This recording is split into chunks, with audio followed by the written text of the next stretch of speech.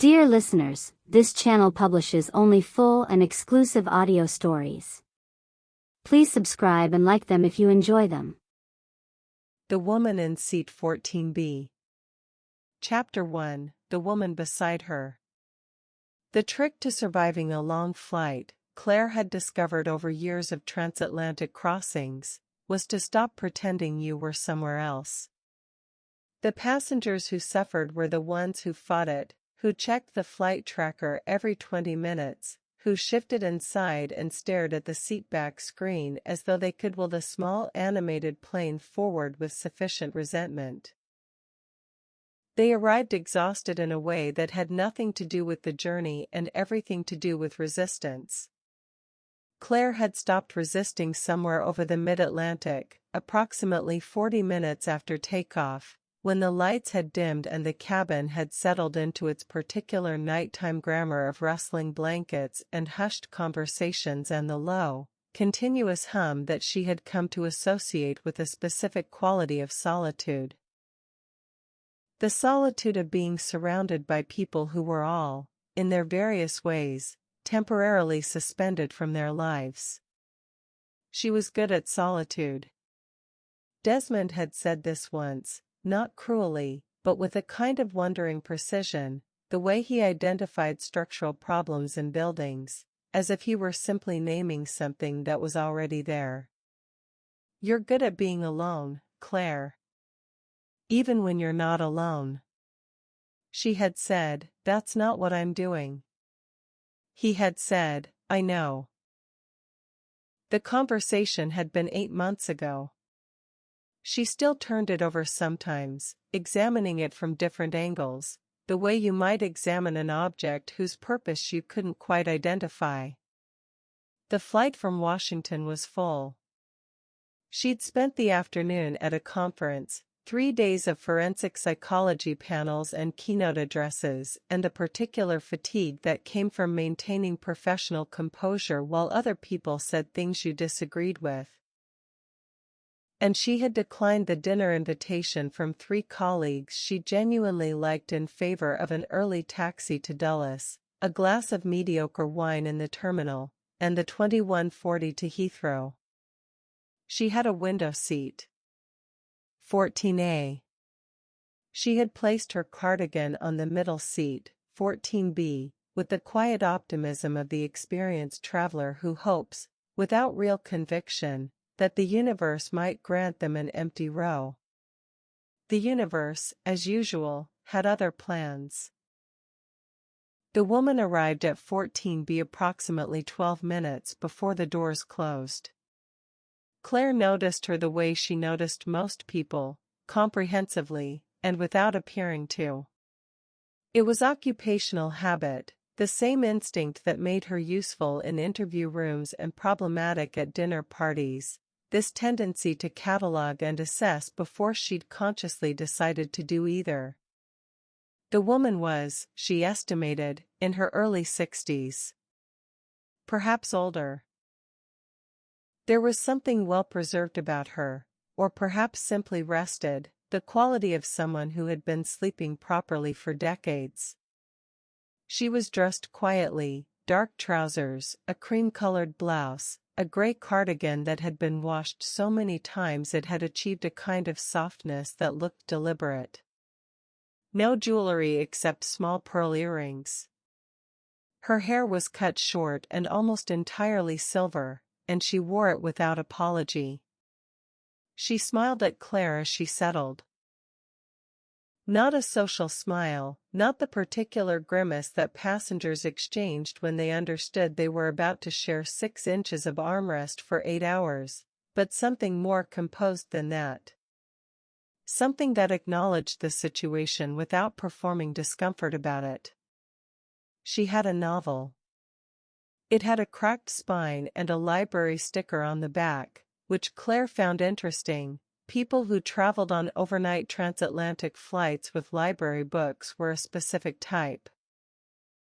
She stored this fact without analyzing it. The woman opened to her page. Claire put in her earphones.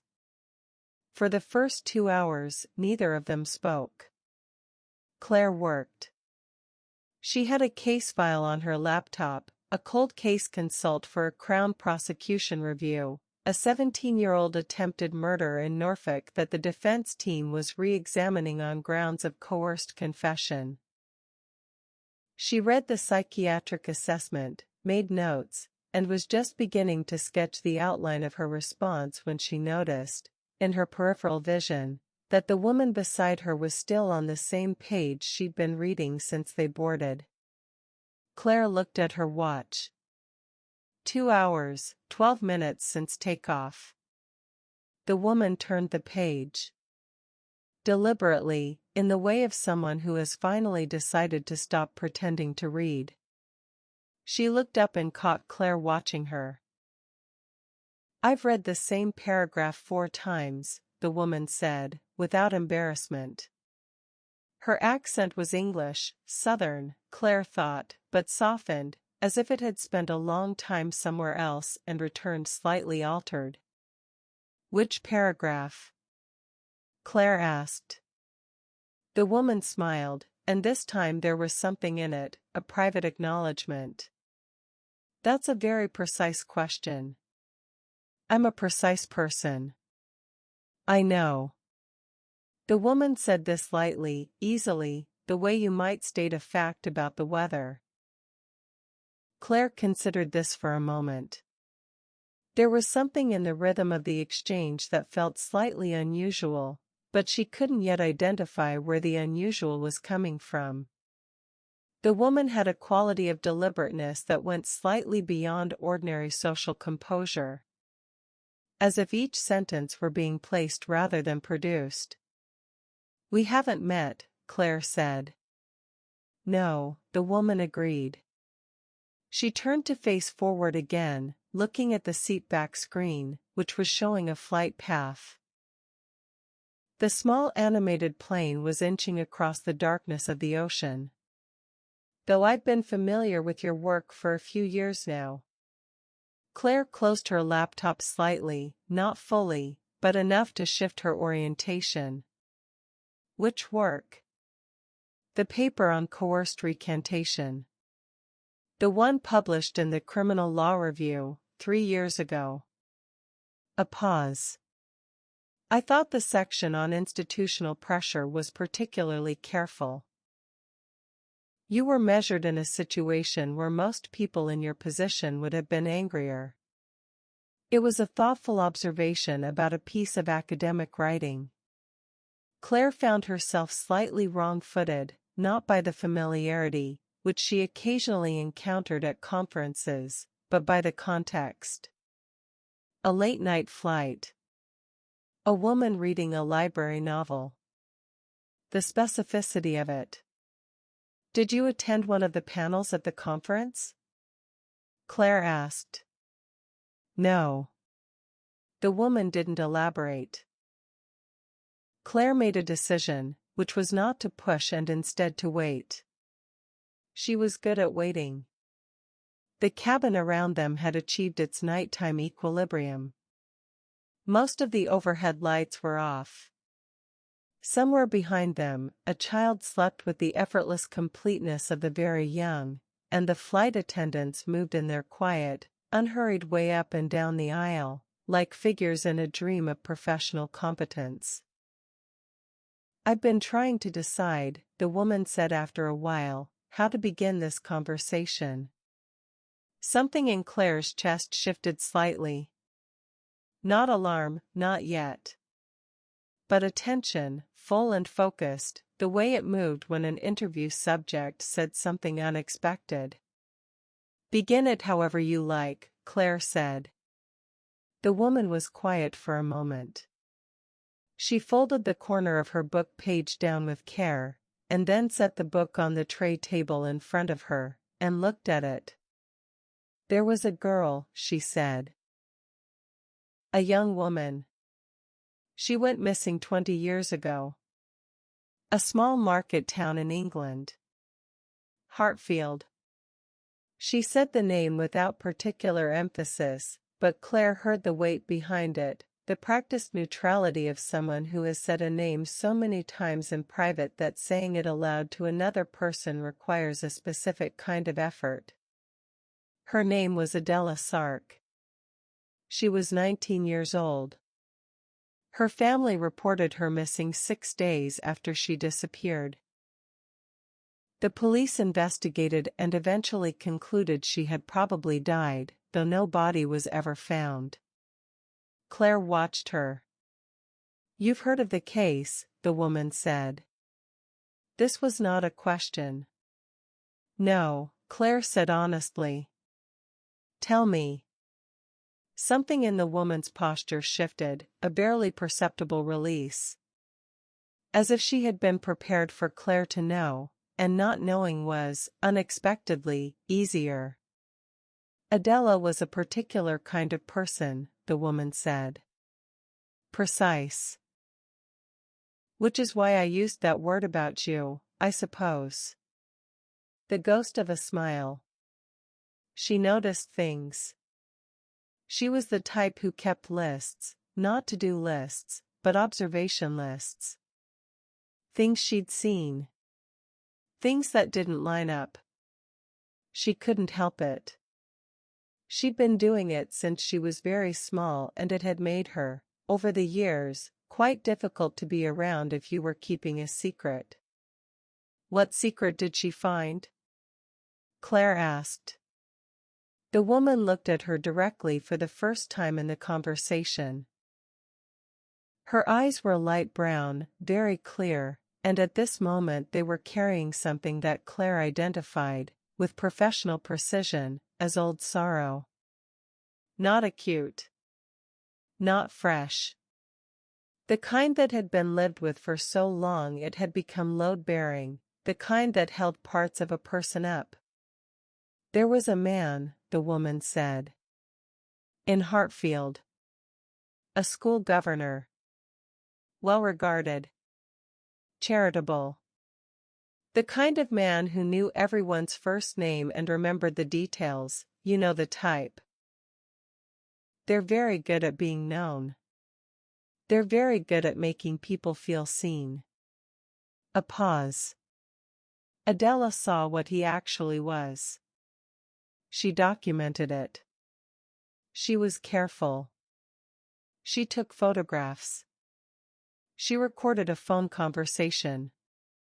She built a case the way someone builds a case when they know they're going to be disbelieved. Claire thought, forensic instinct in a 19-year-old. She took it to the police, Claire said. She took it to a detective she trusted, the woman said. Because of family connections. Because he was meant to be on her side. She stopped. He wasn't on her side.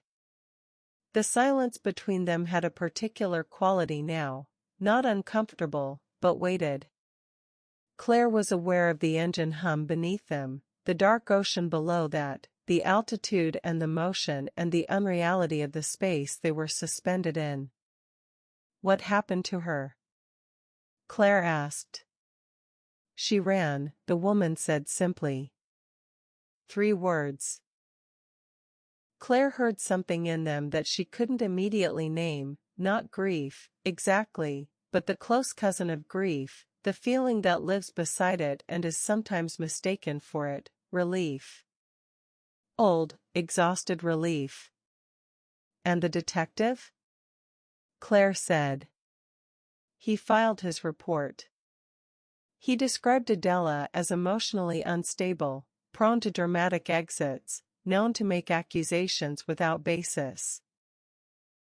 The woman's voice remained level throughout this, but the levelness required effort, and Claire could hear the effort the way you can sometimes hear a structure bearing a weight it wasn't designed for. He characterized her disappearance as consistent with prior behavior. He wrote it all very carefully. Very professionally. And the case went cold. Within 18 months. A beat. He was promoted over the following years. He rose very steadily, actually. Claire said nothing. The man Adela named, the woman continued. The governor. He was never investigated. Never charged. He continued, for some years, in his position. He eventually moved abroad. Her hands, resting on the tray table, were very still. He died 4 years ago. In Spain. The child behind them made a small sound in sleep and then was quiet again. Claire became aware that she had not moved in some time. That her body had settled into a particular stillness of its own, the kind that happened when she was listening at the deepest level. "Why are you telling me this?" Claire asked. Though she thought she was beginning to understand. "Because you wrote that paper," the woman said. "About what happens when witnesses are made to recant. About the mechanisms. About the way institutions close around inconvenient truths." A pause. "And because Adela asked me to." Claire felt something catch in her chest. "You know where she is?" The woman didn't answer immediately. She picked up her book, looked at the folded page corner, smoothed it out with her thumb. "There were details about that night," she said instead. "About the night Adela left. Details that were never in any public report. Details that only someone present would know." "Tell me one," Claire said. The woman looked at her. "She left a blue scarf on the bus seat," she said. "On the 11:40, from the high street to the edge of town. It was a deliberate thing. She did it so there would be a last sighting. So the trail would end in the direction of open countryside rather than a train station." A measured pause. "So the search would go the wrong way." The specificity of it hit Claire the way specific things always did, not as drama but as weight. The blue scarf on the bus seat. The deliberateness of a 19-year-old girl who had understood, clearly and without illusion, that she was going to have to be very clever about the direction in which she disappeared. "You were there," Claire said. "I watched her go," the woman said quietly. For a while neither of them spoke. Claire looked out the window at the nothing beyond it, the absolute black of the Atlantic at altitude, the absence of anything against which to measure their velocity. They were suspended. They were between things. "What do you want from me?" Claire asked. "Adela is ill," the woman said. "She's receiving treatment and the prognosis is manageable." But it made her think about things.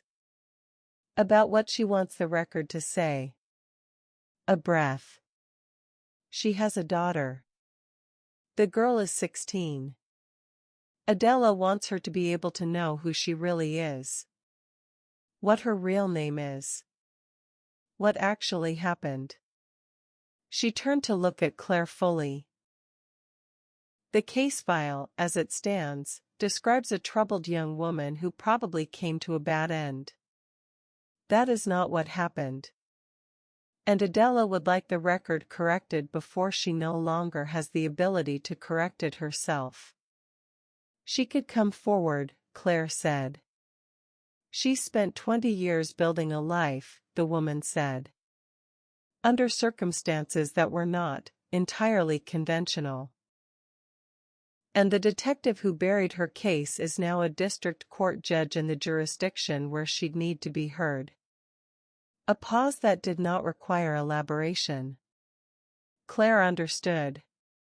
She understood completely. She also understood something else, that this conversation was not spontaneous. That the woman beside her had been planning it. That the specificity, the pacing, the careful selection of details had been constructed in advance. That sitting in seat 14B had not been accidental. "Who are you?" Claire asked. The woman smiled. It was the most unguarded thing she'd done since boarding the plane. "Someone who has been waiting a very long time to tell someone the truth," she said. Claire opened her mouth to speak. What she intended to say was, "I'd like your name." What happened instead was that the cabin lights pulsed once, briefly, a minor electrical fluctuation, nothing unusual at altitude. And Claire felt, in the residue of that disruption, a pull of exhaustion so sudden and complete that it was almost physical. Her eyelids dropped. She thought, "This is not the right time to sleep." She thought this clearly and deliberately. Then she thought nothing at all. She woke to the sound of a flight attendant moving a meal cart. The quality of light in the cabin had changed.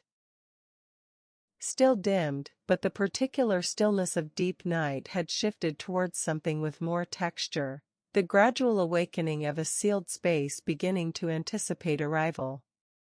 Claire checked her watch. 3 hours had passed. 3 hours. She had slept for 3 hours without meaning to or even recognizing its approach. She turned to 14B. The seat was empty. Not unoccupied in the temporary sense. No blanket in a suggestion of the shape of someone, no personal item on the tray table, no cardigan over the headrest. Empty in the way of a seat that has not been sat in, the fabric smooth, the armrest in its upright position, the tray table folded flush. Undisturbed. Claire looked at it for a moment. Then she looked up and down the aisle. She pressed the call button.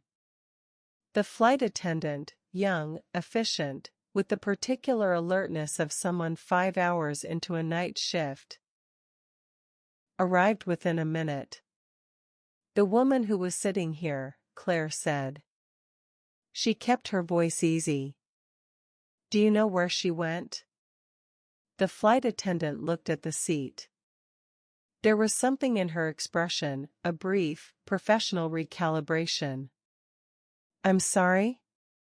14B, Claire said. "There was a woman seated here. Older. Silver hair. Gray cardigan." The flight attendant looked at the seat again, then at Claire, and Claire was a forensic psychologist and she saw exactly what she was looking for. Not confusion, but a very particular kind of careful attention.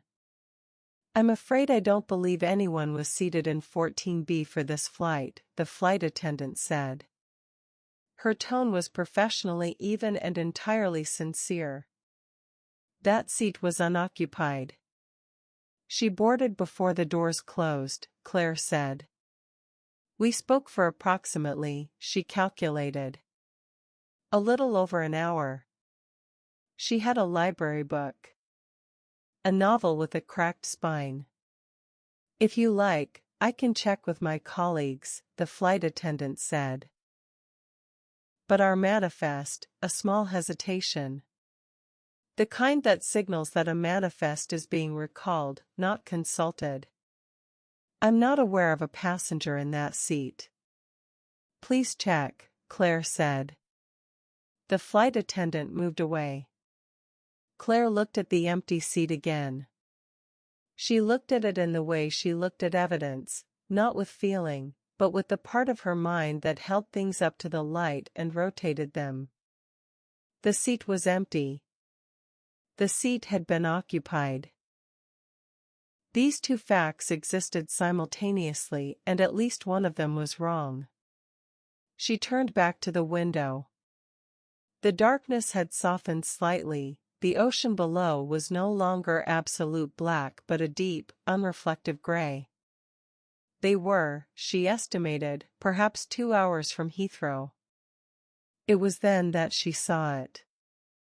On the seat, tucked into the crease where the seat cushion met the seat back, so that it was visible only when the overhead light caught it at a certain angle. A small rectangle of folded paper. White. Neatly folded. 3 folds. The kind of fold that is deliberate. Claire reached across and picked it up. It was heavier than it looked, quality paper, not the kind you tore from a notepad. Her name was written on the outside. Not Dr. Rowan, not for the woman in 14A, but simply Claire. Her first name. Written in handwriting that was elegant and slightly old-fashioned, the letters slightly forward-leaning, the pen pressed firmly. She unfolded it. She read it once. Then she read it again. In full it said, "She didn't die. I watched her run. The file is wrong."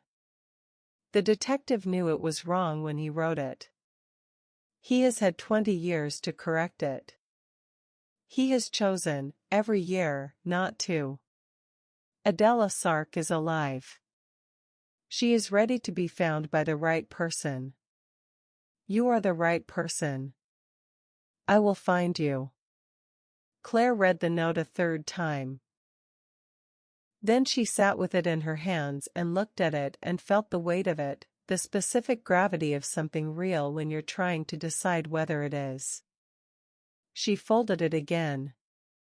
She placed it in the interior pocket of her jacket, against her chest. The flight attendant returned.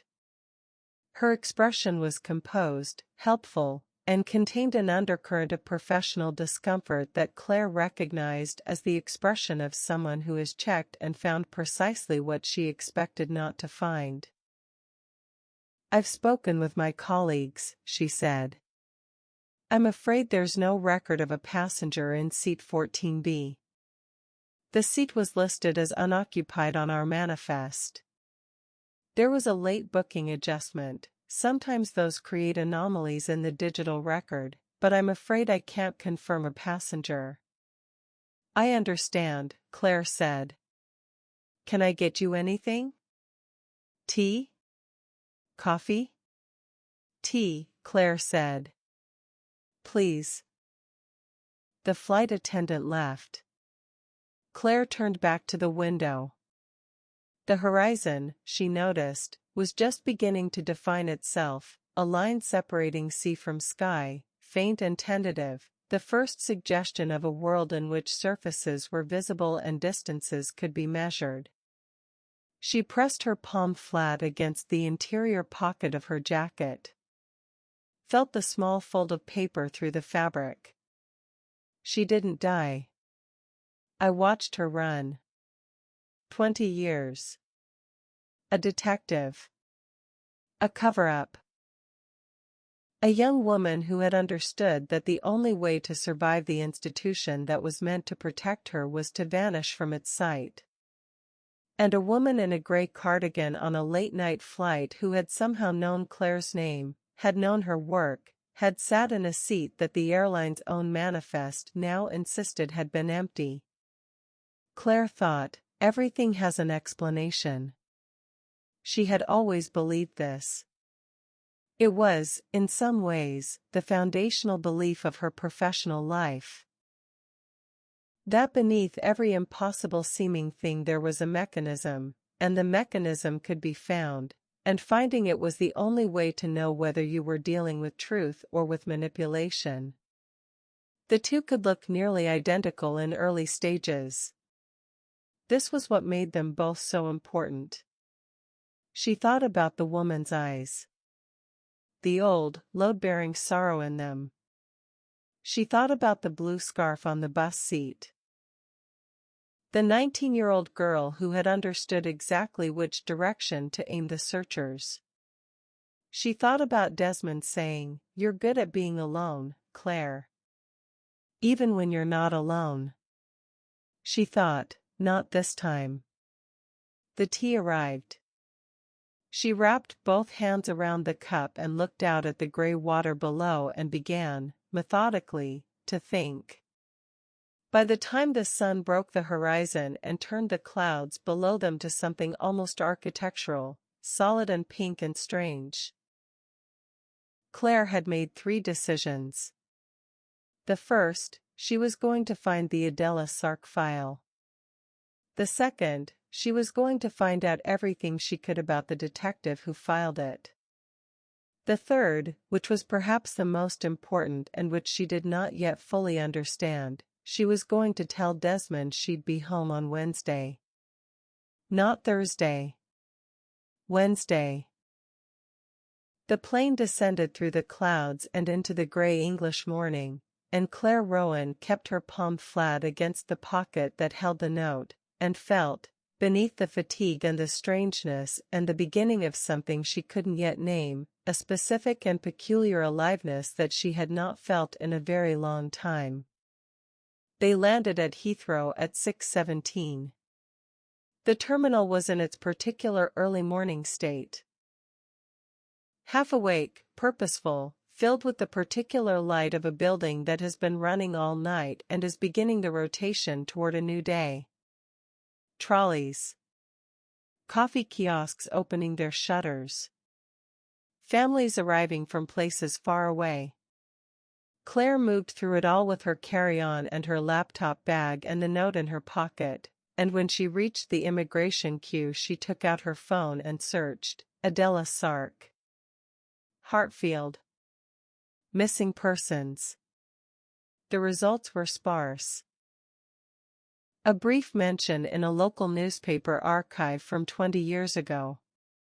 A cold case database entry that confirmed the file existed, Sark, Adela, DOB redacted, missing persons report filed, case status, unresolved. A single paragraph in a regional crime overview from 14 years prior, listed among unsolved cases considered dormant. That was all. For a missing 19-year-old girl from a stable family, 20 years ago, in a small English town, that was almost nothing. Claire looked at the immigration officer who was waiting for her passport. She handed it over. She thought, the file is wrong.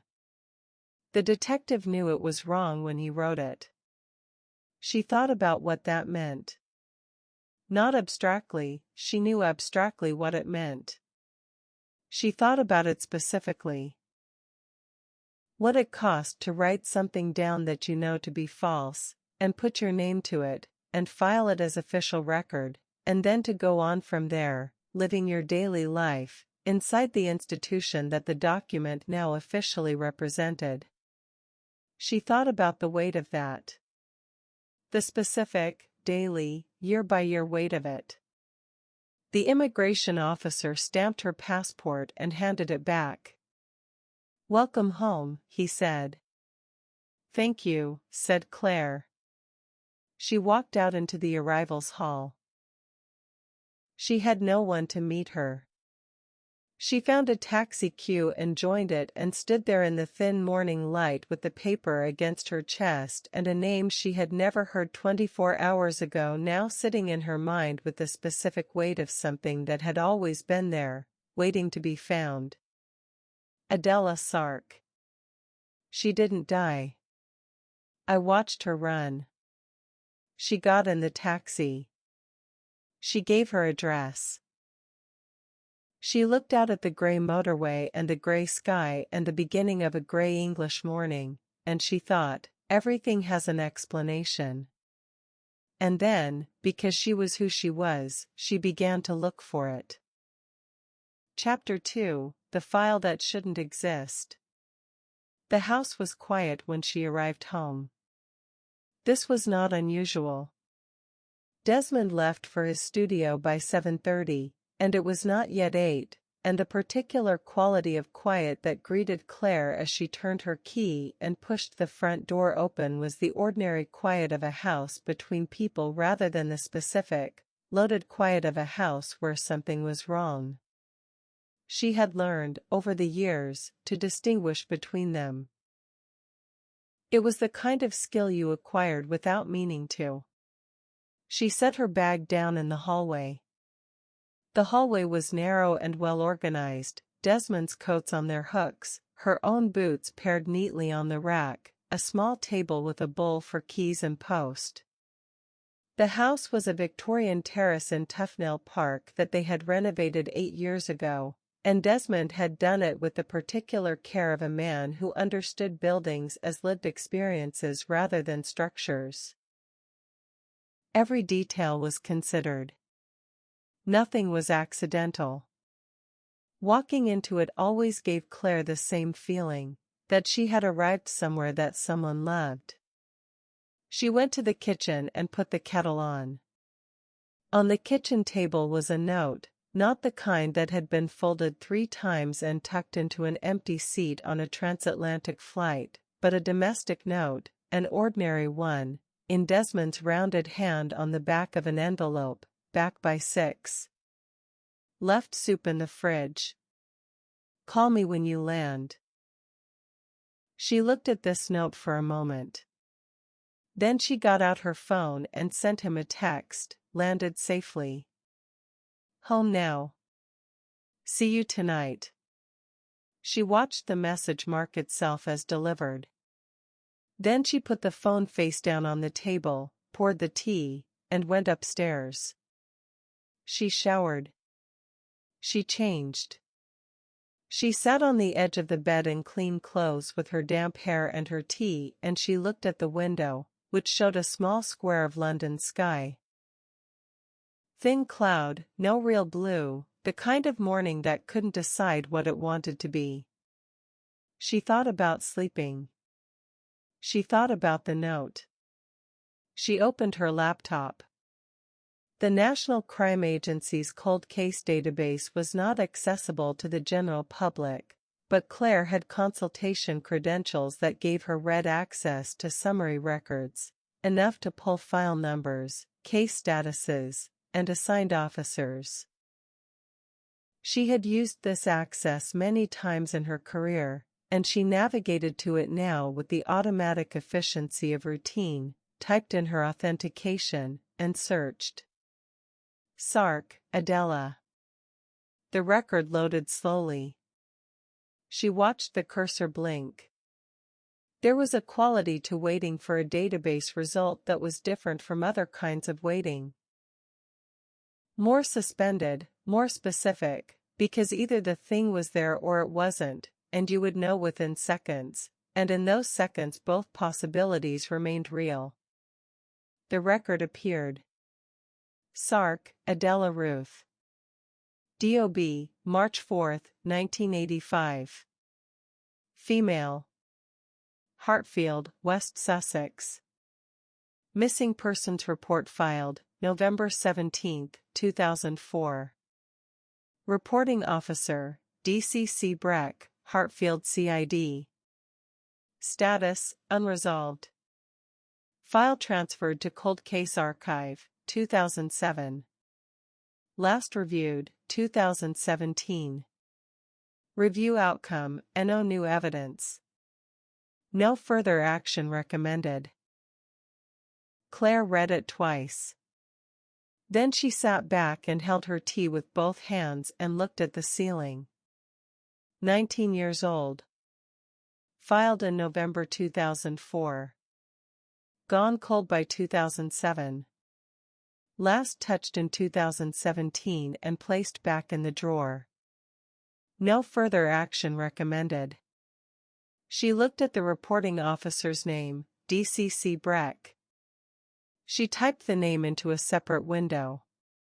Cross-referencing police service records through her access took longer than she would have liked. The records were not designed for this kind of reverse search, and she had to work around the interface's preference for case-led rather than officer-led queries. But she was patient and she knew the system well, and within 20 minutes she had assembled a serviceable picture. Breck, Callum Anthony. Hartfield CID, 1997 to 2009. Detective Constable, then Detective Sergeant. Transferred to county headquarters, 2009. Promoted detective inspector, 2011. Superintendent's office, 2014. Transferred to judicial appointment pathway, 2016. Appointed district court judge, 2018. She sat with this. The woman on the plane had said, the detective who buried her case is now a district court judge in the jurisdiction where she'd need to be heard. She had said this as though it were a piece of information, not an accusation. Calmly. The way you state a fact that is so established it no longer carries shock, only a kind of grim, enduring logic. Claire looked at the dates. 2004.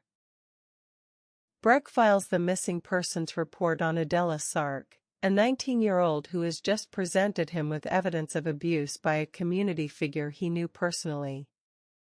2007, the case goes cold. 2009, Breck transfers upward, out of local CID. Each move, each promotion, adding distance from the thing he'd written in a file and put in a drawer. She opened the summary record again and read the reporting officer's notes, which were brief and partially redacted in the digitized version but legible enough. Subject known to experience episodes of emotional instability. Prior to disappearance, subject had made allegations against a community figure of a serious nature, allegations investigated and found to be without sufficient basis. Subject's family reports history of difficult behavior. Disappearance considered consistent with pattern of impulsive exits without notification. She read this paragraph very carefully. Then she read it again. She was a forensic psychologist. Language was her medium. She understood the way words could be arranged to create a picture, and she understood that the picture in this paragraph was so deliberately constructed that she could feel the intent behind each word like a hand pressing on the back of her neck. Emotional instability. Prior allegations found without sufficient basis. Impulsive exits. 3 strokes. Clean, professional, filed under a legitimate case number. Anyone reading this file in the aftermath of Adela's disappearance would encounter not a frightened young woman who had gathered evidence of abuse and taken it to a trusted authority, but a troubled girl with a history of dramatic behavior who had simply wandered off in characteristic fashion. The investigated allegations had been investigated by Breck himself. Claire set down her tea. She thought about what the woman had said. She built a case the way someone builds a case when they know they're going to be disbelieved. And she had been believed by no one. Or rather, she had been believed by one person, the person she'd taken it to, and that person had understood the evidence clearly enough to know he needed to bury it. There was a difference. A significant one. Not believed was one thing. Actively discredited by the person who held the power to act was another thing entirely, and Claire had spent enough time inside institutional machinery to understand how those two things could be made, from the outside, to look identical. She closed the database. She opened a blank document and began to make notes, not the formal kind, but the kind she made for herself, the shorthand that existed somewhere between professional notation and thinking aloud. Names. Dates. The shape of what she was beginning to see. She noted, the file is thin. For a missing 19-year-old from a stable family in a small town, the file should be substantially thicker. There should be extended family interviews, friend interviews, a detailed account of her movements in the week before disappearance, a reconstruction of the evening she was last seen. The file, as summarized in the database record, contained none of these at sufficient depth. What it contained was a characterization and a conclusion. She noted, the 2017 review. 9 years after the file went cold, someone had looked at it and recommended no further action. She didn't have access to who had conducted that review. She would want to know. She noted, the woman's words. I watched her run. Present tense recollection. The specificity of the bus. The blue scarf. These were not details you invented. Or rather, they were exactly the kind of details that a person inventing a story would be most likely to omit, because they contributed nothing dramatic, served no narrative purpose, and required you to know something very specific and very small about the arrangements of a particular evening 20 years ago. The blue scarf on the bus seat. A deliberate misdirection. The work of a frightened 19-year-old who had understood that she needed the search to go the wrong way. Claire sat back and closed her eyes for a moment. She was aware of what she was doing. She had done it before and she had learned, at significant cost, to name it before it went too far. She was building belief from limited evidence. She was pattern matching. She was finding the shape of a story in a few database entries and a conversation she had on a night flight with a woman who had then vanished from the airline's official record. She needed more.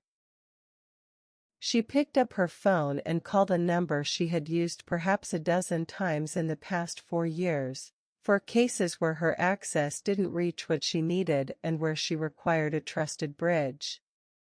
It rang 4 times. Rowan, said the voice that answered. Not unfriendly, Gil Hartman had never been unfriendly with her. But carrying its habitual caution, the wariness of a man who had been at the National Crime Agency for 19 years and had learned that calls from consultants at 8 in the morning sometimes led to places he'd rather not go. Gil, she said. I need a favor. An unofficial one. A pause that she translated accurately as, how unofficial. I'm looking at a cold case, she said. Missing persons. Filed 2004, Hartfield. The digital summary is thin. I'd like to know what the actual paper file looks like. Is this a consult? Not yet, she said. I'm making preliminary inquiries. Another pause. Preliminary inquiries based on what? She thought about the note in her jacket pocket, folded in 3. She thought about a silver-haired woman reading the same page for 2 hours over the Atlantic. An encounter, she said.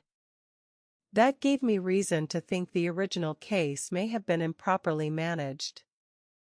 Gil was quiet for a moment. Improperly managed by whom? The reporting officer subsequently became a district court judge. The pause this time was longer. Rowan, Gil said. I know, she said. Are you certain about this? No, she said. That's why I need to see the paper file. He exhaled slowly. I can make a request. Not through you, it would come from a colleague, and there would be a processing time, and I'd need a legitimate case pathway to route it through. What would constitute a legitimate pathway? A formal complaint, or, he paused.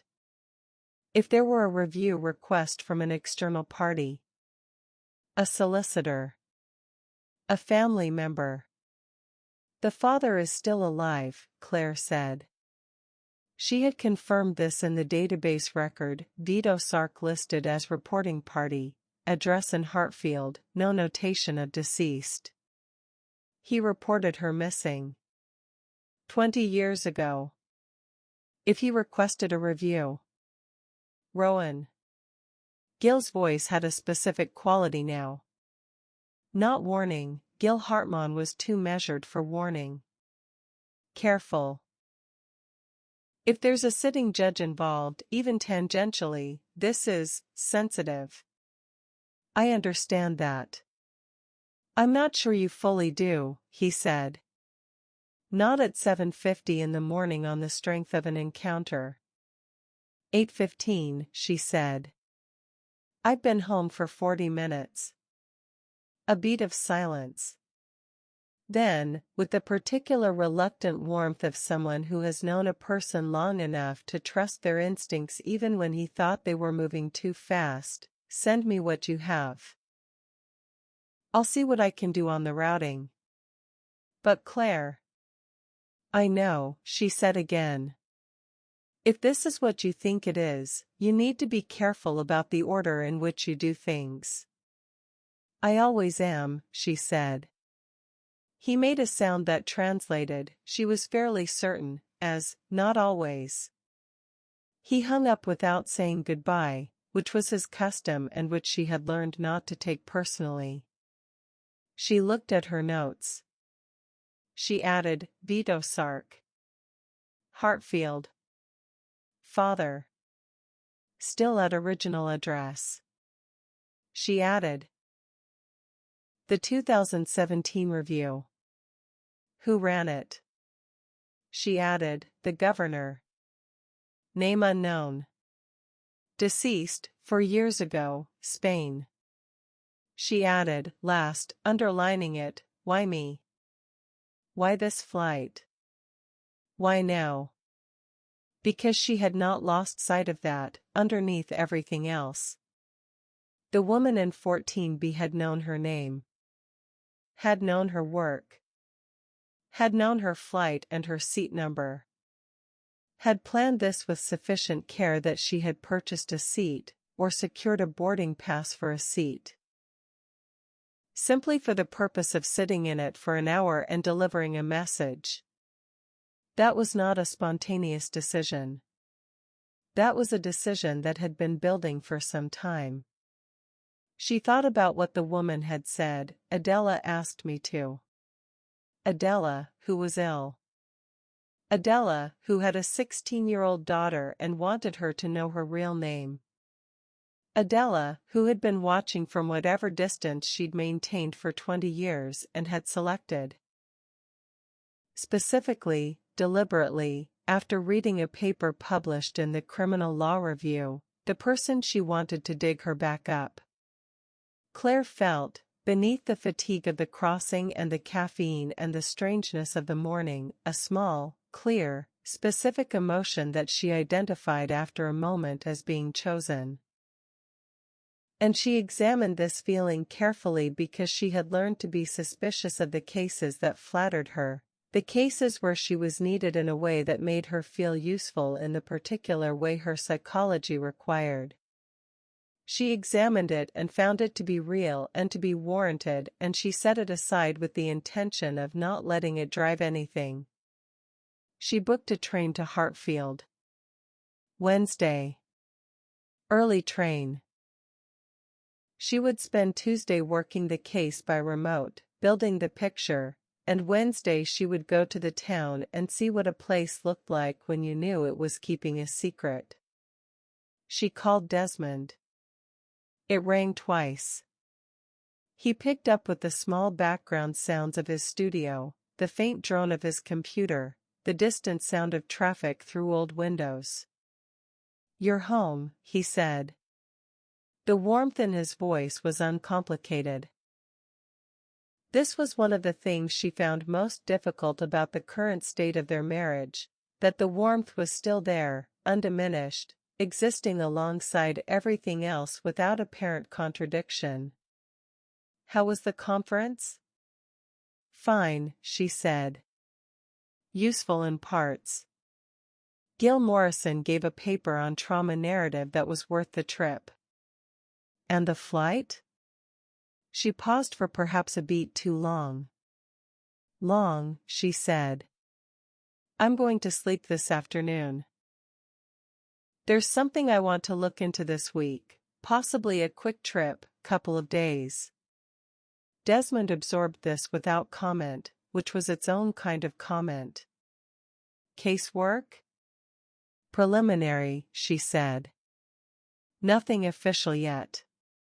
Are you eating? He said. Which was not a non sequitur from Desmond, it was a specific form of his caring, the question that stood in for the larger ones. I'll have the soup, she said. It's the leek and potato, he said. It's better than it sounds. It always is, she said. There was a pause that was almost comfortable. Almost. I'll see you tonight, she said. 7, he said. I'll cook. She hung up and sat for a moment with the phone in her hand and the house quiet around her and the morning light moving slowly across the kitchen floor. Then she opened her laptop and went back to work. She spent Tuesday the way she spent her best working days.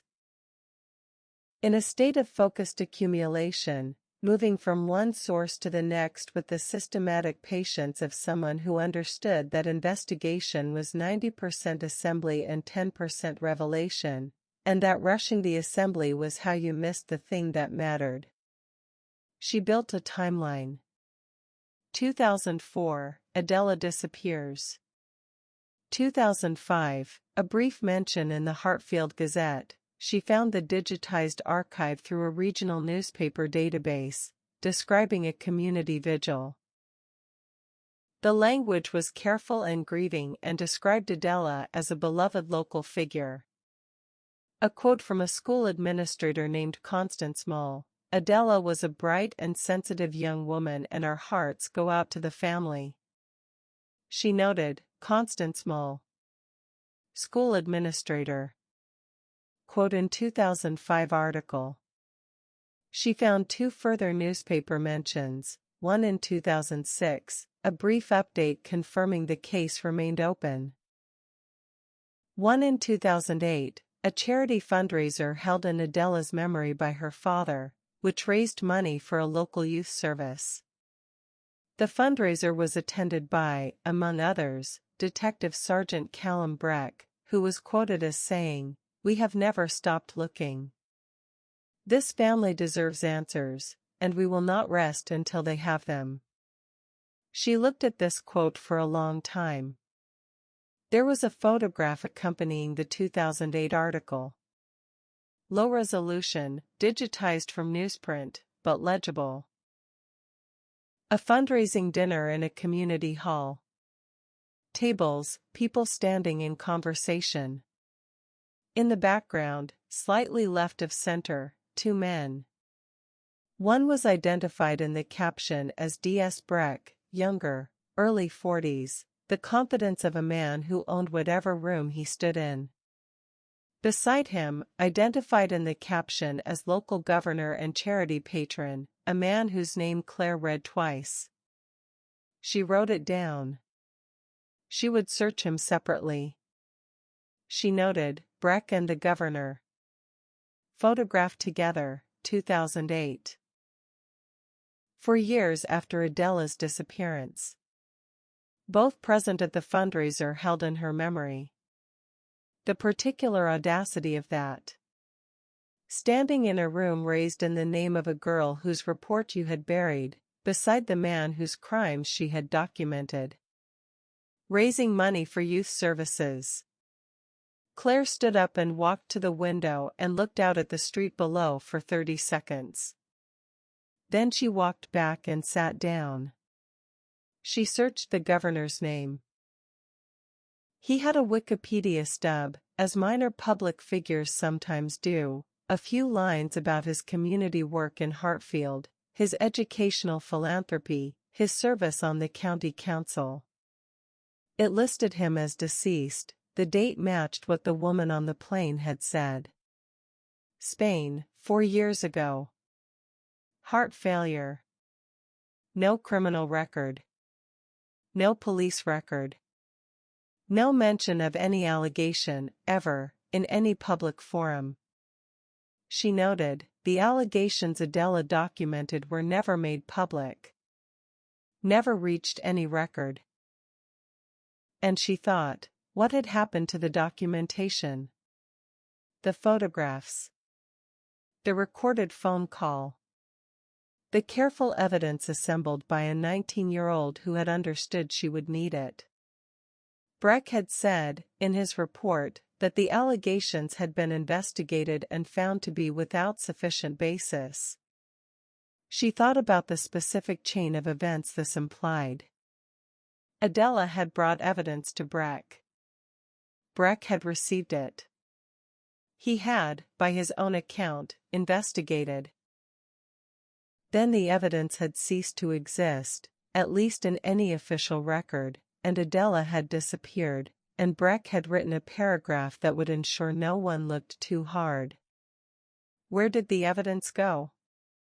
She typed a note in capitals, where is the original documentation?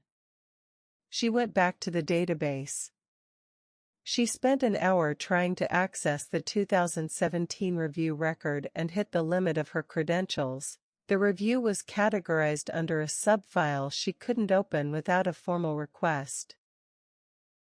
She noted the file reference and sent it to Gil in an email marked, "When you have a moment." At 4 p.m, she made herself stop. She ate the soup, which was better than it sounded. She lay down on the bed and set an alarm for 6.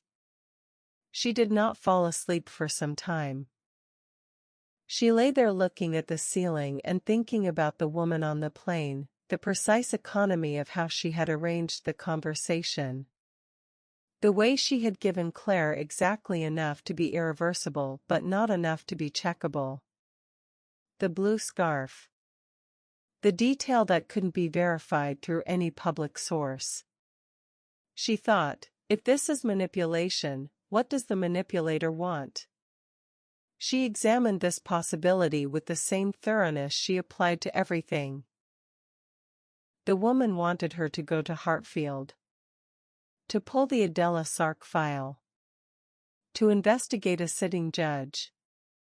This was either because the thing was real and she was the right person to surface it, or because it was constructed and someone wanted Claire Rowan walking towards something for reasons she couldn't yet see. She held both possibilities. Neither felt more comfortable than the other. At 6 the alarm sounded and she got up. At 7 Desmond came home with shopping bags and the particular slightly tired energy of a day spent in concentrated creative work, and he cooked, something with pasta, something with good olive oil and fresh herbs, and they ate together at the kitchen table and talked about the conference and his current project, a community library in Lambeth, and somewhere in the middle of it Claire said, "I'm going to Hartfield on Wednesday. A day, maybe 2. What's in Hartfield?" Desmond said, refilling her wine glass. "A case I'm looking into," she said. "Cold case. Missing persons from 20 years ago." He looked at her across the table. She had known him for 15 years and she still found his eyes difficult to read fully. There was always more in them than she was confident she'd accounted for. "Do you want me to?" he started. "I'll be fine," she said. "I'll call." "I know you'll be fine," he said. That wasn't the question. She looked at him. She thought about what it would take to explain the woman in seat 14B, the folded note, the empty seat, the airline's insistence that no one had been sitting there. She thought about how it would sound, and she thought about the fact that she didn't have the words yet for what she was feeling, and that explaining it required words she hadn't found. "I'll call," she said again. And she meant it differently this time, and she thought he heard the difference, because something in his face shifted, not relaxed exactly, but opened slightly, like a window that had been stuck and then gave way. "All right," he said. She was on the platform at St. Pancras by 7:15 Wednesday morning, carry-on beside her, laptop bag over her shoulder, coffee in hand. The platform was busy with the particular demographic of early morning intercity trains. Business travelers, people who lived at one end of a long commute and worked at the other, a few tourists with too much luggage moving in the slightly lost way of people who have not yet synchronized to the local rhythms. Claire stood and watched them. She was going to a town she had never visited to investigate a case that had not been officially assigned to her, on the basis of a conversation she had had with a woman who, according to the airline's manifest, had not been sitting beside her. She was aware of how this would look to someone else. She was also aware that she had been doing this work for 22 years and she had learned, at significant cost, to distinguish between professional instinct and wishful thinking, and what she had felt in the 48 hours since landing was not wishful thinking. It was recognition. The train arrived. She boarded. She found her seat and settled and opened her notebook, the paper one, the old habit she couldn't break. And as the train pulled out of the station and London began to peel away on either side, she wrote at the top of a fresh page. Adela Sark. 19 years old. Gone 20 years. Chose to run rather than trust the institution that was supposed to protect her. She underlined the last sentence. She looked at it. She thought, I want to understand why she was right to. The countryside opened on either side. The sky was doing something complicated with cloud and light that Desmond would have named precisely and that Claire experienced simply as beautiful. She turned her face to the window for a moment, and let the motion of the train carry her, and tried not to think about the fact that somewhere on this line, or in the town at the end of it, someone was keeping a secret that had lasted longer than some marriages. Her phone buzzed. A text from Gil, formal request entered. Could be 2 weeks. In the meantime, be careful in Hartfield, Rowan. Breck has friends there. She read this twice. Typed back, how do you know? 3 minutes passed. Then, because I checked. The way you taught me to. She put the phone in her pocket and looked back out the window and felt, for the second time in 3 days, that specific aliveness. That sense of being fully present in her own life, which was rarer than it should have been and which she recognized, with something between gratitude and shame, had taken a stranger on a night flight to give back to her. Be careful in Hartfield. She would be careful. She would also be thorough. And she would not stop. Outside, the last of the London suburbs gave way to proper countryside, fields going gold in the morning light, and the train moved on, and Claire Rowan opened her notebook to a fresh page and began writing the name Callum Breck at the center of a blank page, and then, around it, everything she knew, and everything she intended to find out. Chapter 3, The Town That Remembers Wrong. Hartfield announced itself quietly. There was no dramatic entrance, no valley that opened suddenly, no hill crested to reveal the town spread below like something from a painting.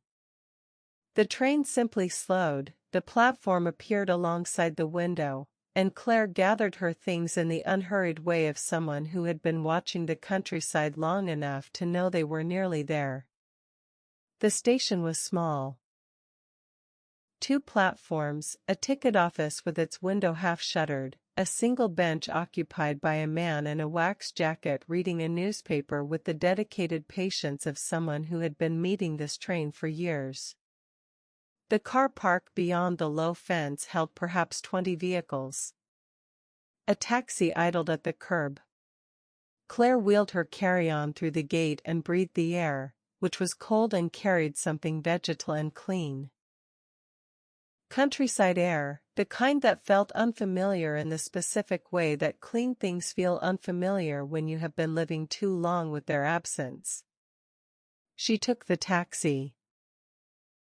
The driver was a man in his late 50s who introduced himself as no one in particular but who, within 3 minutes of leaving the station, had established that he had lived in Hartfield his entire life, that his daughter now lived in Brighton and he didn't fully understand why, and that the town had changed in some ways and hadn't changed at all in others, which he seemed to consider both inevitable and faintly regrettable. "First time in Hartfield?" he said, watching her in the rearview mirror with the frank curiosity of someone who considered it a professional courtesy to know who was arriving in his town. "Yes," Claire said. "Here for work?" "Research," she said. It wasn't inaccurate. He nodded as though this were satisfactory. "Quiet time of year for visitors. We get walkers in the spring and summer, people doing the downs. This time of year it's mostly just us." "Is it a close community?" Claire said. He considered this with what seemed like genuine thought. "Close enough," he said. "You know what it is, small town, people have known each other a long time. There are advantages to that. A few disadvantages as well." He said the last part lightly, not darkly, and Claire filed the lightness itself as a data point. "I imagine everyone knows everyone's business," she said. "Within reason," he said. And then, with a timing that was either coincidental or very good, "What kind of research?" "Local history," she said. He glanced at her in the mirror again.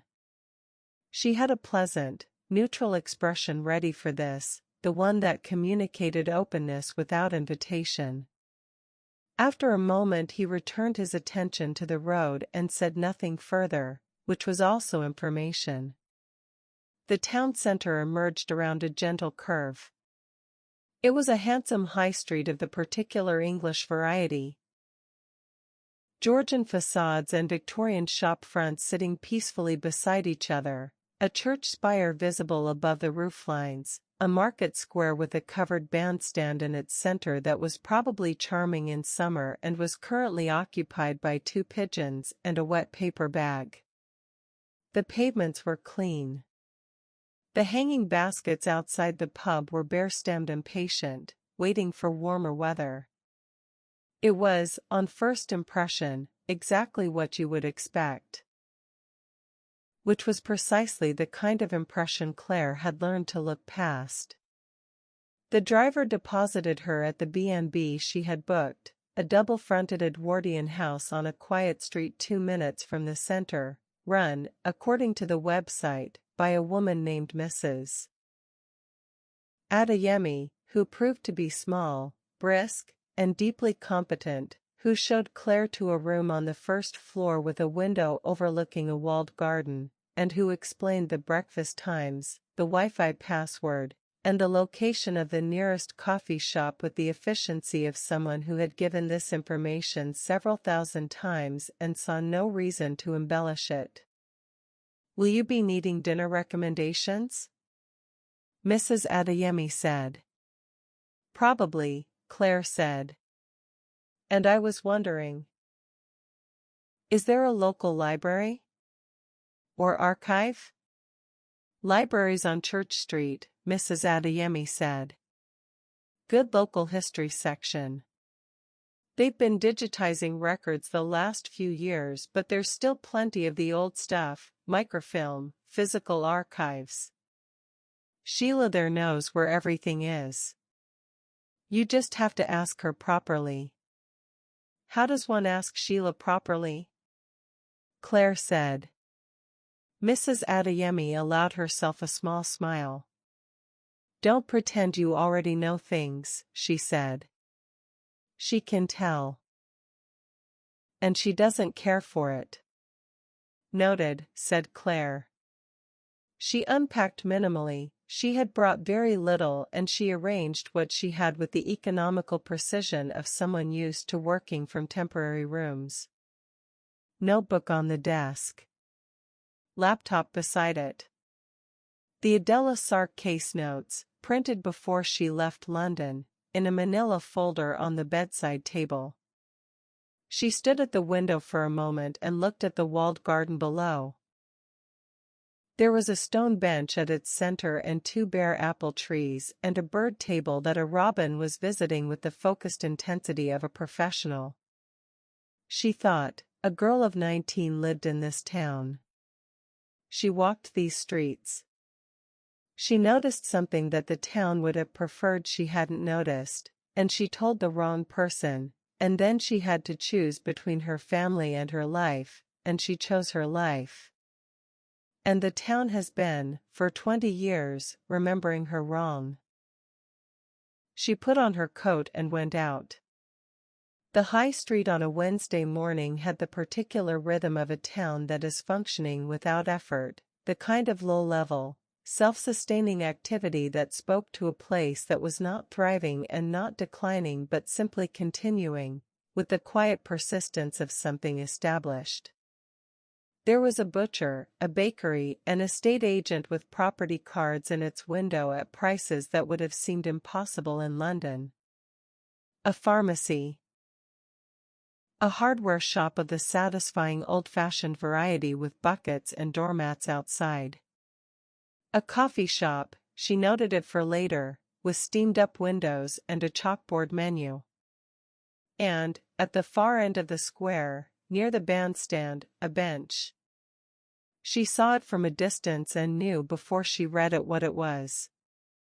The wood was well maintained, recently varnished, the metal plaque on its back catching the thin morning light. She walked to it.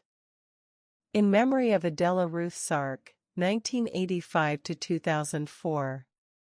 Beloved daughter. Still missed. Still sought. She stood in front of it for a moment. Still sought. In the present tense. As though she might still be found by the right person, if the right person looked. She thought, you were sought by the wrong person, by the person whose entire professional purpose was to not find you. She thought, you are still missing, officially, because being officially missing was the safest possible thing you could be. She sat on the bench. She looked at the market square. The pigeons, the bandstand, the people crossing at various angles on their various ordinary errands. She tried to feel the town as Adela had felt it. A place she knew completely. A place where the man who had harmed people you cared about was respected and greeted on the street and thanked at fundraising dinners. A place where the detective you'd gone to for help was standing in the photograph beside him, hand on his shoulder. She sat for 3 minutes and then she got up. The library was on Church Street, as advertised, a converted Victorian schoolhouse that still had the austere good bones of its original function beneath the warmer overlay of its current one. Posters in the window advertised a children's reading group and a local history talk and a knitting circle on Thursdays. Inside it was warm and quietly inhabited. A handful of people at tables.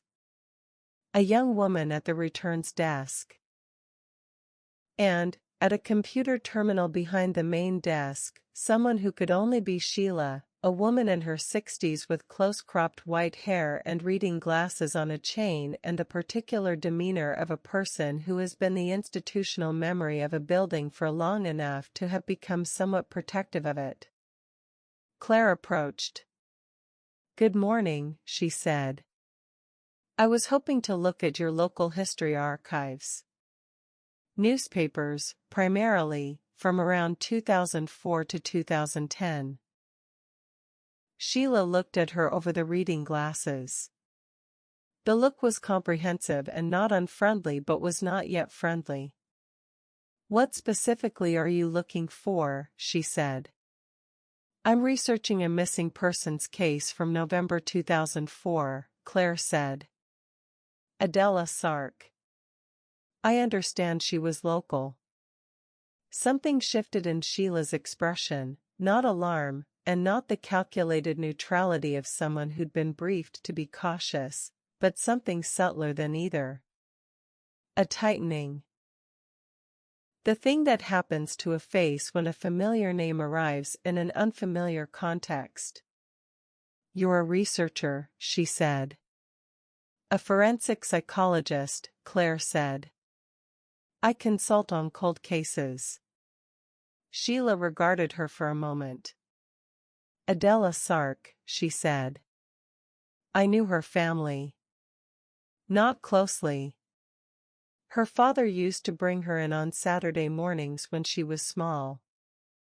She liked the reference section. A pause. "Strange child, in the best way. Used to read the encyclopedias." "What was she like?" Claire said. She said it as someone genuinely asking, not performing interest, because she was. Sheila seemed to register this. "Serious," she said. "Precise. The kind of child who asks why until you either answer properly or admit you don't know. Most adults find that exhausting. I always thought it was a useful quality." She looked at Claire evenly. "The microfilm is in the back room. I'll show you." She spent 2 hours with the microfilm. The Hartfield Gazette archives were not comprehensive. There were gaps, issues missing, months poorly digitized, but the coverage of Adela's disappearance was sufficient to build a picture of how the town had been told the story. November 2004, first report. Brief. A missing persons appeal, with a photograph of Adela at what appeared to be a family gathering, a birthday perhaps, or a holiday meal. She was smiling in a slightly self-conscious way, as though she'd been asked to smile and had complied without entirely committing. She was dark-haired and had her father's breadth through the cheekbones. She looked, in the photograph, like someone who was paying attention to the person behind the camera rather than the camera itself. The article quoted a police spokesperson. It quoted Vito Sark. It quoted a school friend, name redacted in the way of minor sources in local journalism. No quote from Breck in this first piece, but he was named as the investigating officer. December 2004, a follow-up piece, shorter. Police appealing for information. Vito Sark photographed outside his house, looking like a man who has not been sleeping. The Community Vigil article she had already read online. January 2005. Quote from Constance Mull. She moved forward. 2006, the case update, a single paragraph, buried inside page 7, between a planning notice and a school sports result. Police confirm no new leads in the disappearance of Hartfield woman Adela Sark, reported missing in November 2004. The case remains open. 2007, nothing. 2008, the fundraiser. She found the physical newspaper version rather than the digitized one, and the photograph was sharper than the scanned copy she'd seen in London. She looked at Breck again. Late 40s, solidly built, the face of a man accustomed to being taken seriously. He was talking to someone off camera and the expression was engaged, confident, the expression of a man at a community event who belonged there. And beside the governor. She looked at the governor carefully. Somewhere in his late 50s at this point, 2008. Well dressed without being showy. The face of a man who had learned, early and thoroughly, to look approachable. She looked at the caption again and wrote down his name. Then she looked at the photograph more broadly, the room, the other attendees visible in the frame. And she saw something that required her to set down her pen and look more carefully. In the background, at the edge of the frame, near the door as though recently arrived or about to leave, a woman in her late 30s who was looking directly at Breck and the governor with an expression that was not festive, not social, not any of the things that the expressions in the rest of the photograph were. She was looking at them the way someone looks at a thing they can't stop looking at even though looking at it costs them something. Claire studied this woman for a long time. She was not identified in the caption. She might have been nobody, a passing guest, an uninvested party attendee who happened to be looking in the wrong direction at the moment the photograph was taken. But Claire had spent 22 years in rooms with people who were keeping secrets, and she knew what it looked like when someone's body was maintaining composure while their face forgot to. She took a photograph of the photograph on her phone. She would come back to this. She found Sheila on her way out. "Thank you," she said. "The archives were very helpful." Sheila looked at her with the weighing expression of someone assessing whether to say a thing they haven't decided to say yet. "You'll want to talk to people," she said. "Not just archives." "Yes," Claire said. "There are people in this town who've been wanting someone to talk to for a long time," Sheila said. She said this carefully, the way you say something that is both true and complicated. "And there are people who would prefer the topic stayed archived." "Which type do you fall into?" Claire asked. Sheila considered this with more thoroughness than Claire had expected. "I've lived here 41 years, she said. "I have opinions about most things and I keep them where they're useful." A pause. "Vito Sark still lives on Orchard Lane. Number 14.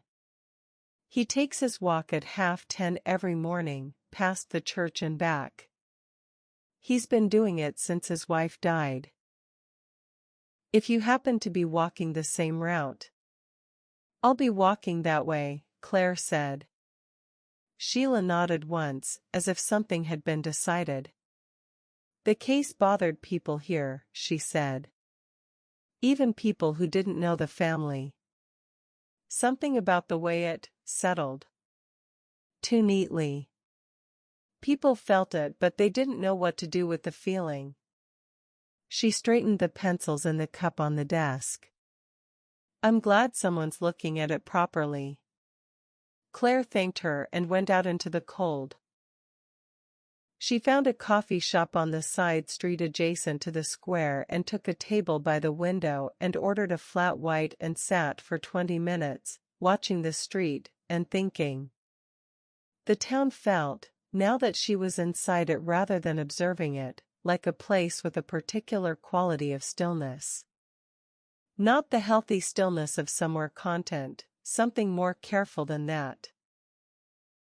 The stillness of a community that had organized itself, without discussion, around a decision it had made collectively and not entirely consciously. Not to look too hard. Not to ask certain questions. To accept the framework it had been given, troubled girl, difficult history, probably not coming back, and to build its remembering on top of it. The bench in the square. Still sought. A memorial that performed grief without requiring the town to examine the story beneath the grief. She thought about what Sheila had said, too neatly. People had felt it. The wrongness. The overquick closure, the too smooth characterization of a girl some of them had known, had watched grow up, had thought they understood. And they had felt it and done nothing, and she did not blame them for this because she knew how institutional authority worked, How completely it could foreclose the questions of ordinary people who had no mechanism to challenge it. You felt the wrongness and you looked at the police report and the police report said no further action warranted and the detective who filed it stood at the memorial bench and said we are still looking and the wrongness had nowhere to go except underground, where it stayed, year after year, composting into a community-wide discomfort that people experienced but couldn't name. 20 years of that. She finished her coffee and left money on the table and went to find the route Sheila had described. The church was at the north end of the high street, set back from the road behind a low flint wall and a churchyard where the graves went back several centuries, the older stones leaning at angles that suggested the earth beneath was slowly making its own decisions. The path past it ran along a residential street. Victorian terraces on one side, a small park on the other, the grass winter dull and silvered with frost that hadn't fully lifted. She had been walking for perhaps 4 minutes when she saw him. He was coming from the opposite direction, a man in his early 70s, slight but upright, in a green coat and a flat cap and sensible boots. He walked with a stick, but not dependent on it. The stick was a habit rather than a necessity. He was looking at the pavement ahead of him with the slightly inward attention of someone whose walks were also thinking time.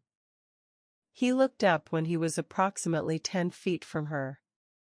His eyes were dark and very clear, and he assessed her with the automatic instinct of a man who has spent 20 years wary of strangers who might carry news about his daughter.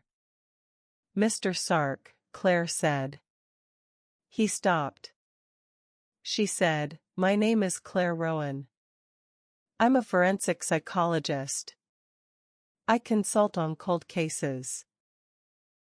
She said this quietly and directly because she had found, over the years, that directness was the only thing that worked with people who had spent a long time being handled.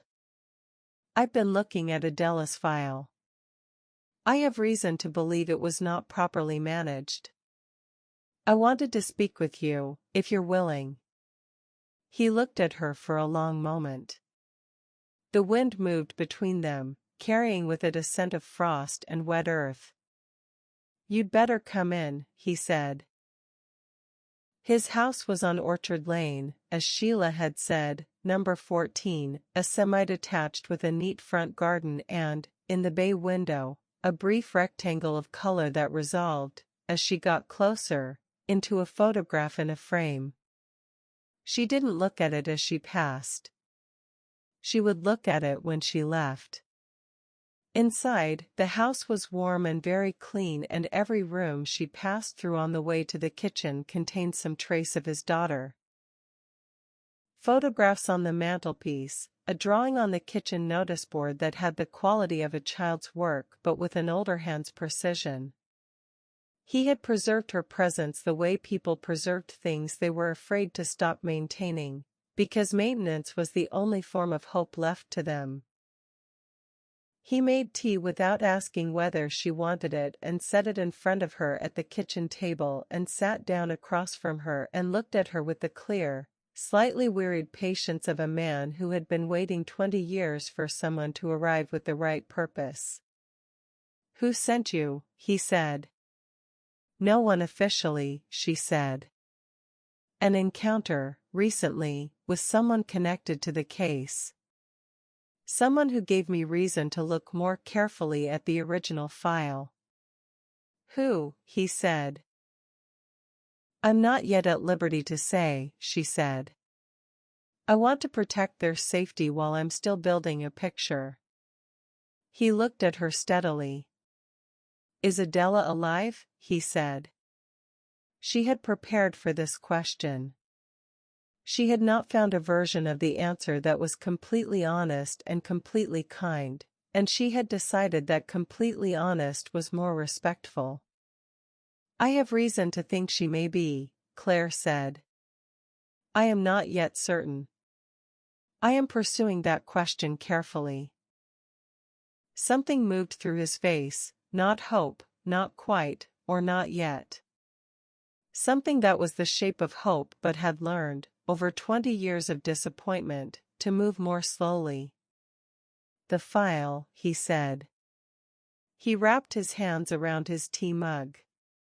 His hands were slightly arthritic, the knuckles enlarged, but they moved with care. I was told there was nothing there. That Callum had done everything properly. Did you trust him? Claire said. I'd known Callum Breck since we were in the same regiment, he said. Different years, overlapping briefly. We weren't close, not then. He came to Hartfield a few years later. When Adela went missing, he stopped. Reorganized. He came to the house the same day we reported her missing. He sat in that chair. He nodded at the chair beside her, with the casualness of someone for whom the memory was sufficiently aged to be named without devastation. He said he would find her. He said she was probably just, his jaw tightened slightly.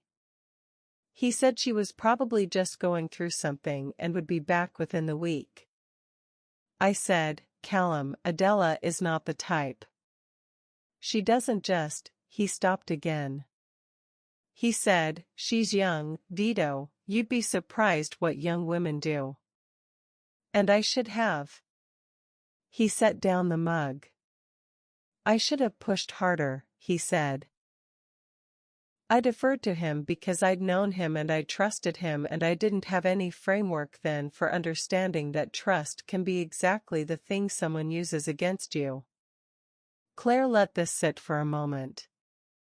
In the weeks after she went missing, she said carefully.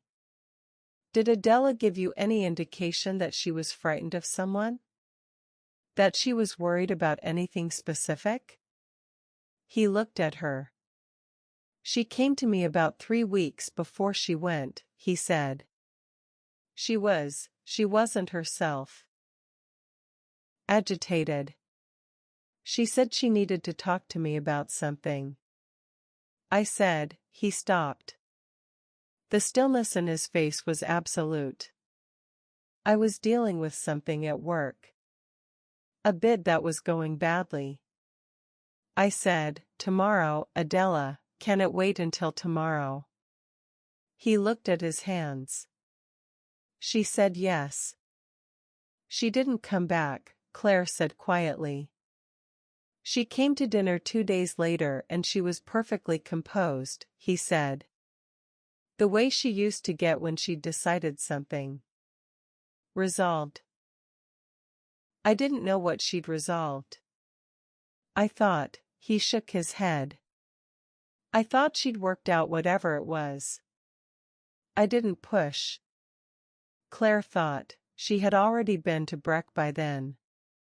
She had already understood what she was dealing with. Tell me about Callum Breck, she said. At the time. What was your impression of him as an investigator? Vito looked out the window at the garden.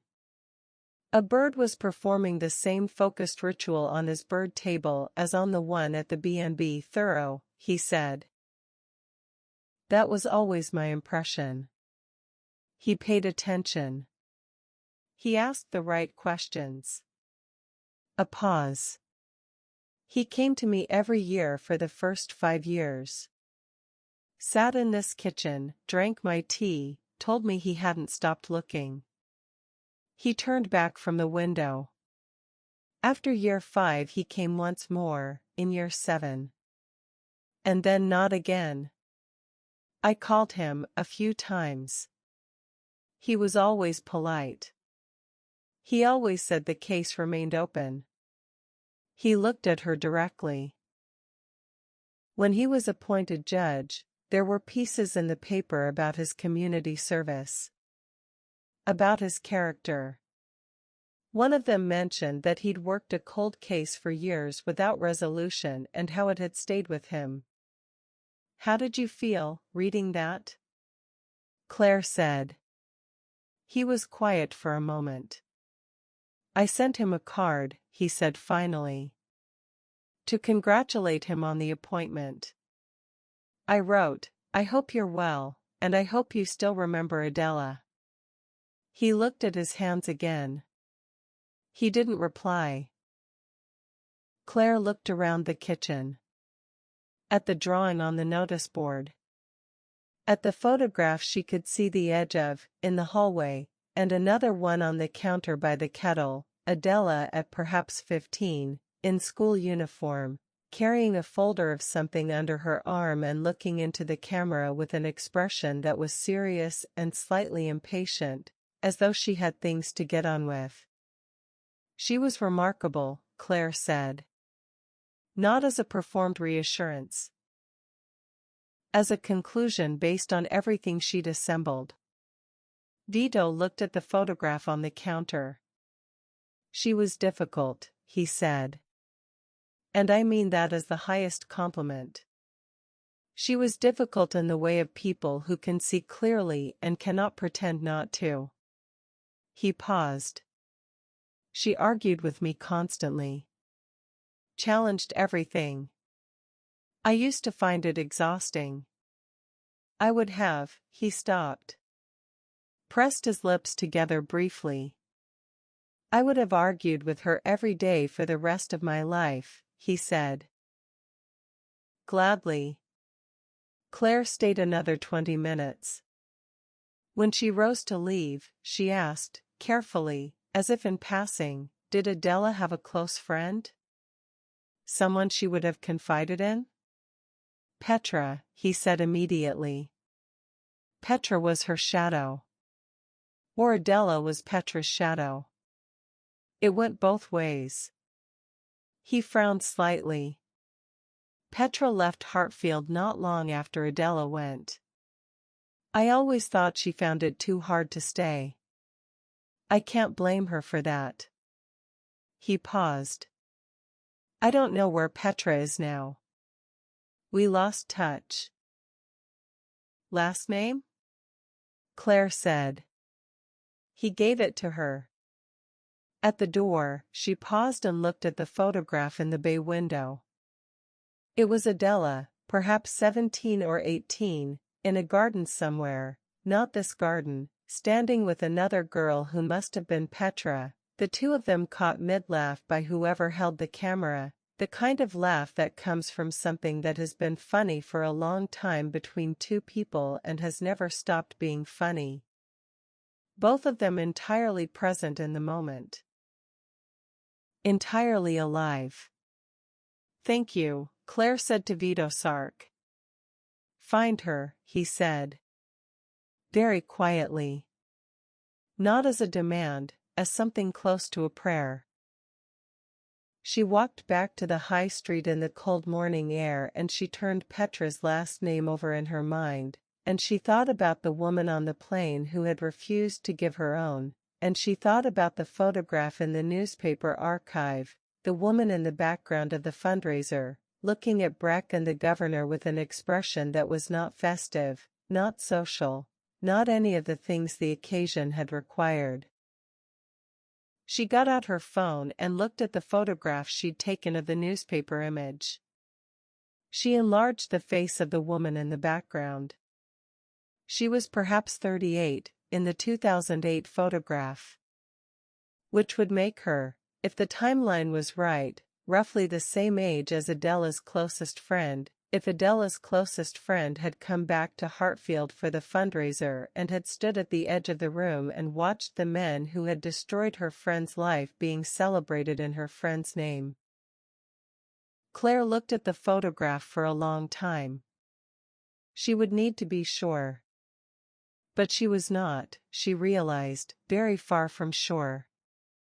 She walked back toward the B&B, moving through the town that had been remembering Adela wrong for 20 years, past the bench in the square with its present tense memorial, through the quiet streets where the secret had been composting for 2 decades, and she turned the name over and over, Petra. She would find Petra. She was, she thought, already beginning to. Then she pushed open the door to the B&B and found, on the floor of the entrance hallway, slipped under the outer door, no envelope, no address, a small folded note. She picked it up. She read it standing in the hallway with her coat still on. Don't talk to Constance Mole. 4 words. No signature. The handwriting was not the elegant forward-leaning hand of the note on the plane. This was different, smaller, more compressed, the writing of someone in a hurry, or someone who was frightened. Claire read the note twice. She folded it and placed it in her pocket, beside her room key. She thought, someone in this town knows I'm here. They know who I am and they know enough about the case to know which names are dangerous. She thought, the note says don't. She thought, who is Constance Mole? She already knew the name. The school administrator. The quote in the 2005 Vigil article. Adela was a bright and sensitive young woman. She took out her notebook and added the name to her list, and circled it, and put a question mark beside it. Then she went upstairs to her room and opened her laptop and began searching for Constance Mole with the quiet, methodical attention of someone who has just been told not to look and has decided that the telling is itself the most important clue she's found all day. Chapter 4: The Man in the Photograph. She found Constance Mole in 40 minutes. Not her address, not yet, but enough of a shape to work with. A retired school administrator, as the 2005 article had suggested. LinkedIn profile maintained with the slightly apologetic sparseness of someone who had created it under social pressure and then declined to engage with it further. Former deputy head, Hartfield College of Further Education. Retired 2019. Interested in community education, local history, coastal walking. Coastal walking. Claire noted this.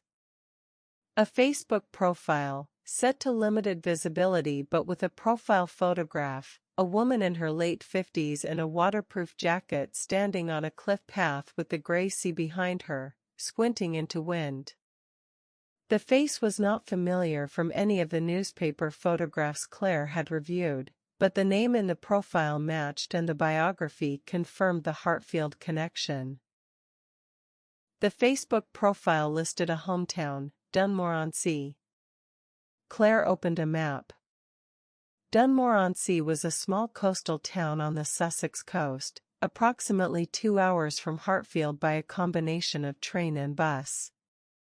A retirement destination, she noted, the kind of place people went when they wanted to leave a history behind them and watch the horizon from a reasonable distance.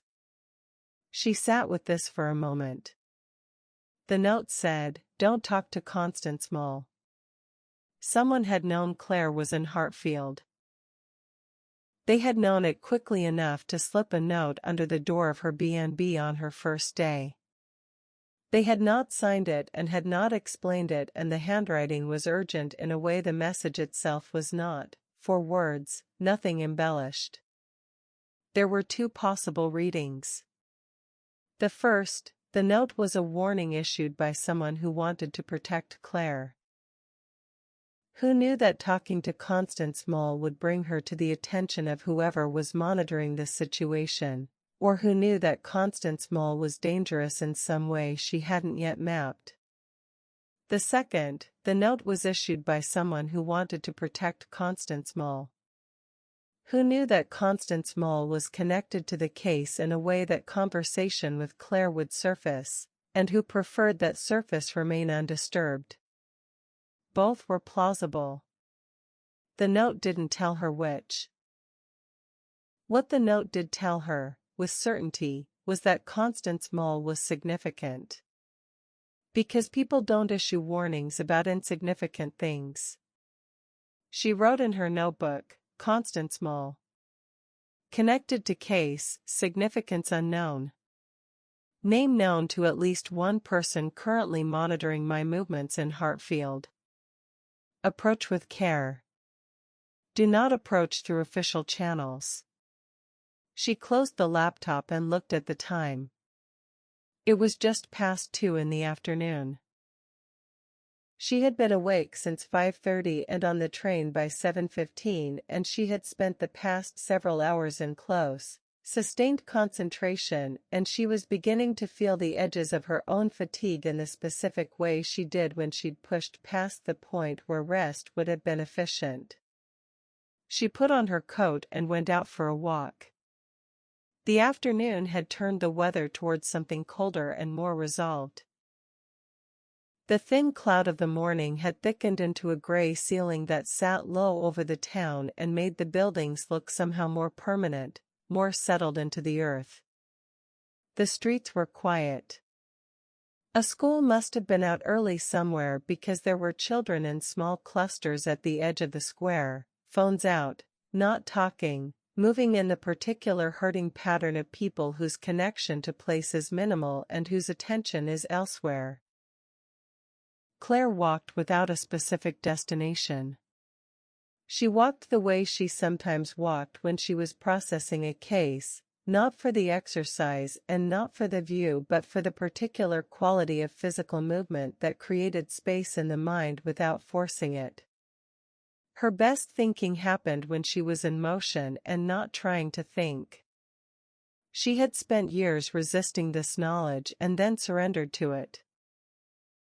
She walked through the residential streets north of the church, past the Victorian terraces that became Edwardian as she moved further out, then 30s Pebble Dash, then the more recent additions, small estates of the 1970s and 1990s, functional and unlovely, built when the town had needed more housing and aesthetics had been secondary. She thought about Vito Sark's hands around his mug.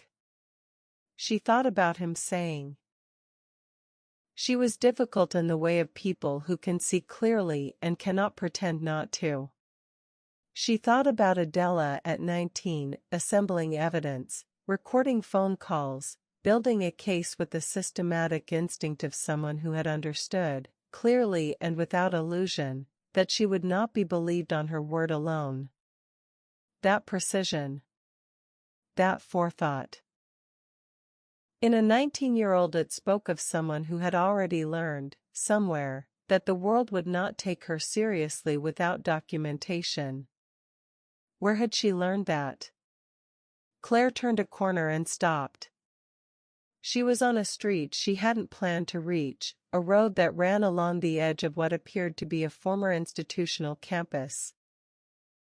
A low fence, beyond which several brick buildings of the educational functional variety sat in a slight depression, connected by paths, surrounded by the remnants of what might once have been playing fields and were now an overgrown grass flat that gave the impression of a place that had been closed for long enough that the decision to close it had been forgotten.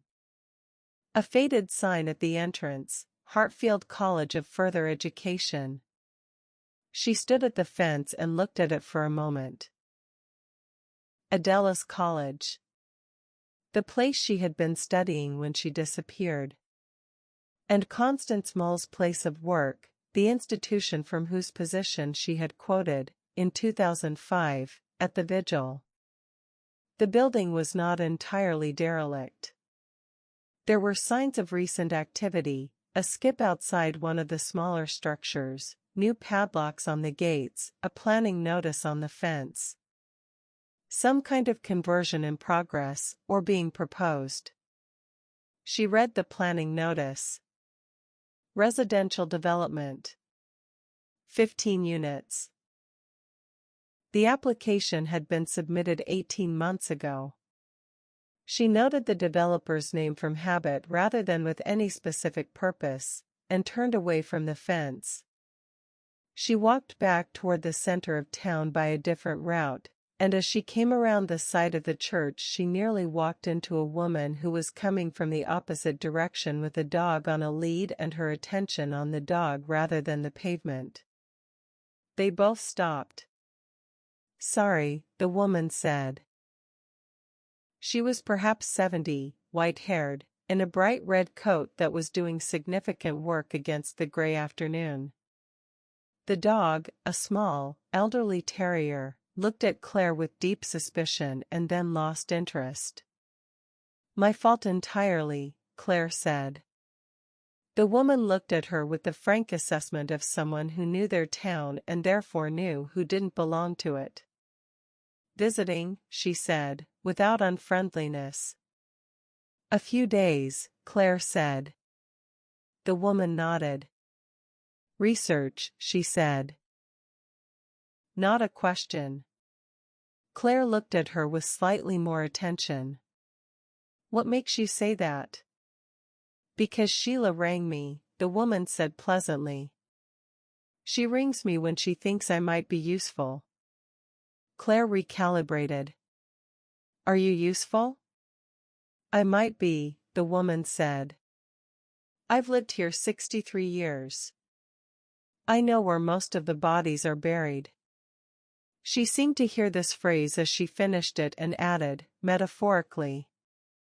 Of course, Claire said. I knew the Sark family, the woman said. Not intimately. Well enough.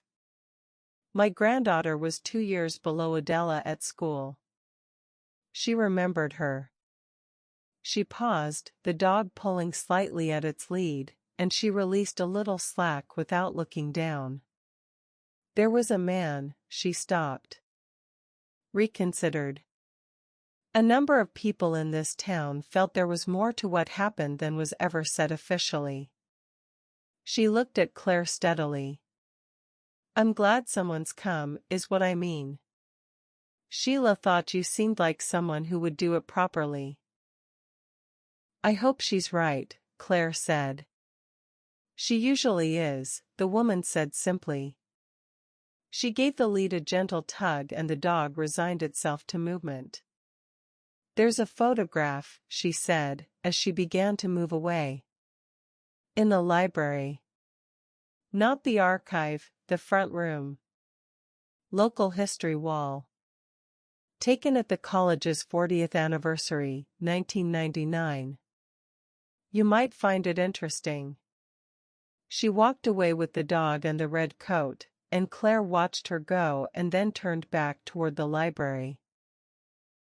The front room of the library had a wall she hadn't paid attention to on her first visit, a community display, the kind of thing that lived permanently in local libraries and accumulated incrementally over years, photographs pinned alongside photocopied documents and handwritten captions.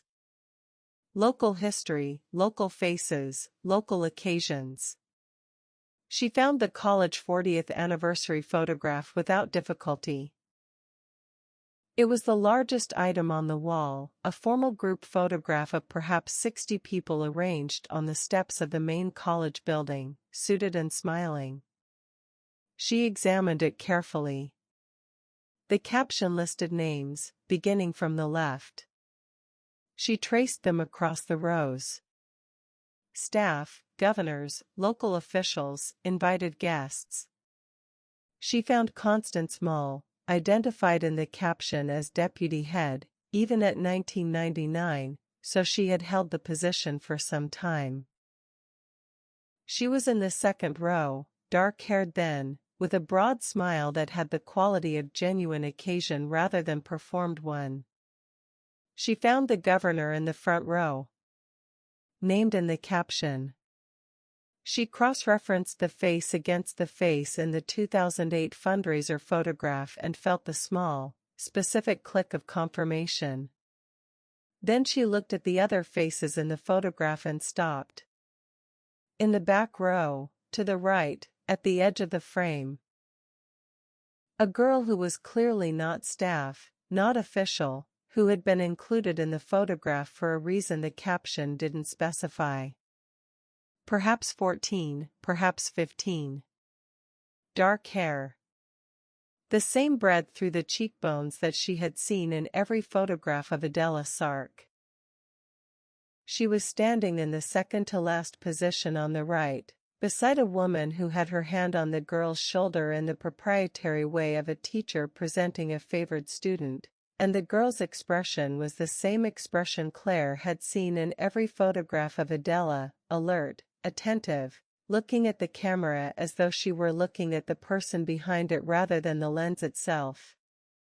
The caption listed her name, as an appendix to the staff list, Adela Sark, student representative. 14 years old, perhaps. A student representative at a formal institutional event. Invited to stand in the photograph. At an event attended by the governor. Claire looked at the governor's position in the photograph and then at Adela's and then at the space between them, which was occupied by 3 other people and constituted no meaningful proximity. But she looked at the year. 1999, and she calculated. If the abuse had begun around the time Adela was 14 or 15, it had begun at events like this one. At the spaces created by institutional access. By the kind of proximity that a well-regarded community figure could create without anyone noticing the creation. Student representative. Of course she had been. She was bright and serious and noticed things and asked questions until they were answered properly. She would have been exactly the kind of student who was presented to governors and patrons as evidence of the institution's quality. She stood in front of the photograph for a long time. She thought, Adela had understood, when she built her case at 19, why documentation mattered. She had understood it because she'd had 5 years to understand what it meant to be a young person making claims against a man who stood in the front row of official photographs. The library was closing. She heard Sheila moving chairs somewhere nearby, the particular sounds of institutional end of day. She stepped back from the wall and found Sheila in the doorway. The anniversary photograph, Claire said. 1999. Yes, Sheila said.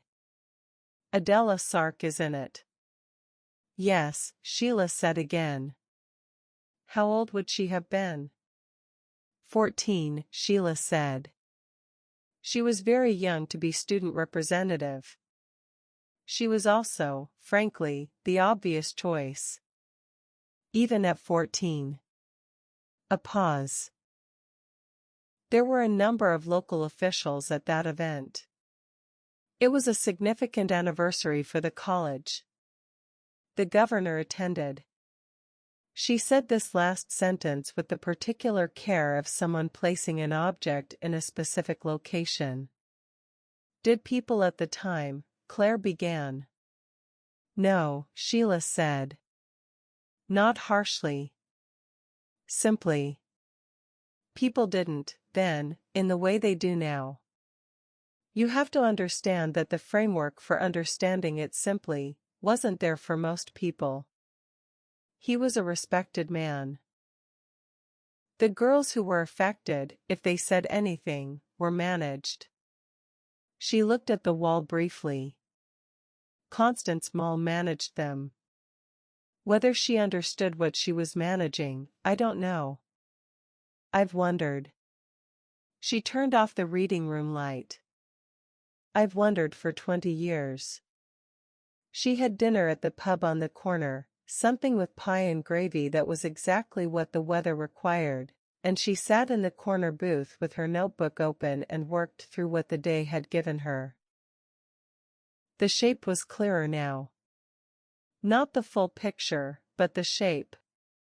A young woman who had been systematically targeted, beginning at an age and in a context where the access was institutional and the power differential was absolute. Who had spent years building toward a moment of documentation, of speaking. Who had gone to the one person she thought could help, and found instead someone whose first loyalty was not to her. And who had then. At 19 years old, alone, in possession of evidence she could not use and a secret she could not safely keep, made the decision to disappear. Claire thought about that decision. She turned it over the way she turned all decisions in her professional life, not to judge but to understand. Running was not the same as giving up. Running was, in certain circumstances, the most intelligent available option. It was what you did when every legitimate pathway had been blocked by someone with institutional power, when remaining visible was more dangerous than vanishing, when the only leverage you had was your own absence. She was here. She had decided to be here.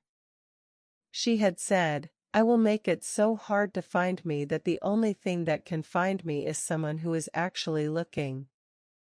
And 20 years later she was dying, and she had sent someone who was actually looking. Claire closed her notebook. She thought about Vito Sark in his kitchen. Find her. Very quietly. Not as a demand. She thought about the memorial bench in the square. Still sought. She called Desmond. He answered on the second ring, the background sounds of the house behind him, the particular ambient quality of their home in the evening, radio or television at low volume, the sounds of someone occupying a space alone but without difficulty. "How's Hartfield?" he said. "Quiet," she said. In the way that places are quiet when they've been keeping something for a long time. A pause. "That's a sentence," he said. "I know." She looked out the pub window at the dark high street. A couple walked past with a pram, leaning into the cold. "It's a real case, Des. It's, the more I find, the realer it gets." "What do you need?" he said. She considered the question. Desmond asked it differently from other people. Stripped of the implied conditions, the subtle offers of advice, the framing that required her to contextualize her need before expressing it. He simply asked. "I think I need another day here," she said. "Maybe two." "That's fine," he said. "Claire," he paused in the particular way he had when he was deciding whether to say the thing he was thinking. "Say it," she said. "You sound like yourself," he said. "More than you have in a while." She sat with this. "I know," she said. "I just—" He stopped. "It's good," he said. "That's all." She said good night and put the phone in her pocket and sat for a moment in the warmth of the pub while outside the cold settled over Hartfield and the streets emptied and the town went about the business of being a place that was keeping something. She was back at the B&B by 9, at her desk by 9:15, and she was looking at her notes when her phone rang with a number she didn't recognize. She almost let it go to voicemail. Then she answered. Silence on the line. Then breathing, even and considered, the breathing of someone who had rehearsed this moment. "Dr. Rowan," said a woman's voice. Not young. Measured, with the flatness of someone who has been controlling her voice for a very long time. "Yes," Claire said. She kept very still. "You've been asking about Adela Sark," the woman said. "I have," Claire said. Another pause. "I don't want to do this on the phone," the woman said. "I don't want to do this at all. But I've been waiting for someone to come and now someone has come and I think if I don't speak now I never will, and I've spent 20 years, her voice caught, very slightly, and was controlled again with the speed of long practice. "I've spent 20 years understanding what I did.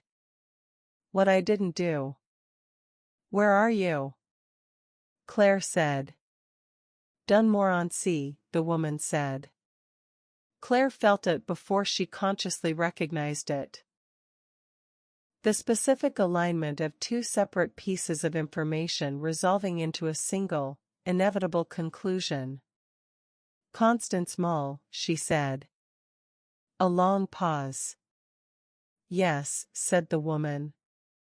"Someone told me not to talk to you," Claire said. Constance was quiet for a moment. "Then, I imagine they did." She said this as though the warning didn't surprise her, and the fact of its not surprising her was itself significant. "Are you in danger?" Claire said. "No," Constance said. "No, I don't believe so. I'm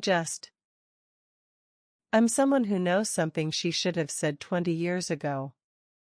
The control in her voice had a fracture in it now, a fine one, the kind that runs through glass a long time before the glass breaks.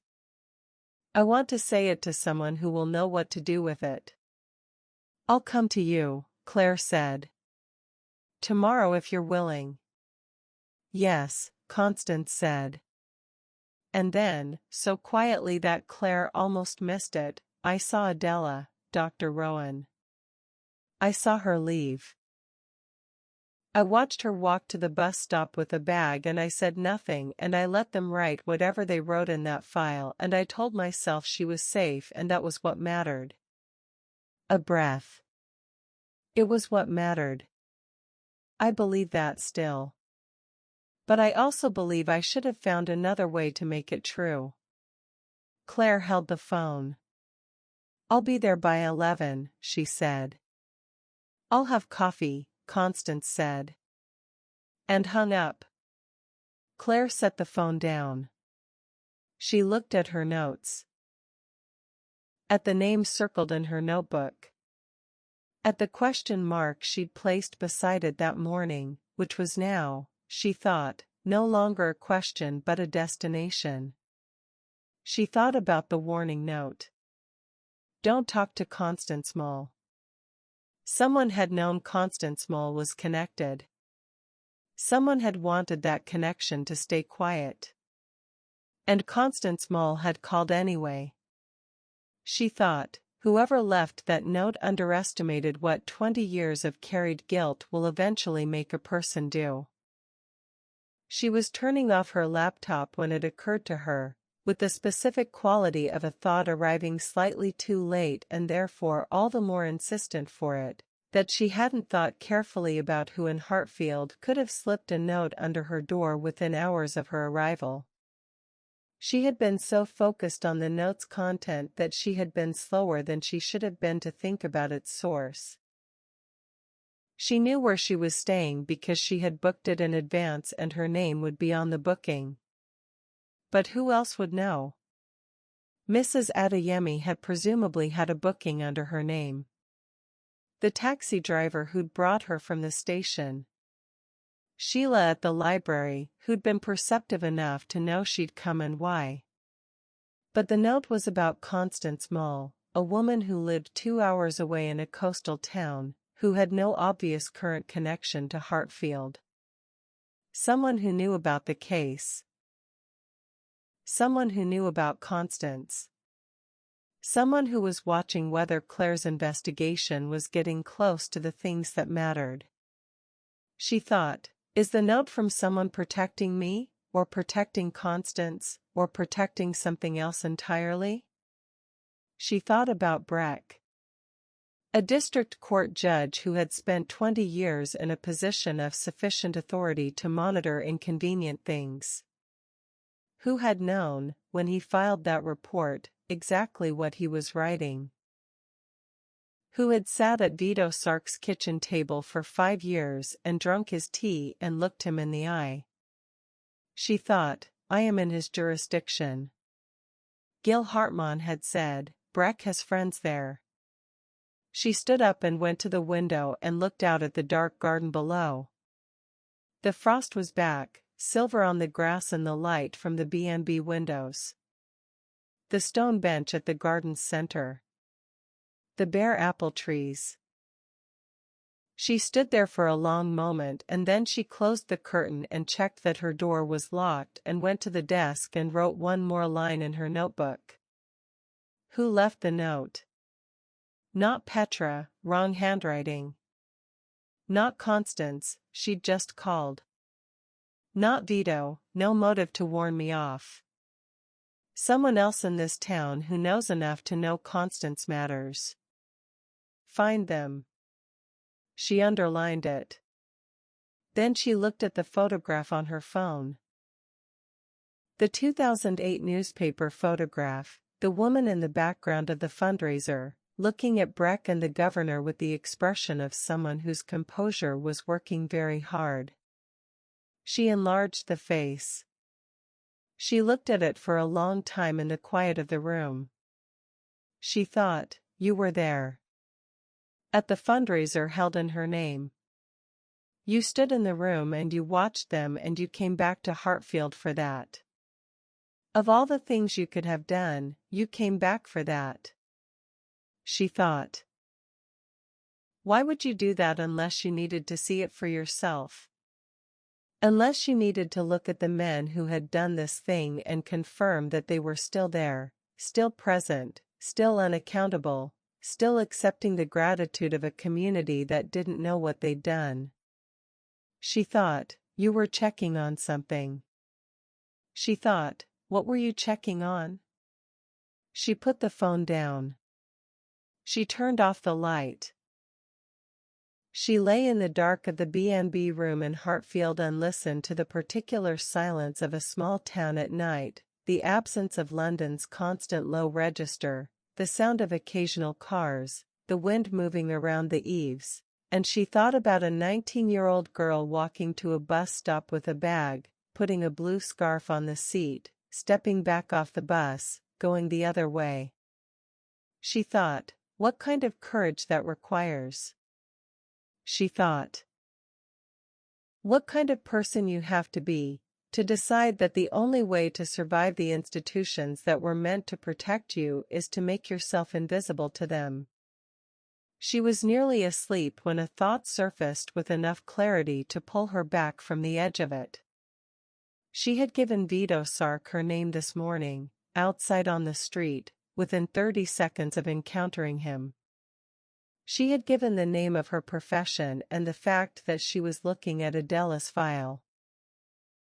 He had taken her inside immediately, without significant hesitation, and told her things he had not, she was quite sure, told many people. He had not asked her how she'd found him. He had not asked her how she knew his route. He had simply said, "You'd better come in." As though he had been expecting someone.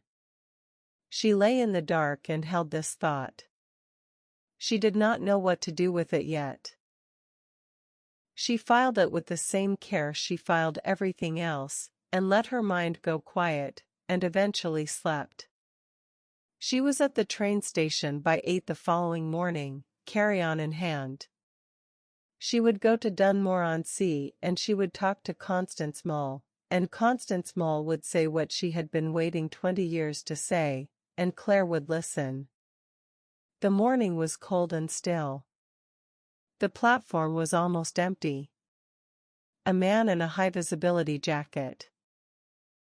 A young woman with a rucksack and earphones who looked as though she were leaving rather than visiting, with the particular forward-tilted posture of someone who has already, mentally, arrived at their destination.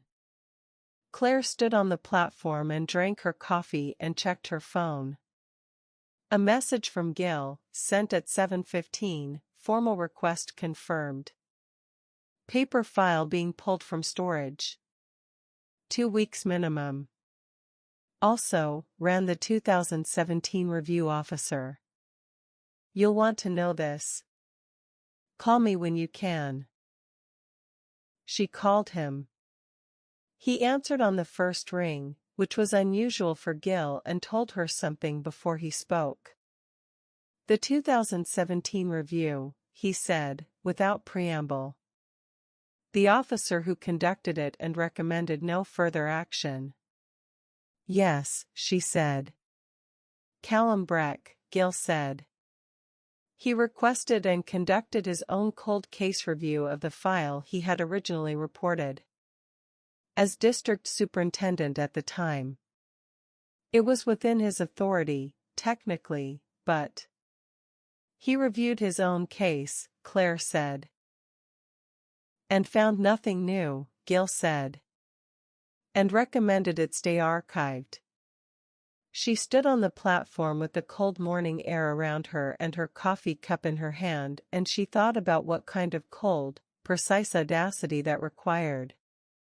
To go back to the file you had falsified 13 years earlier, review it in your official capacity, and write a recommendation that sent it back to sleep for another decade. Gill, she said. I know, he said. This is significant. It's significant and it's procedurally defensible and it's the kind of thing that will take very careful handling to make stick, he said. You need more, Rowan. You need something external to the file. Something Breck didn't control. I'm going to get it, she said. The train arrived. She boarded and found her seat, and as the train pulled out of Hartfield Station and the town receded behind her, the church spire, the rooftops, the low gray sky. She opened her notebook to a fresh page and wrote at the top, Constance Mull. Dunmore-on-Sea. What she knows. And then beneath it, already thinking ahead, Breck reviewed his own file. He reviewed his own file and sent it back to sleep. She underlined it twice. She looked out the window as Hartfield disappeared from view. She thought, you have spent 20 years maintaining this. Year by year, review by review, the small ongoing work of keeping a truth buried. And you did it so thoroughly, and you built yourself so carefully into a position where the mechanisms of accountability were subject to your own oversight, that you probably believed it was permanent. She thought, it isn't permanent. Nothing kept in the dark is permanent. The train moved on, carrying her toward the coast, and the woman who had watched Adela walk to the bus stop and said nothing, and who was now, 20 years later, ready to say everything. Chapter 5, What Holt Found. Dunmore-on-Sea was the kind of town that looked best in weather like this. Claire had been to enough coastal towns in the off-season to know that some of them collapsed without summer, hollowed out, their purpose suspended, their cafes shuttered and their promenades empty in a way that felt less like peaceful quiet and more like absence. But Dunmore was different. It had the bone structure for winter. The Victorian seafront hotels kept their lights on behind salt-filmed windows. The fishing boats in the small harbor were active rather than decorative. The people who lived here year-round had arranged their lives around the reality of the place rather than its seasonal version, and this gave the town a specific quality of authenticity that Claire found, as she walked from the bus stop toward the address Constance Mull had given her, unexpectedly steadying. It was the kind of place you came to because you meant to stay. She found the house on a terraced street 1 block back from the seafront, modest, well-kept, with a window box that was bare now but had been recently tended, the soil turned and waiting for spring. A blue door. Brass numbers. She knocked.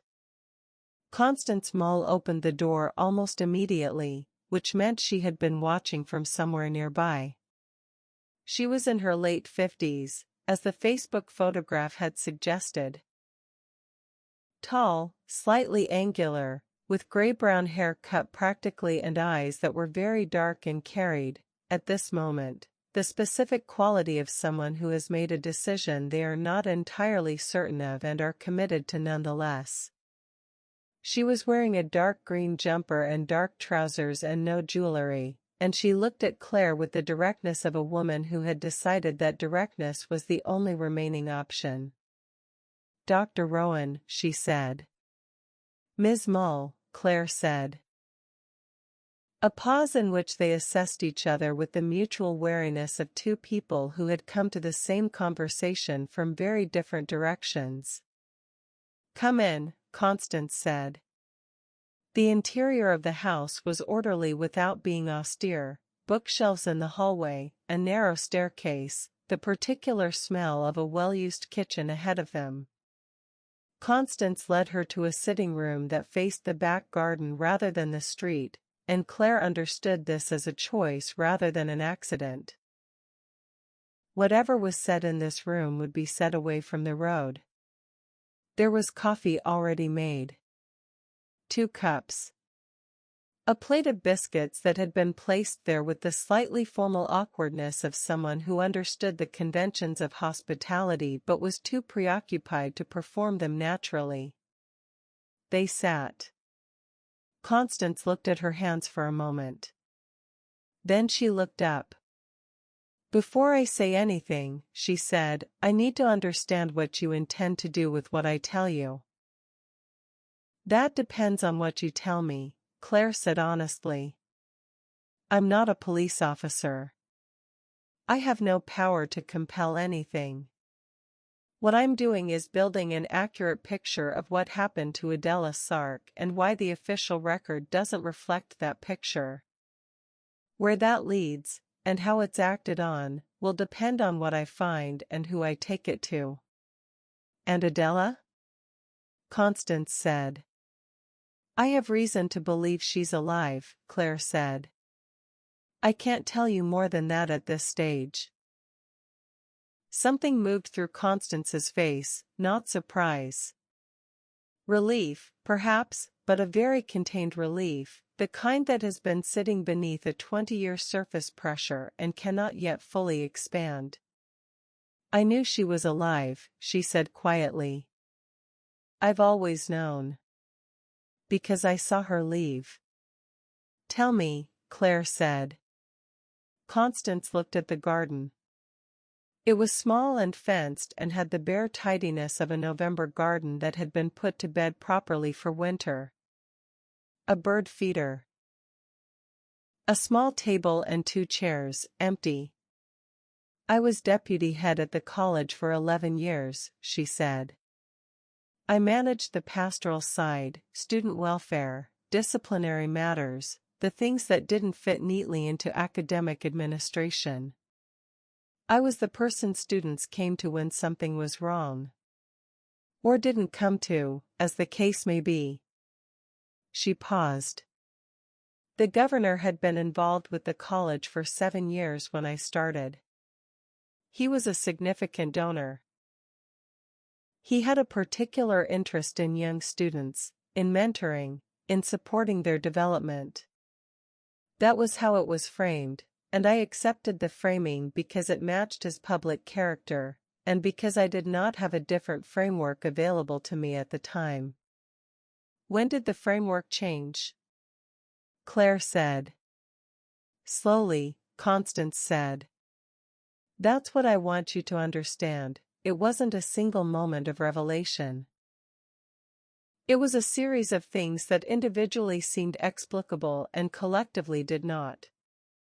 A student who became distressed at an event where he was present and couldn't explain why.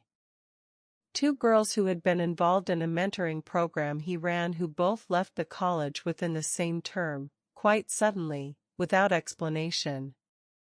I asked questions, to myself, not to anyone else, and the questions didn't produce answers I found comfortable, and I told myself I was projecting. She picked up her coffee cup and held it without drinking.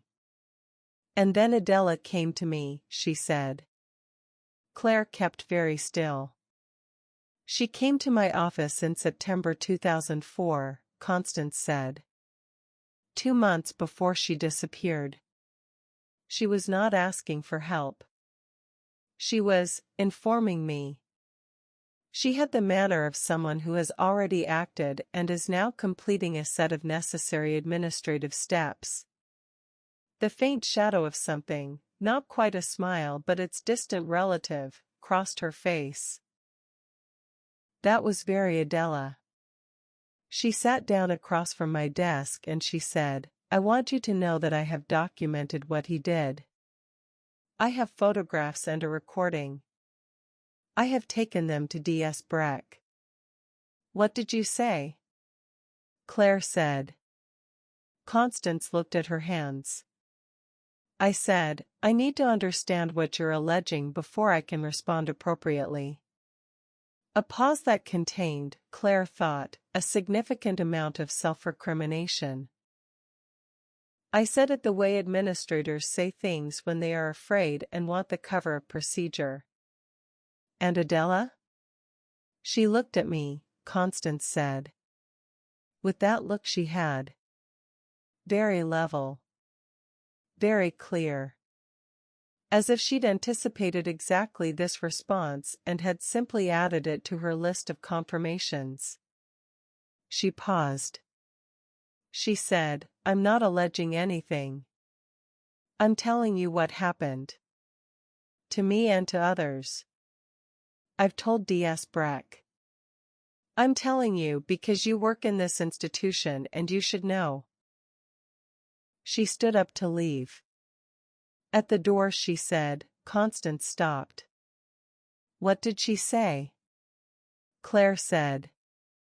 Constance looked out at the garden. She said, I know you've noticed things. I know you've chosen not to see them. A breath. And then she left. She set down her coffee cup with the careful deliberation of someone ensuring their hands are occupied. She was right. I had noticed things. I had made the choice not to see them, because seeing them required action, and action had consequences I was afraid of, and I had a career and a position and, she stopped. What did you do after she left? Claire said. I did nothing, Constance said. For 3 weeks I did nothing. I told myself Breck would handle it. That Adela had taken the correct route and the correct route would produce the correct outcome. She paused. Then I heard from a colleague that Breck had spoken to the governor. That Breck had described the allegations as unfounded. That the matter was being managed. She looked at Claire directly. I understood what managed meant. I understood it in a way I hadn't understood it before, because I had Adela's face in my office still very clear in my mind, and she had not looked like a girl who was making things up. And still you said nothing, Claire said. Not an accusation. A fact. And still I said nothing, Constance agreed. Her voice was flat with a flatness that had been constructed over a long time from the repeated choice to say that sentence to herself. To not dress it up. I told myself that if I spoke and was dismissed, as Adela had been dismissed, it would make nothing better and would cost me everything. I told myself Adela was safer without anyone drawing further attention to her. I told myself she had made her report through the correct channels and the failure was the channels, not mine to correct. She looked at her hands. I was very inventive with my justifications. When did you see her leave? Claire said. Constance looked up. The 15th of November, she said. I remember the date exactly. It was a Tuesday evening. I was working late, I often did in autumn, end-of-term administrative preparation. My office window faced the road behind the college. The bus stop. She paused. I saw Adela at the bus stop. She had a large bag. A proper traveling bag. She was wearing her blue coat and a blue scarf, and when the bus came she got on, and then, I watched this very carefully, though I didn't know why at the time, she came back off the bus. The bag didn't come with her. The bag stayed on the bus. Claire felt it, the click of the specific detail aligning with the specific detail the woman on the plane had given her. The blue scarf left behind. The deliberate misdirection. She walked away from the bus stop, Constance said. Quickly. Northward. Away from town. She didn't look back. She paused. 2 days later, her father reported her missing. The following week, Breck's report characterized her as someone prone to impulsive disappearances and emotional instability. She looked directly at Claire. I read that report. I was asked to provide a character reference for the file and I wrote. Carefully, diplomatically, that Adela was a complex young woman. I did not say what I had seen. I did not say what she had told me. I contributed, with my silence and my careful diplomatic phrasing, to a document that was designed to end the investigation into a girl who was running from something I had known about and chosen not to act on. The room was very quiet. Outside, a gull called once and was silent. Why are you telling me now? Claire said. Constance looked at her. Because 20 years is as long as a person can carry something like this before it starts to take up more space than everything else, she said. And because when I heard someone was asking questions about Adela's case, I understood that the alternative to speaking was to choose silence again. And I have spent 20 years understanding exactly what that choice costs. She paused. I'm not the same person who sat in that office and said nothing. At least, I am the same person. But I've spent 20 years in a sustained argument with that version of myself, and I think the argument is done. Claire spent another hour with Constance Mole. She asked careful questions and listened carefully to the answers and took notes with the methodical precision of someone building a record that would be needed later. Constance confirmed what she'd witnessed without addition or embellishment: the bus stop, the bag, the scarf, the direction of Adela's departure. She confirmed that she had contributed to the missing persons file. She confirmed that she had read Breck's characterization of Adela and had understood it to be constructed rather than accurate. She confirmed that she had said nothing to challenge it. She confirmed that the note warning Claire not to speak to her, which Claire described without revealing where it had been found, had not come from her and that she had no idea who had sent it, though she said this last part with a very brief hesitation that Claire noticed and filed. At the door, preparing to leave, Claire said, "One more thing. In 2008, the fundraiser in Hartfield. In Adela's memory." Constance looked at her. "Did you attend?" Claire said. A pause. "No," Constance said. "I left Hartfield in 2006. I couldn't, I found it difficult to remain." She paused. "Why?" "There was a woman at the fundraiser," Claire said. "In the background of a photograph.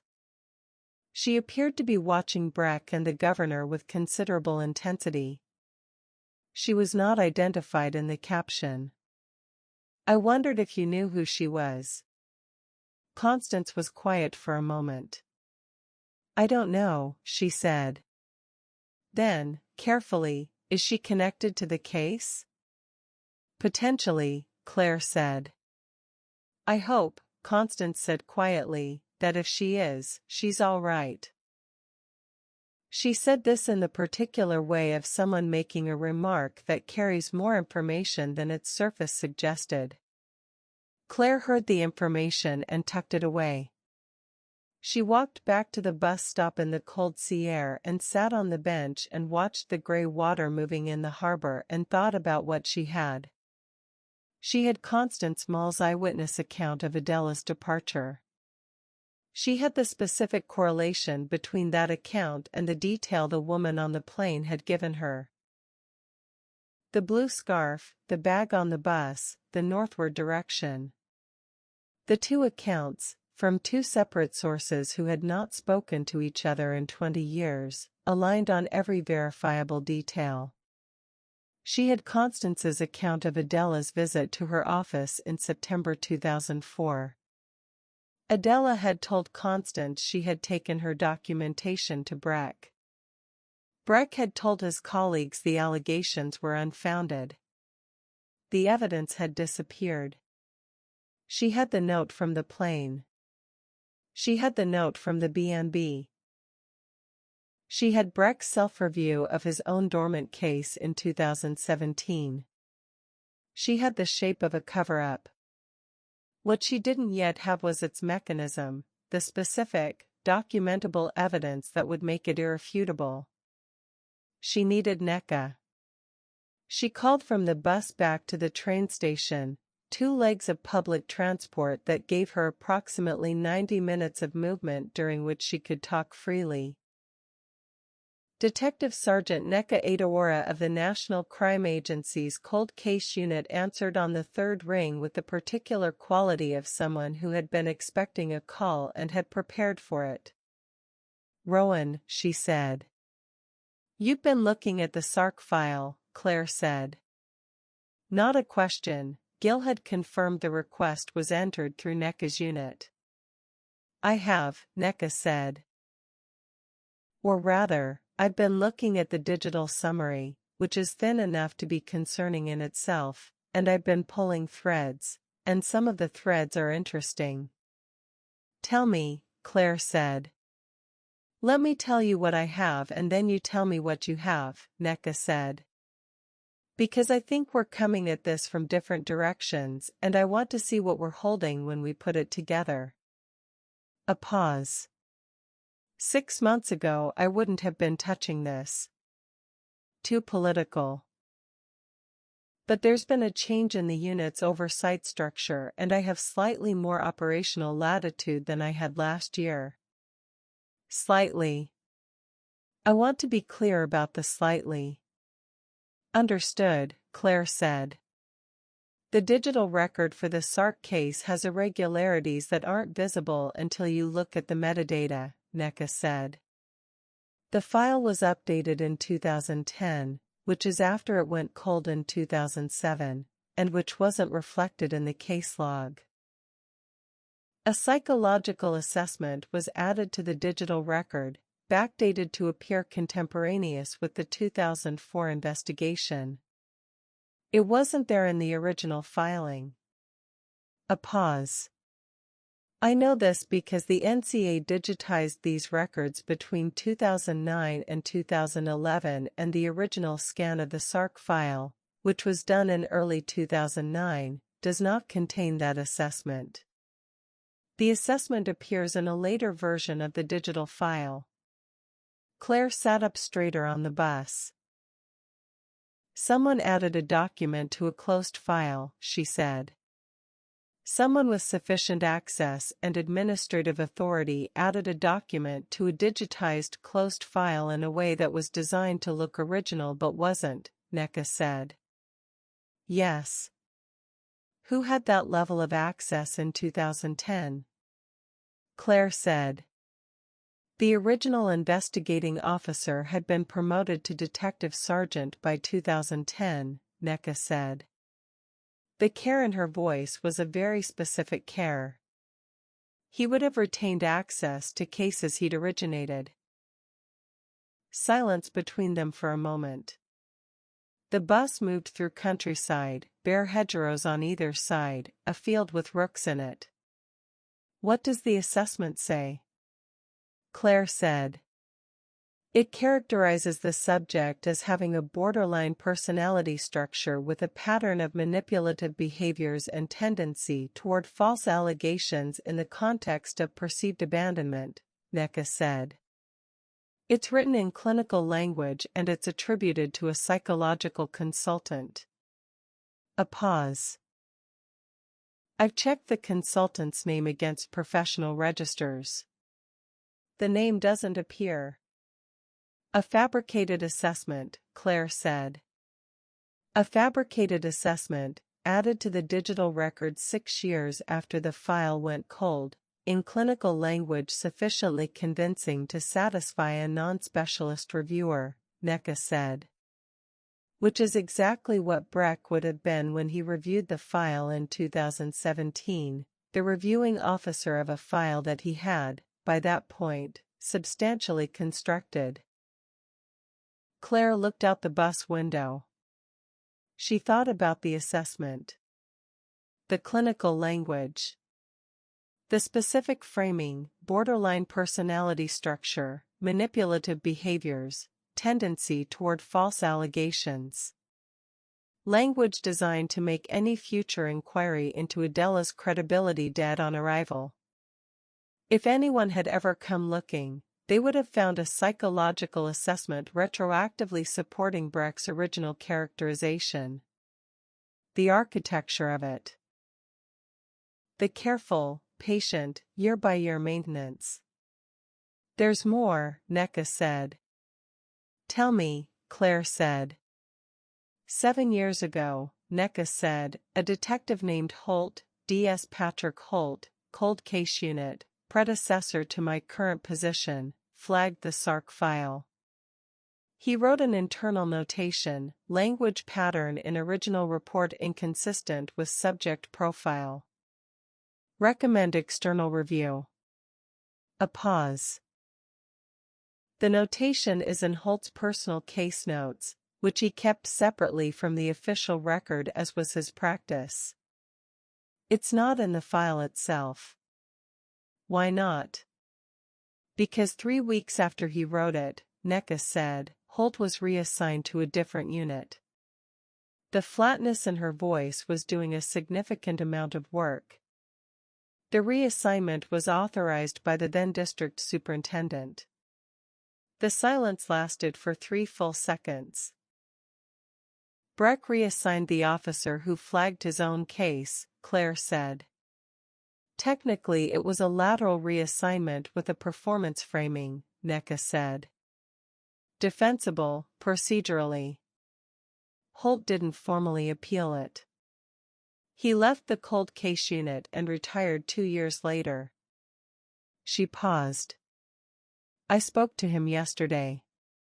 He's living in Derbyshire. He remembered the SARC file immediately.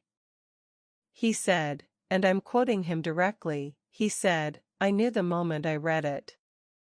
The language was wrong. The characterization was wrong. Everything about that report read like it had been written to close a door rather than open an investigation. I just didn't have enough to go further. Claire thought about Patrick Holt reading a file 7 years ago and seeing what was there and having nowhere to put the seeing. Does Holt know about the backdated assessment? She said. No, Neka said. He didn't have that information. When I told him about it this morning he was quiet for a moment and then he said, so it got worse. I said, it got considerably worse. He said, find it all. Claire looked out the window at the passing countryside. I've been in Hartfield, she said. And Dunmore-on-Sea this morning. She told Neka everything. Dido Sark, the library photograph, Constance Mull, the bus stop account, the 2 notes, the specific correlation between the evidence she'd gathered and the detail from the plane. She laid it out with the sequential precision of a consultation report, withholding only the identity of the woman on the plane, which she was not yet ready to share. Neka listened without interruption. When Claire finished there was a silence that had, in it, the quality of 2 people looking at the same thing and arriving simultaneously at its significance. You need to come to London, Neka said. I need to show you what I have in person. I don't want this on a phone call.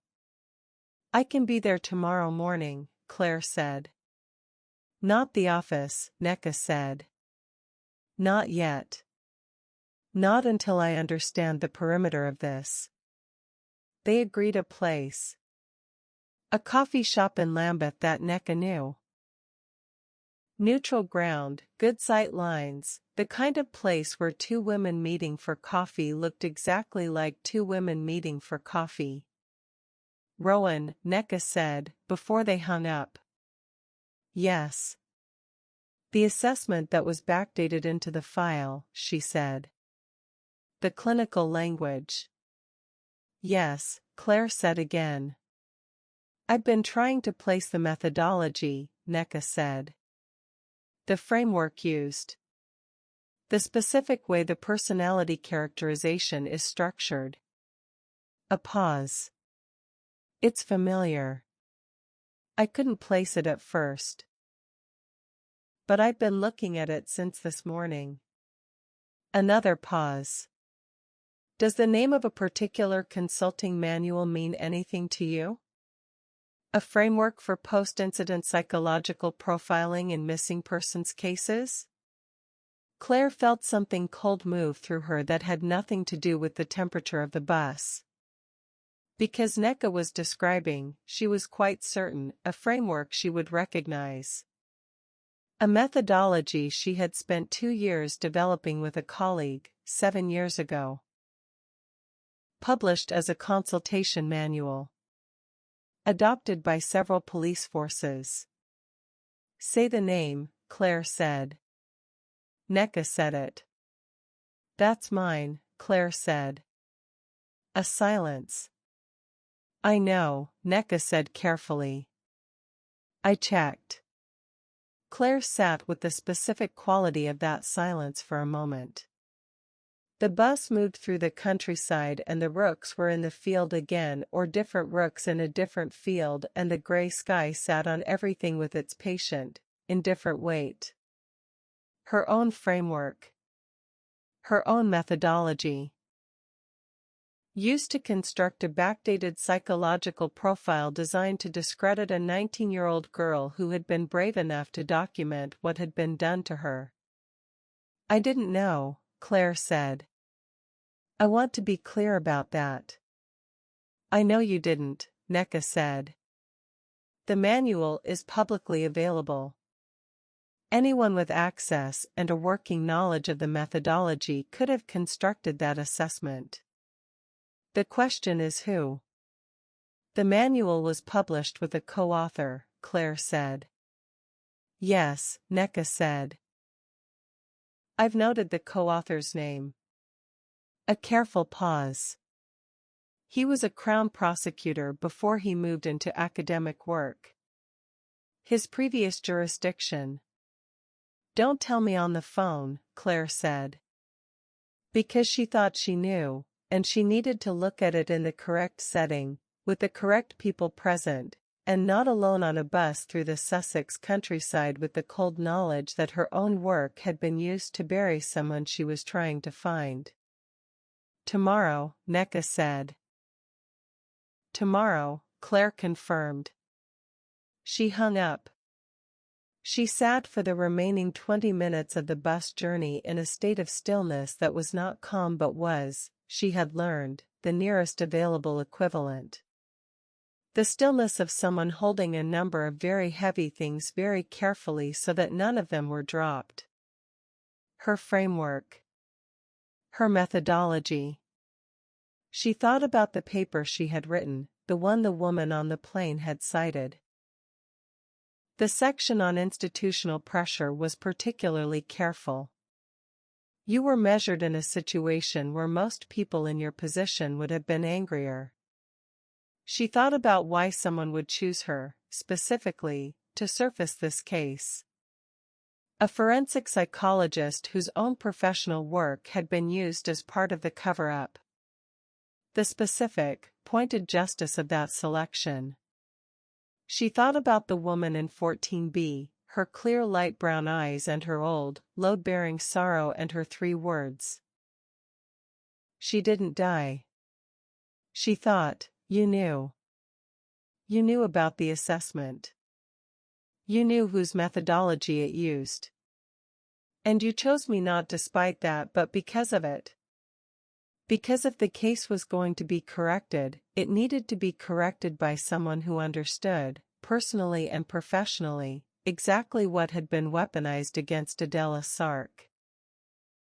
She got off the bus at the train station and stood on the pavement with her bag and her phone and the full, specific weight of understanding settling around her.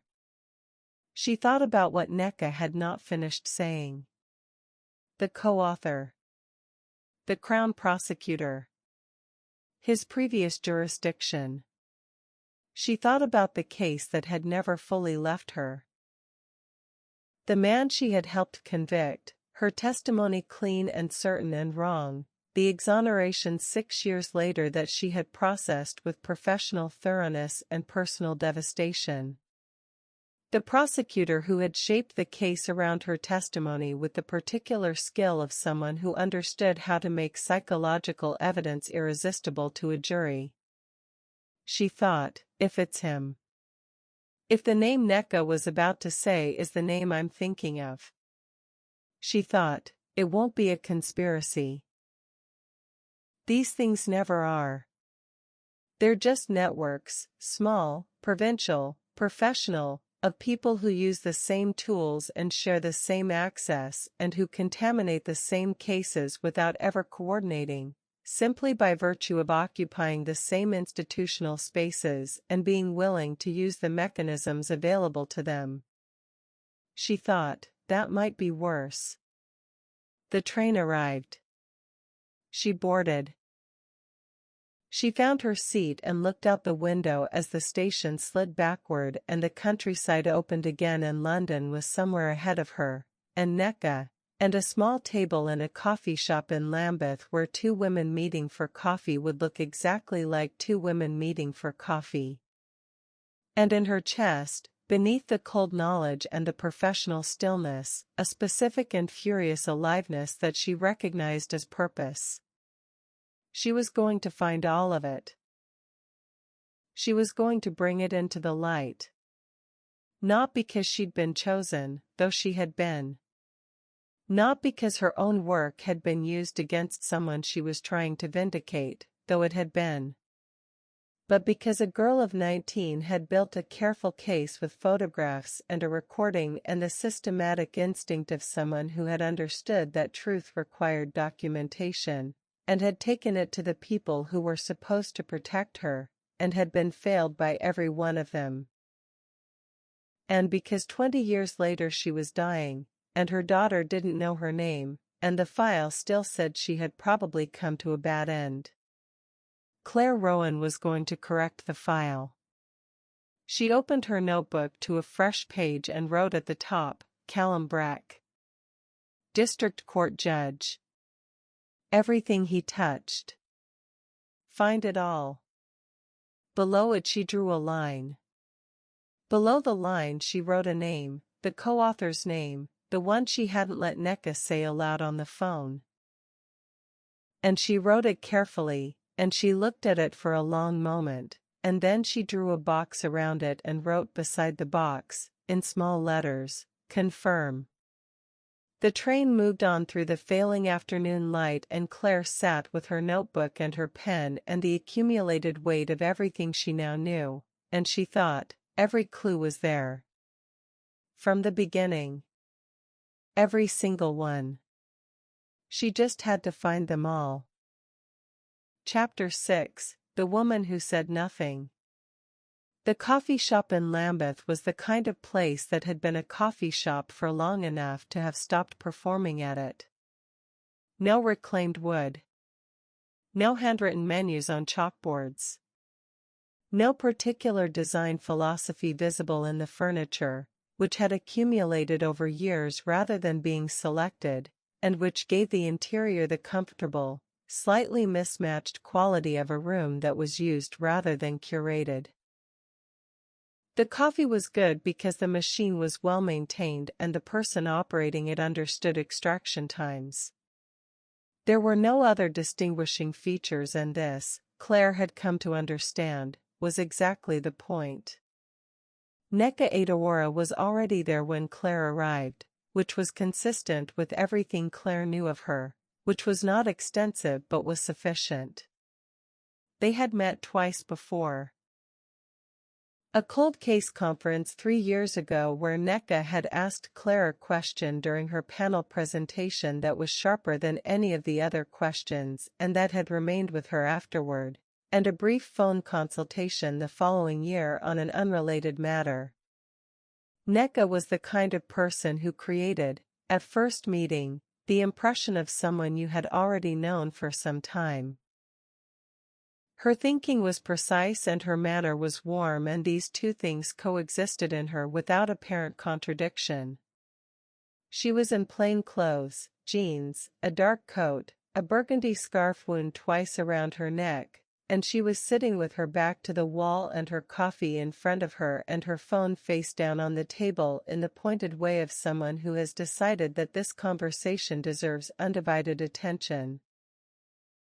She looked up when Claire entered and Claire saw, in Neka's expression, the same thing she recognized from her own face in the bathroom mirror that morning, the look of someone who has been thinking about a thing so continuously that the thing has left its mark.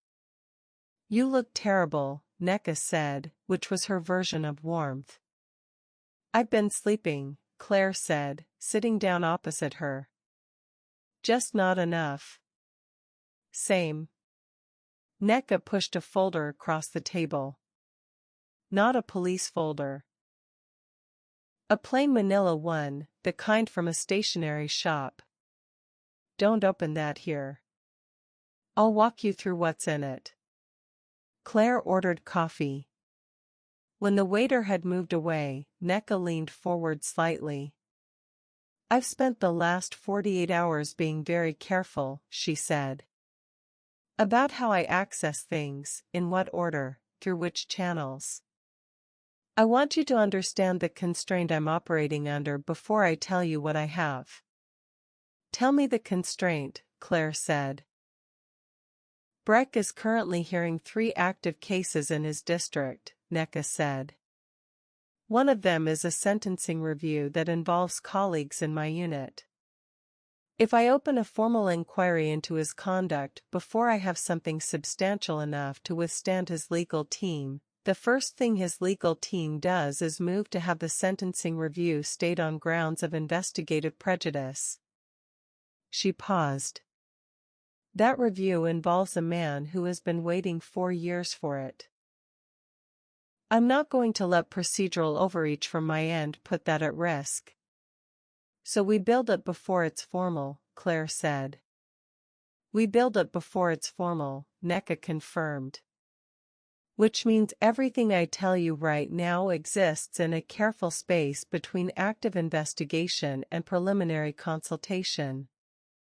You're a consulting forensic psychologist with legitimate reasons to be looking at a cold case. I am assisting that consultation by sharing information relevant to the file." She looked at Claire steadily. "That's what this is." "That's what this is," Claire agreed. Neka picked up her coffee. "The backdated assessment. I need to tell you more about it." "Tell me." "I had it analyzed by a colleague in digital forensics," Neka said. "Not formally, a favor, off the books. The metadata confirms it was created in 2010 and inserted into the digitized file. The document properties show it was created on a machine using a software version that wasn't in use in 2004, it wasn't available then. So the backdating is provable." "That's the mechanism," Claire said. "That's part of the mechanism," Neka said. "The assessment itself, the content, is the other part. It uses your framework. The post-incident profiling methodology. The specific language around personality characterization is drawn very directly from the manual." "I know," Claire said. "I've been thinking about it since you told me on the phone." She paused. The framework is publicly available. Anyone with knowledge of psychological literature could use it. But using it specifically in this context, in this way, to construct a retroactive clinical profile of a specific missing person, that requires more than familiarity. It requires knowing how the framework works well enough to weaponize it without triggering the flags that a genuine clinician would notice. What kind of flags? Neka said. The assessment doesn't include a clinical interview record, Claire said. In our manual, the profiling framework is very explicit. It's not a standalone tool. It requires direct subject interaction or a substantial primary source base. The assessment in Adela's file has neither. It reads like someone who read the manual carefully enough to adopt the language but not carefully enough to understand the methodology's own requirements. She paused. A forensic specialist reviewing it would see the problem immediately. A district superintendent reviewing a cold case file almost certainly wouldn't. And wouldn't have been expected to, Neka said. She let this sit for a moment. The co-author of the manual. Yes, Claire said. His name is Dr. Philip Arden, Neka said. He co-authored the manual with you 7 years ago. Before that he spent 11 years as a Crown Prosecution Service barrister. His final CPS posting before moving into academic work was Sussex Crown Court, Claire said. Hartfield jurisdiction. Neka looked at her. I knew it was him, Claire said.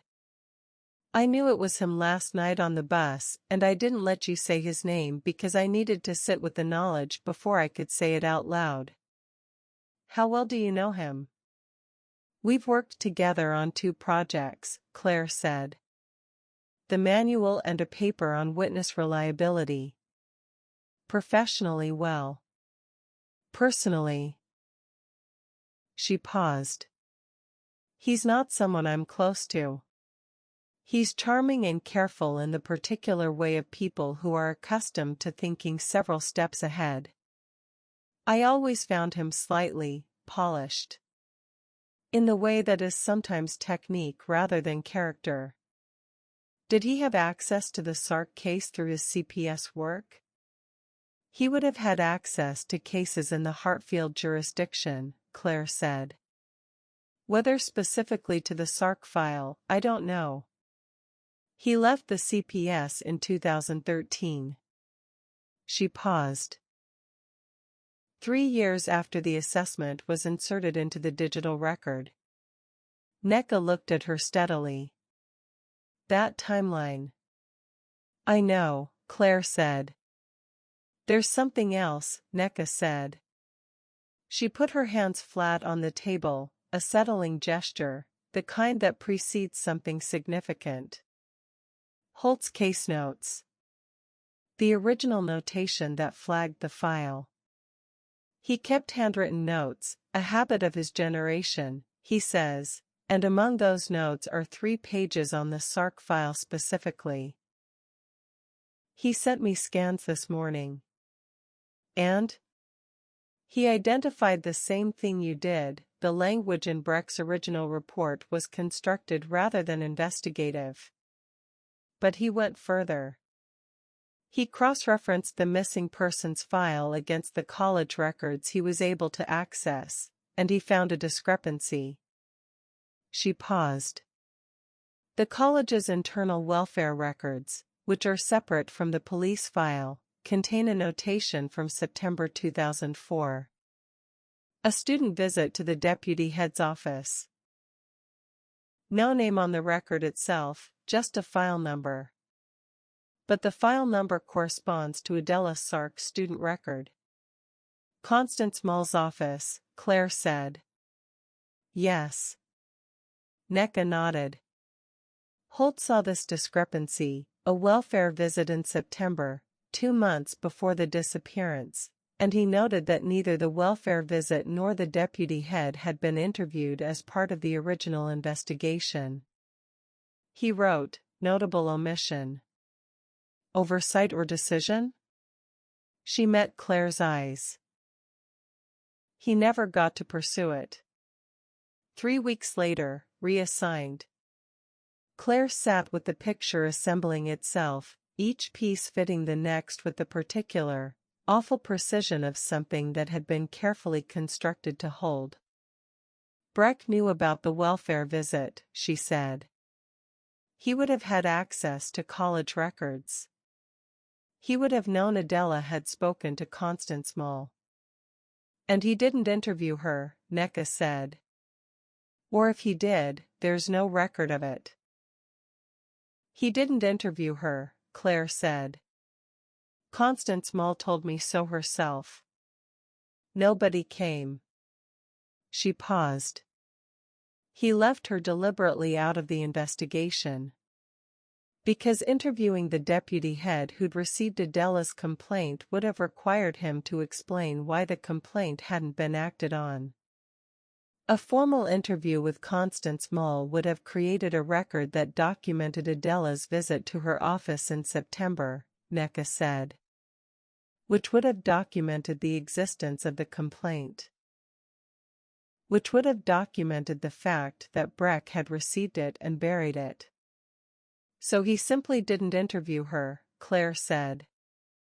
Simply didn't interview her, Nneka confirmed.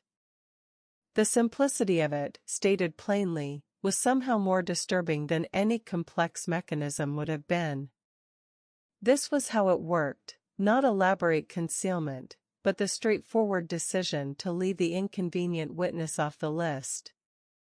They sat with this for a moment. I have Constance Mole's testimony, Claire said. First-hand account of Adela's visit to her office. Adela's direct statement to her that she had taken documentation to Breck. Constance's eyewitness account of Adela's departure at the bus stop on the 15th of November. The blue scarf detail, which correlates exactly with an independent source I have not yet disclosed. Nneka was looking at her. That independent source, Nneka said carefully. Soon, Claire said. I need to protect it a little longer. Nneka accepted this with a nod that communicated both understanding and the limits of her patience. The folder, Claire said. Nneka gestured. Claire opened it. Inside were 3 documents. The first was a printed scan of what appeared to be an internal police memorandum. The print quality was fair, the letterhead clear, the text dense and administrative. She read it quickly. It was the reassignment memo for Detective Sergeant Patrick Holt. Lateral transfer, cold case unit to counter fraud, effective in 3 weeks, framed as a development opportunity. Signed by District Superintendent C.A. Breck. The second document was a scan of handwritten pages, Holt's notes. She could see immediately what Nneka had described. The handwriting was neat and slightly cramped, the notes sequential and clear. She read the notation about the SARC file, language pattern in original report inconsistent with subject profile. Recommend external review. 3 words underlined, who wrote this? She looked at those 3 underlined words for a long moment. The third document was a printed email chain. She began to read it and stopped after the first exchange. She looked up at Nneka. This is between Breck and Philip Arden, she said. Yes, Nneka said. Found in Arden's institutional email archive through a separate matter, a research ethics review that flagged a different issue and pulled a broader email sweep in 2021. This chain was in the sweep but wasn't relevant to the 2021 matter, so it wasn't followed up. Until now, Claire said. Until now, Nneka said. She read the chain. It was brief, for exchanges, the first dated February 2010. Breck to Arden, Philip, I'm revisiting a cold case file in connection with an upcoming review process. The psychological dimension of the original case notes is thin. I wonder if your new profiling methodology might be applicable as a retroactive analytical tool. Happy to share the file details if you think it's worth exploring. Arden's reply, 2 days later, Callum, interesting question. Retroactive profiling has significant methodological limitations. I'd want to be careful about how it's framed. Would need to review the file. Can you send? Breck's second message, file attached. This is between us at this stage, preliminary thinking. Arden's final reply, 6 weeks later, I've had a look. I think something can be done with the framework. Suggest we speak rather than email further. And then nothing. The chain ended. Suggest we speak rather than email further. Because what followed, the fabricated assessment, the insertion into the digital record, the retroactive pathologizing of a missing 19-year-old girl, was not the kind of thing you documented. Claire set the page down. She looked at the table surface for a moment, and then out the window at the Lambeth Street, where people moved past on their ordinary Wednesday errands with no knowledge of what was being laid on a table in a coffee shop 10 feet from them. Arden helped him build it, she said. Her voice was very level. She had a professional relationship with this voice, the voice she used when something was making her feel things she needed to not feel until the work was done. The email chain doesn't prove he built it, Neka said. It proves he reviewed the file, engaged with the idea, and suggested they move to verbal communication. A good defense barrister, and Arden knows a great many good defense barristers, will argue he was consulted, had reservations, and declined to proceed. But we have the assessment in the file, Claire said. We have the assessment in the file, Neka agreed. The assessment uses his and your methodology. The email chain shows he reviewed the file on Breck's private request in 2010, the same year the assessment was created. She paused. It's circumstantial. We need the primary documentation. We need whatever Adela actually gathered, the photographs, the recording. If those exist. They exist, Claire said. Neka looked at her. I have a source that indicates they were preserved, Claire said. I'm pursuing that. I expect to have something material in the next week. If you can put primary documentation in front of me, Neka said, I can open a formal review. A real one. Not a consultation, not a preliminary inquiry. A formal, protected, recorded review that Breck cannot reassign and cannot access and cannot touch. She met Claire's eyes. Can you get it? Yes, Claire said. She said it with the particular quality of certainty that was not bravado but was the sum of everything she had assembled over the past week.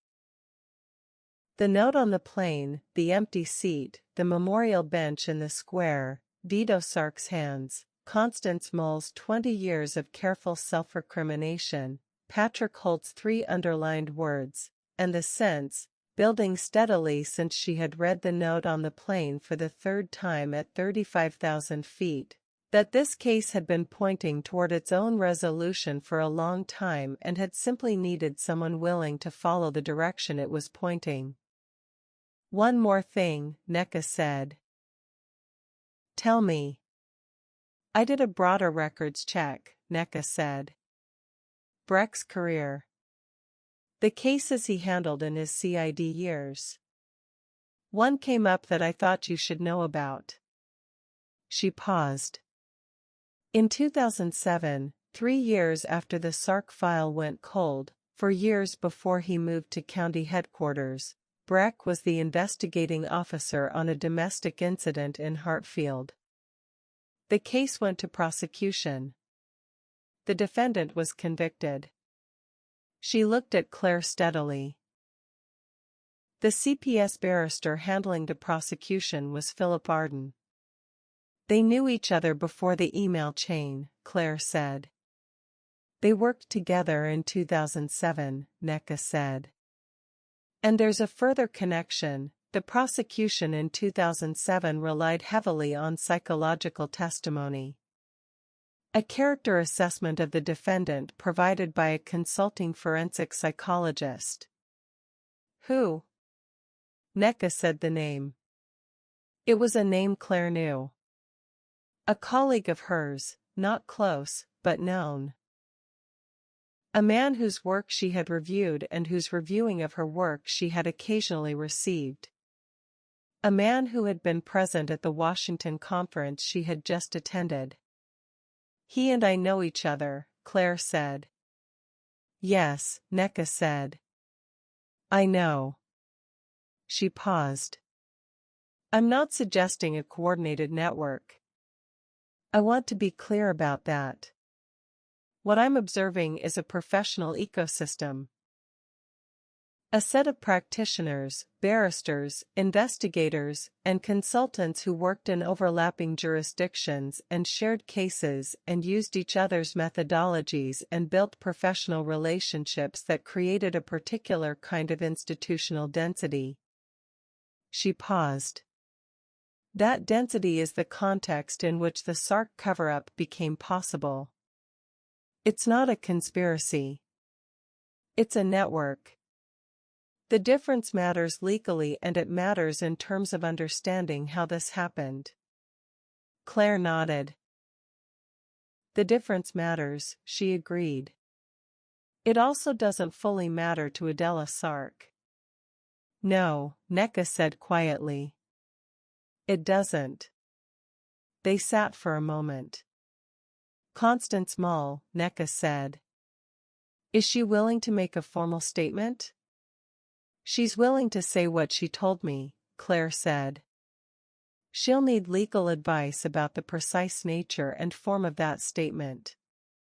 But yes, she's ready. She's been ready for 20 years. She just needed someone to ask. Neka nodded. Get me the primary documentation, she said. Whatever Adela gathered and whatever was preserved. And whatever else your independent source can give us. She picked up her coffee, which was probably cold by now, and drank it anyway with the characteristic practicality of someone who doesn't waste things.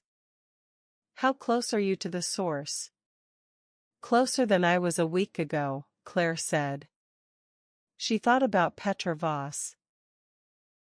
A name she had now assembled from the fragments available to her, not confirmed but assembled, the shape of a person built from peripheral evidence and one clear face in a blurred background photograph.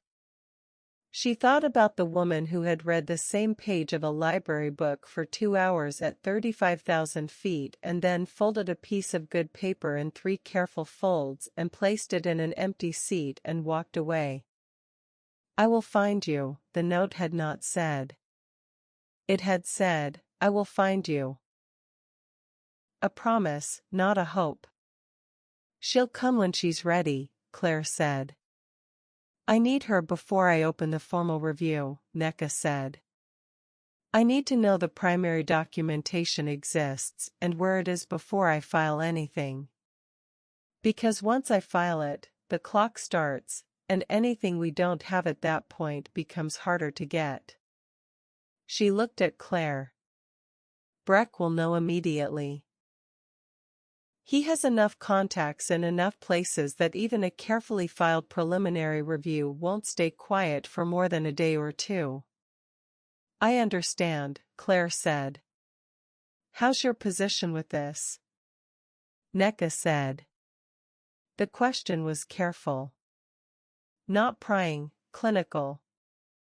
The kind of question a colleague asked when they needed to know whether the person they were relying on had enough clear ground to stand on.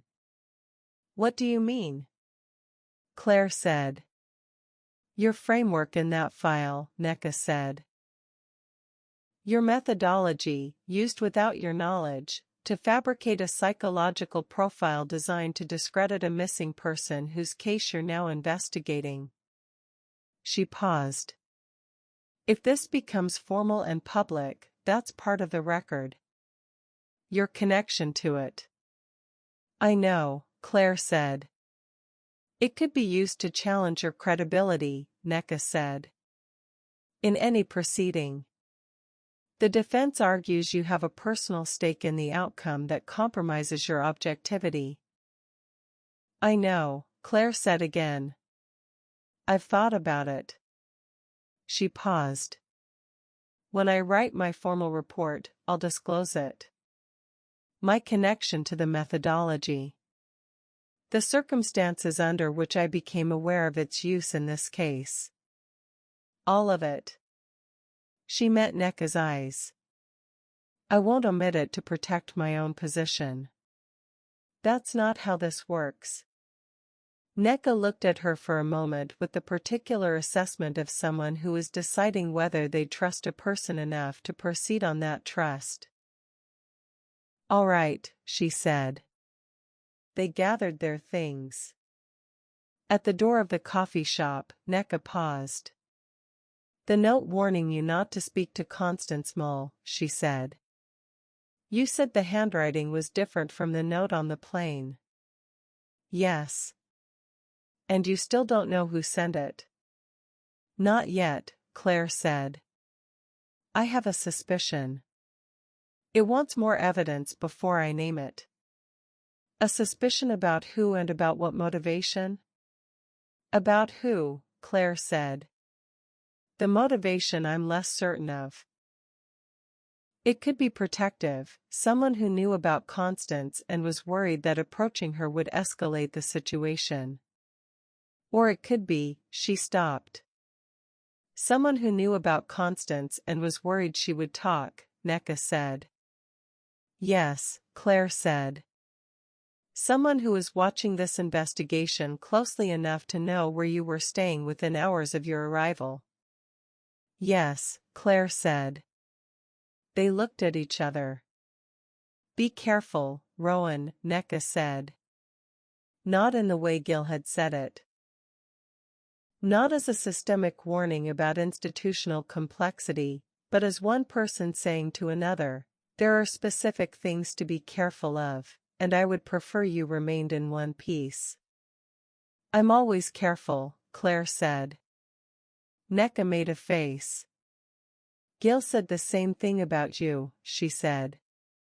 He said, she's careful in the technical sense. Meaning she doesn't miss details. He was slightly less confident on the broader personal safety front. Gil worries, Claire said. Gil is correct to worry, Neka said, and went in the opposite direction. Claire walked along the embankment. She needed to walk and she needed the river and she walked for 20 minutes without specific destination, the Thames grey-brown and heavy beside her, the bridges striding across it with their different architectures, the South Bank on the other side alive with its weekday foot traffic. She thought about Philip Arden. She thought about the email chain. This is between us at this stage, preliminary thinking. The careful language. The careful man.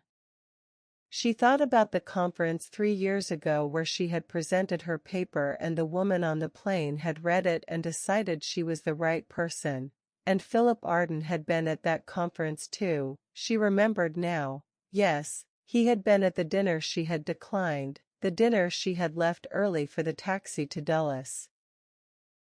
Had he seen her name on the program and known, if he knew about the assessment's use in the SARC file, that there was something pointed about her choice of subject? she thought, or was it simpler than that? Was it that her paper, on institutional pressure and coerced recantation, was the paper that was most likely to attract the attention of someone trying to surface the Sark case, and the pointed irony of her own methodology's use was something the woman on the plane had discovered later and had incorporated into her reasoning for choosing Claire without it being the primary reason? She thought, I need to talk to Petra. She needed to talk to the woman from the plane, and she needed to do it properly, with the full picture in front of them, and she needed to understand what Petra knew about the evidence and where it was and what Adela's actual position was regarding coming forward. She stopped on the embankment and looked at the river. She took out her phone. She had tried, over the past week, to trace Petra Voss, the name Vito had given her, the last name she had assembled. The airline booking, accessed through Gill's informal channels, had confirmed that the passenger listed in seat 14B had been booked under a different name, a name that didn't appear in any standard database, which suggested either a legal name change or a document that had been created rather than earned. She had one lead she hadn't yet followed. She opened her email and wrote a message to an address she had found through the one verifiable trace she had. A professional registration, partially visible through a genealogy database, linked to a name that was close enough to Petra Voss's to be plausible as an alias. She wrote, I know what you gave me on the flight. I know more now than you may expect. I need to speak with you directly.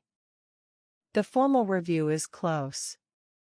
To protect Adela's position, and your own, I need the primary documentation.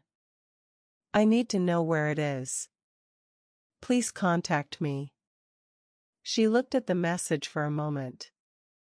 She added, at the end, I also need to tell you something about my own connection to this case that you may not know. You chose me for reasons. I want you to know all of them. She sent it. She put the phone in her pocket. She stood at the river and looked at the water and thought about a girl of 19 walking north from a bus stop in November, carrying nothing except the knowledge of what she was leaving behind and the determination to make it count for something, eventually, when the time was right. The time was right. She was going to make it count. She turned and walked back toward the tube station and Tufnell Park and the house where Desmond would be home by 7, and she thought about what Nneka had said, you sound like yourself. She thought about what Desmond had said, more than you have in a while. She thought about these two observations arriving independently, from two different people who didn't know each other, in the same week. She thought, perhaps this is what it looks like when you're doing the right thing. She went home. Desmond was in the kitchen. He had cooked something with rice and something fragrant, and he looked up when she came in with a question in his face that was not about food. She sat down at the kitchen table. He set a plate in front of her and sat across from her, and they looked at each other over the table in the particular way they had been looking at each other for months. The look of two people who both understand that something needs to be said and who have, until now, kept deferring the saying of it. Desmond, she said. Claire, he said. She thought about Constance Mull saying, I've spent 20 years in a sustained argument with that version of myself, and I think the argument is done. She thought, the argument inside myself about what this marriage is and where it has gone and whether I am capable of returning to it. I have been having that argument for a long time, and I think the argument needs to become a conversation. There are things I've been putting off saying to you, she said. Because I couldn't find the right words and because I was afraid of what the words might lead to. She paused. I'd like to try to say them. Desmond set down his fork. He looked at her with his full attention, the attention she had always found both steadying and slightly frightening, because it did not look away. "I'm listening," he said. Outside, the London night settled around the house, and the rain that had been threatening all day finally arrived, quiet at first, then more insistent, against the kitchen window, and Claire looked at the man across the table from her and thought, 20 years is a long time to carry something alone. She said, "I think I've been disappearing." He didn't speak immediately. When he did, his voice was very quiet. "I know," he said.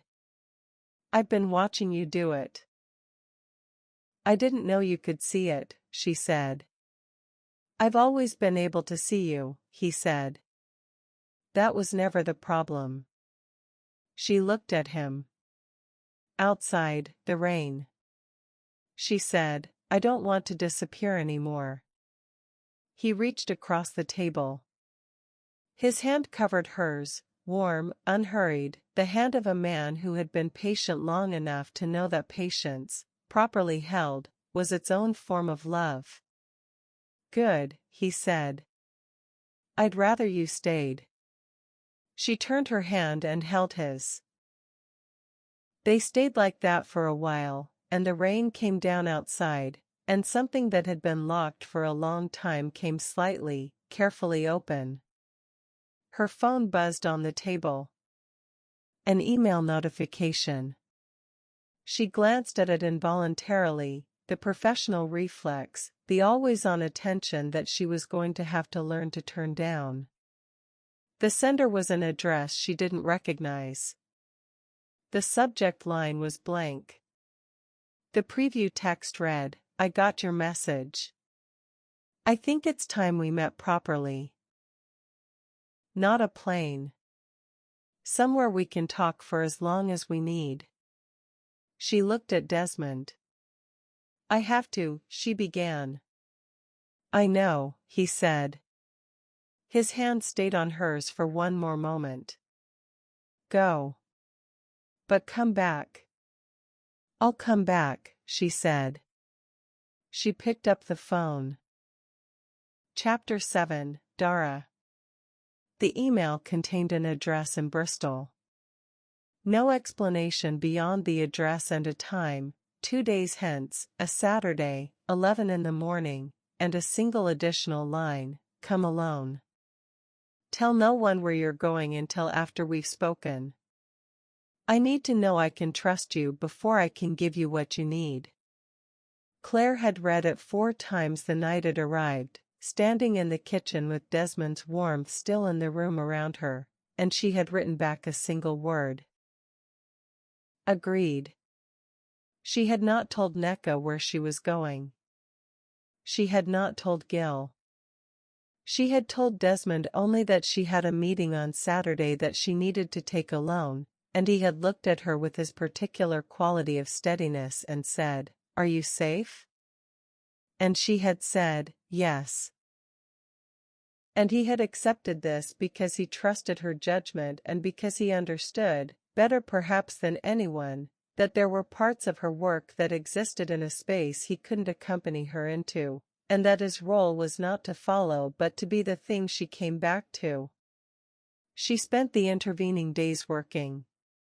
She returned to the digital records and built a more detailed timeline of Philip Arden's career. The CPS years, the transition to academic work, the publication of the manual, the paper they had written together, the conference appearances and the collaborative projects and the professional network that radiated outward from him in the particular way of someone who had understood, very early, that reputation was a form of infrastructure. She found nothing that constituted additional evidence. What she found was a portrait. A man of considerable intelligence and careful self-presentation who had, at some point in the middle years of his career, made a decision that he had then been very efficient about not examining. She recognized the type. She had spent her professional life in proximity to the type. The difference between Arden and most of the cases she'd worked was that Arden had had access to the tools that made the damage sustainable. She also spent time thinking about the note. Don't talk to Constance Mole. The handwriting she had studied repeatedly. Small, compressed, the pen pressed harder than necessary, the mark of someone writing quickly and under pressure, but not someone unfamiliar with the act of writing. The paper was ordinary. No distinguishing marks on the envelope. She had 3 candidates. The first was someone connected to Breck, a local contact who had been informed of Claire's arrival and sent the note as a warning shot, designed to slow her down or redirect her. If this was the case, the note had been counterproductive, which suggested either that the sender had misjudged Claire's temperament or that they had intended something subtler than a deterrent. The second was someone who knew Constance personally, who was aware of Constance's connection to the case and was trying to protect her from exposure. This implied someone with knowledge of Constance's departure from Hartfield and her current location, which narrowed the field considerably. The third, and this was the possibility she kept returning to, was someone who had known about the case for a long time and had been, in their own way, watching over it. Watching over the periphery of it. The person in the 2008 fundraiser photograph, standing at the edge of the room with an expression that was not festive. She thought, if Petra had been in Hartfield in 2008, she might have made contact with people who were peripheral to the case. She might have known about Constance. She might have known enough to worry that an unexpected investigator asking questions would destabilize something that had been carefully maintained. She thought, Petra had sent the note to slow Claire down, not to stop her. Because Petra was already building toward contact. She just needed to control the timing. She couldn't be certain. She filed it and moved on. On Friday evening she packed a small bag and told Desmond she would be back by Saturday evening. Bristol, she said. He looked at her. I said I'd tell you where I was going, she said. So I'm telling you. He nodded. Text me when you arrive. I will. She kissed him, not the habitual kiss of a long marriage operating on autopilot, but the other kind, the kind that required conscious arrival. He looked slightly startled by it, which made her feel something complicated that she decided to examine later, at a time when she wasn't about to investigate a 20-year conspiracy. Go on, he said. His voice was warm. She went. Bristol on a Saturday morning had a particular quality of organized bustle. The Clifton end, where Claire emerged from the station and found a taxi, was bright with the kind of weekend activity that spoke of a city that had found, in the past 2 decades, a confident second version of itself. The harbor was visible from the bridge she crossed and it caught the thin winter light with the particular enthusiasm of water in cities, which always seemed to Claire to be making the best of its situation. The address was in Clifton, a residential street of Georgian terraces, well-maintained, with the slightly hushed quality of a neighborhood that had been gentrified long enough to have stopped being surprised about it. Number 31 had a dark red door and a bay window with the curtain half drawn. She knocked at precisely 11. The door was opened not by the woman from the plane. She had prepared herself for this, reminding herself that the email had come from an unfamiliar address and the name Petra Voss was still assembled from fragments rather than confirmed, but by someone she did not recognize. A woman in her mid-50s. Medium height, compact in her bearing, with dark hair only beginning to gray at the temples and eyes that were lighter than her coloring suggested. She wore a dark jumper and jeans, and she looked at Claire with an expression that was carefully composed over something more turbulent. Not the woman from the plane, but the woman from the 2008 fundraiser photograph. Claire recognized her face before she recognized the recognition. The specific quality of the expression, the way it carried a kind of held alertness, as though all the attention was directed outward while the inner processes ran very quiet and very fast. "Dr. Rowan," the woman said. "Petra Voss," Claire said. A pause. The woman looked at her with something in it that might have been relief. "Come in," she said. The sitting room was sparsely personal. The furniture of a house that was lived in but not displayed in, books on the shelves that had been chosen for reading rather than impression, a desk in the corner with a laptop and a tidy pile of folders, a coat rack with several coats suggesting that the house hosted more than one person's clothing. A dog bed in the corner, currently empty. No photographs on the walls. Which was itself, Claire thought, significant. Petra sat in the armchair facing the window and Claire took the sofa opposite, and they looked at each other across the distance of 20 years and a transatlantic flight and a single folded note. She was not what Claire had expected. Or rather, she was exactly what the evidence had suggested, and the expecting was a different thing from the encountering. She had the quality of someone who had been very controlled for a very long time and who was now, in this room, with this person, choosing to let some of the control down. The choosing was visible. It was effortful. "I owe you an explanation," Petra said. "You owe me nothing," Claire said. "But I'd welcome one." Petra looked at her for a moment. Then she nodded. "The flight," she said. "I booked it 6 months ago. Under the name I travel under, I have documents. Legitimate ones, mostly, though the paper trail for how they were obtained wouldn't survive close scrutiny." She said this without apology and without embellishment. "I chose your flight because I knew your conference schedule. I chose your seat assignment because I was able to see the available seating when I booked, and 14A was the window seat I knew you would select." A brief pause. "You always take window seats. It's in the conference accommodation records if you know how to read them." "I do always take window seats," Claire said. "I chose you because of the paper," Petra said. "The coerced recantation work. And because," she stopped. "Reorganized. Because Adela read it.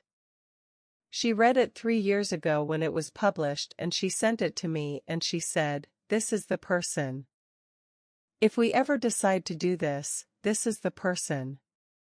She looked at Claire steadily. "It took us 2 more years to decide to do it." "What decided you?" Claire said. "Her diagnosis," Petra said. "And the death of the governor." She paused. When he died, the last thing that had been holding her in place, the fear of what he would do if she came forward, was gone. "And the illness," she stopped. Something moved through her face that was briefly unguarded and then controlled again. "She has a daughter, Dr. Rowan. 16 years old.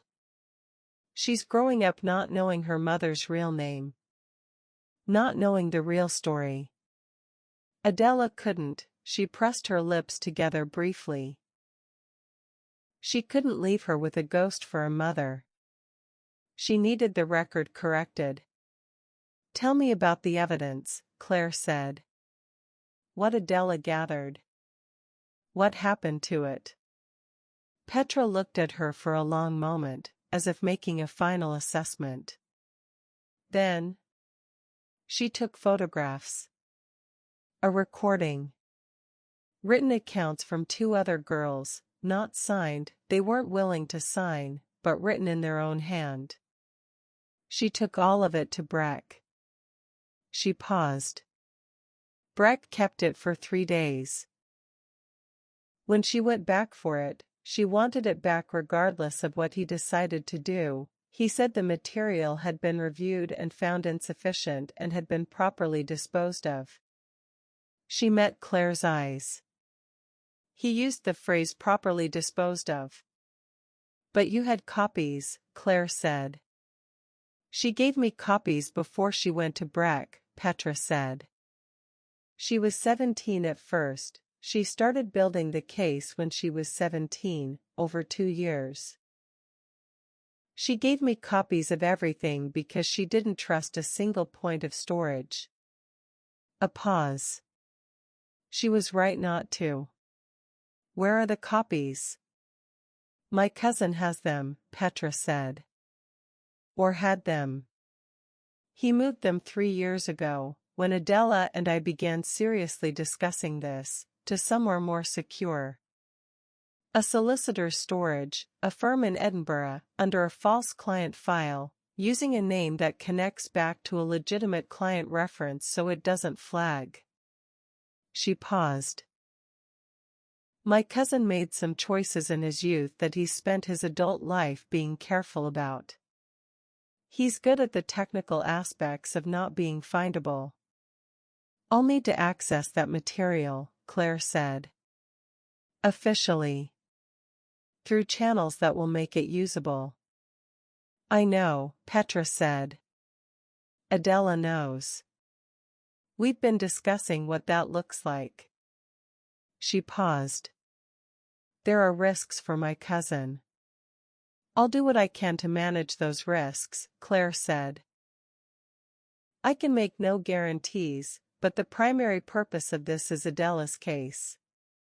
Your cousin's assistance in preserving evidence will be a consideration in how any subsequent matters are handled. She paused. I want to be honest with you rather than tell you it will be simple. Petra looked at her. Adela said you would be honest, she said. She said the paper read like someone who would be honest even when honesty was inconvenient. I try to be, Claire said. Petra nodded slowly. She looked at the window for a moment, the Bristol street, the winter Saturday, the ordinary world going about its business outside the glass. There's something else, she said. Tell me. The note I left you on the plane, Petra said. I want to explain why it said what it said. It said what it needed to say, Claire said. It said what I could bring myself to write, Petra said. After 20 drafts. She looked at her hands. She didn't die. I watched her run. I've been carrying those sentences for 20 years. Saying them out loud, or writing them down, felt like the thing that would make it real enough to not be undone. She paused. I know that doesn't make rational sense. It makes complete sense, Claire said. Petra looked at her. You vanished from my account when I left the seat, she said. I moved to economy. I'd had a moment of, I was afraid. A crew member mentioned the manifest. I panicked about the name discrepancy. She paused. I watched you from 3 rows back for the rest of the flight. You didn't sleep well. You kept your hand pressed to your pocket where the note was. As if checking it was still there. I did that, Claire said. I didn't realize I was doing it. I noticed, Petra said. A silence between them that had, in it, the specific quality of 2 people who have been moving toward the same thing from different directions and have just arrived at the same place. I need to tell you something, Claire said. About my connection to this case. Something you may not know. Petra looked at her. Claire told her about the backdated assessment. About the methodology. About her co-authorship of the manual that had been used to construct a fabricated psychological profile of Adela, inserted into the digital file 6 years after the case went cold, used to retroactively pathologize a missing girl in language that sounded clinical and was not. Petra listened without moving. When Claire finished, the silence lasted for several seconds. You knew nothing about it, Petra said. Nothing, Claire said. I became aware of it 6 days ago. Petra looked out the window. That makes 2 of us, she said quietly. That there was a document using your framework in the file. She turned back. Adela doesn't know. She knows the file was wrong. She doesn't know about the assessment specifically. She paused. You'll tell her? Yes, Claire said. She should know everything. Petra nodded. She'll want to hear it from you directly, she said. When the time comes. A pause. She'd like to speak with you. She's asked me several times whether I think you're ready. What did you tell her? I told her I was still assessing, Petra said. And then, with something that was not quite a smile but shared some of its architecture, I'm ready to tell her yes. They talked for 2 more hours. Claire asked her questions with the methodical care of someone building a record, not a formal record, not yet, but the kind of internal architecture that would hold the weight of what came next. Petra answered with the specificity of someone who had been holding the same information in the same mental configuration for so long that its retrieval was almost mechanical. She confirmed the date of Adela's departure, the 15th of November, 2004. The arrangement they had made. Petra's cousin's contact, the documents, the route out. She confirmed that Adela had left the blue scarf deliberately. She confirmed the direction of travel, not north, as the scarf on the bus was meant to suggest, but southeast, to a train station 2 towns over. She confirmed that she had visited Adela once, for years after the disappearance, in Portugal. She confirmed that she had attended the 2008 fundraiser in Hartfield, and here her voice became very careful and very flat. I needed to see it, she said. I needed to see him standing there. Being thanked. Being remembered as someone who cared. She paused. I needed to see Breck beside him. She looked at the window. I don't know what I expected to feel. I thought perhaps I would feel something that would help me understand how to move forward with it. What I actually felt was, she stopped. Very cold. A very specific cold that had nothing to do with temperature. The photograph, Claire said. Petra looked at her. There's a photograph from the event, Claire said. In the Hartfield Gazette archive. You're in the background. Looking at them. Petra was quiet for a moment. I didn't know there was a photograph, she said. It's how I found you, Claire said. Or began to.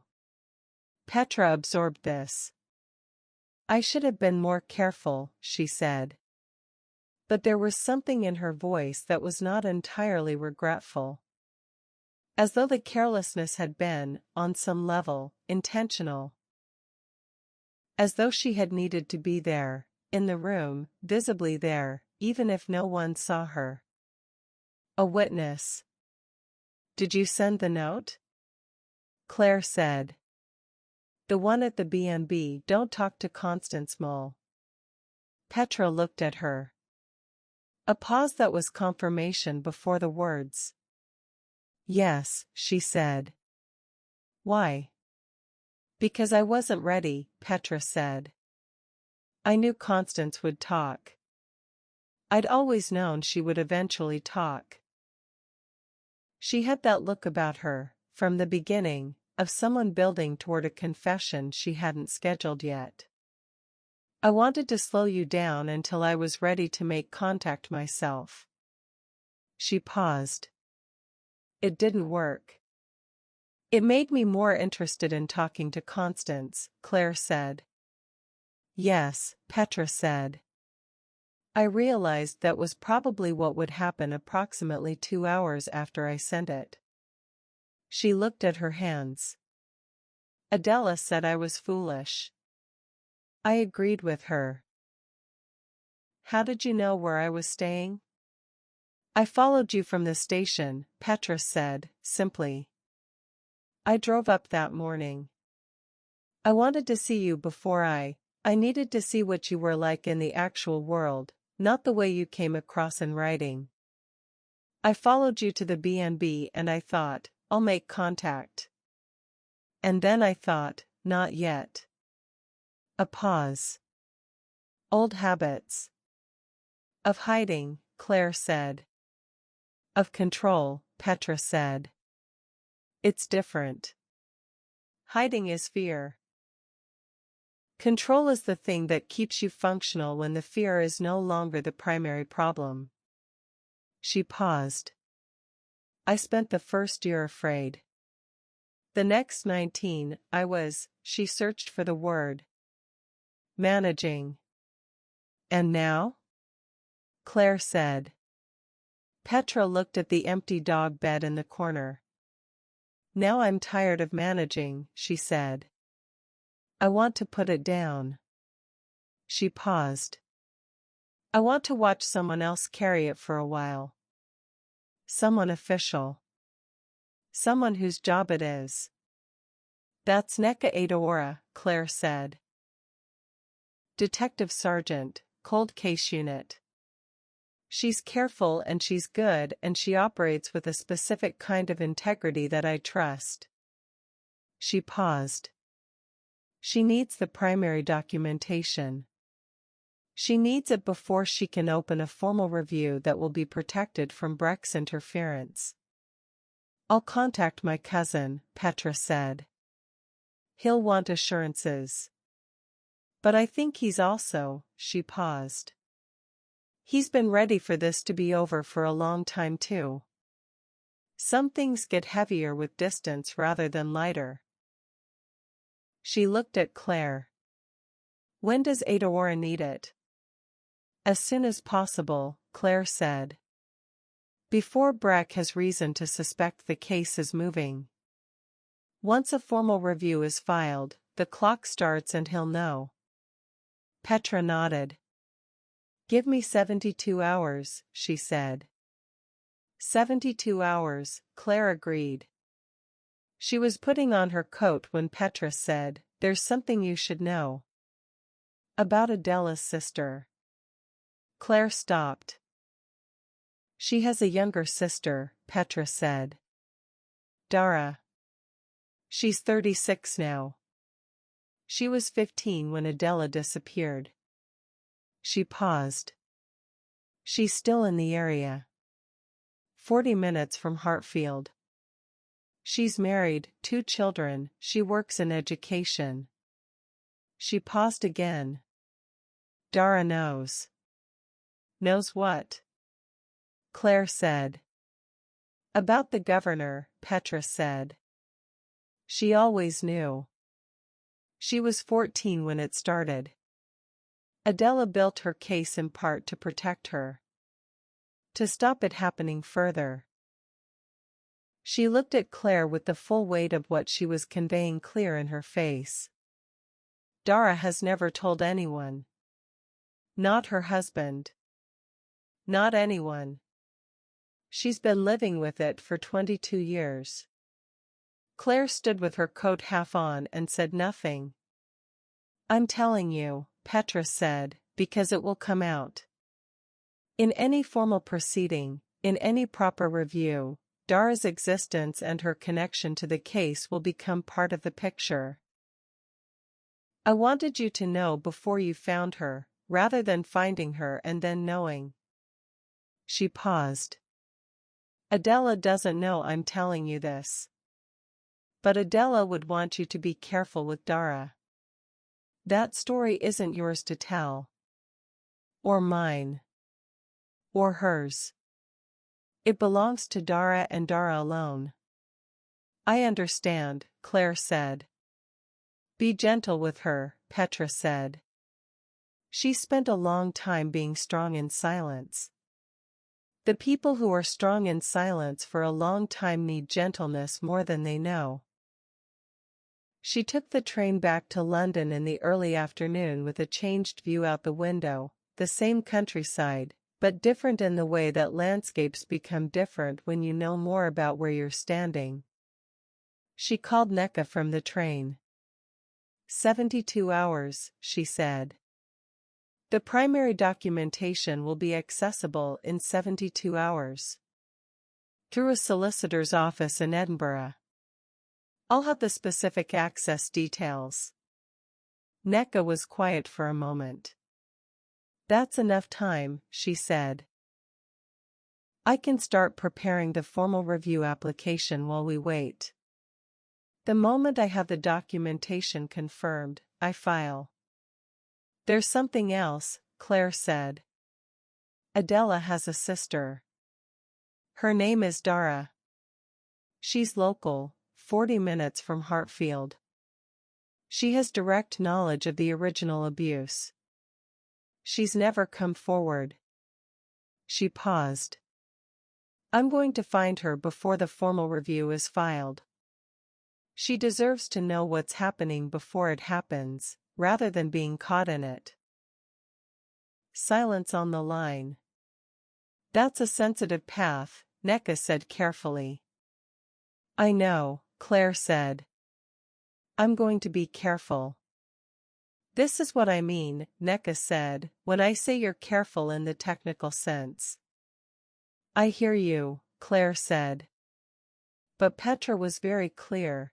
Dara has been carrying this alone for 22 years. If a formal review is filed and her name surfaces through the evidence before anyone has spoken to her directly, she will find out that her private trauma has become a public document from an official letter rather than a human being. I'm not willing to let that happen if I can prevent it. A pause. You have 72 hours, Nneka said. I'll use them well, Claire said. She found Dara Sark, now Dara Calloway, through the route that professional connections make possible. A search of education sector public records turned up a special educational needs coordinator at a primary school in a village outside Lewes. The age was right. The surname at the relevant age bracket, prior to marriage, pointed back to Hartfield. She wrote a letter. Not an email, a letter, physical, on good paper, without a letterhead. She wrote it carefully, and she rewrote it twice, and in its final form it said only that she was a forensic psychologist who had been working on a cold case review related to the disappearance of Adela Sark, that she understood Dara had a personal connection to that case, and that she wanted to speak with her before any formal proceedings were initiated, so that Dara could be informed rather than surprised. She gave her phone number and her email address and she said, You are under no obligation to contact me. But I believe it would be better for you if you did. She sent it first class. She thought about it the whole journey home, the letter moving through the postal system toward a woman in a village outside Lewes who had been living for 22 years with a theme she hadn't shared with anyone. She thought about what Petra had said, the people who are strong in silence for a long time need gentleness more than they know. She thought about Adela at 14 in the college anniversary photograph, looking at the camera with that alert, attentive expression. She thought about her sister, 2 years younger, also in that world, also in those rooms.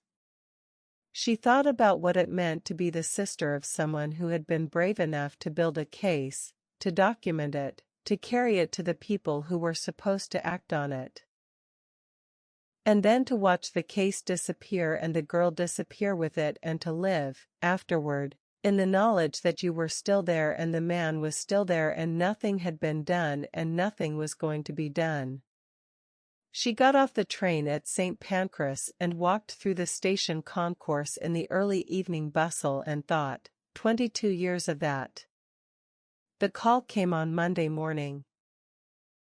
She was at her desk with her notes and her coffee and the beginning of a formal case report, and the number was local, a Sussex area code. "Dr. Rowan," said the voice when she answered. Young. Careful. The voice of someone who had been composing themselves before dialing. "Yes," Claire said. Very quietly. "My name is Dara Calloway," the voice said. "I got your letter." "Thank you for calling," Claire said. A silence. Not an uncomfortable one. A silence in which something was being decided, or had already been decided and was being expressed through the quality of the pause. "You said before any formal proceedings," Dara said. "So there will be formal proceedings?" "Yes," Claire said. "Soon. I wanted you to know first."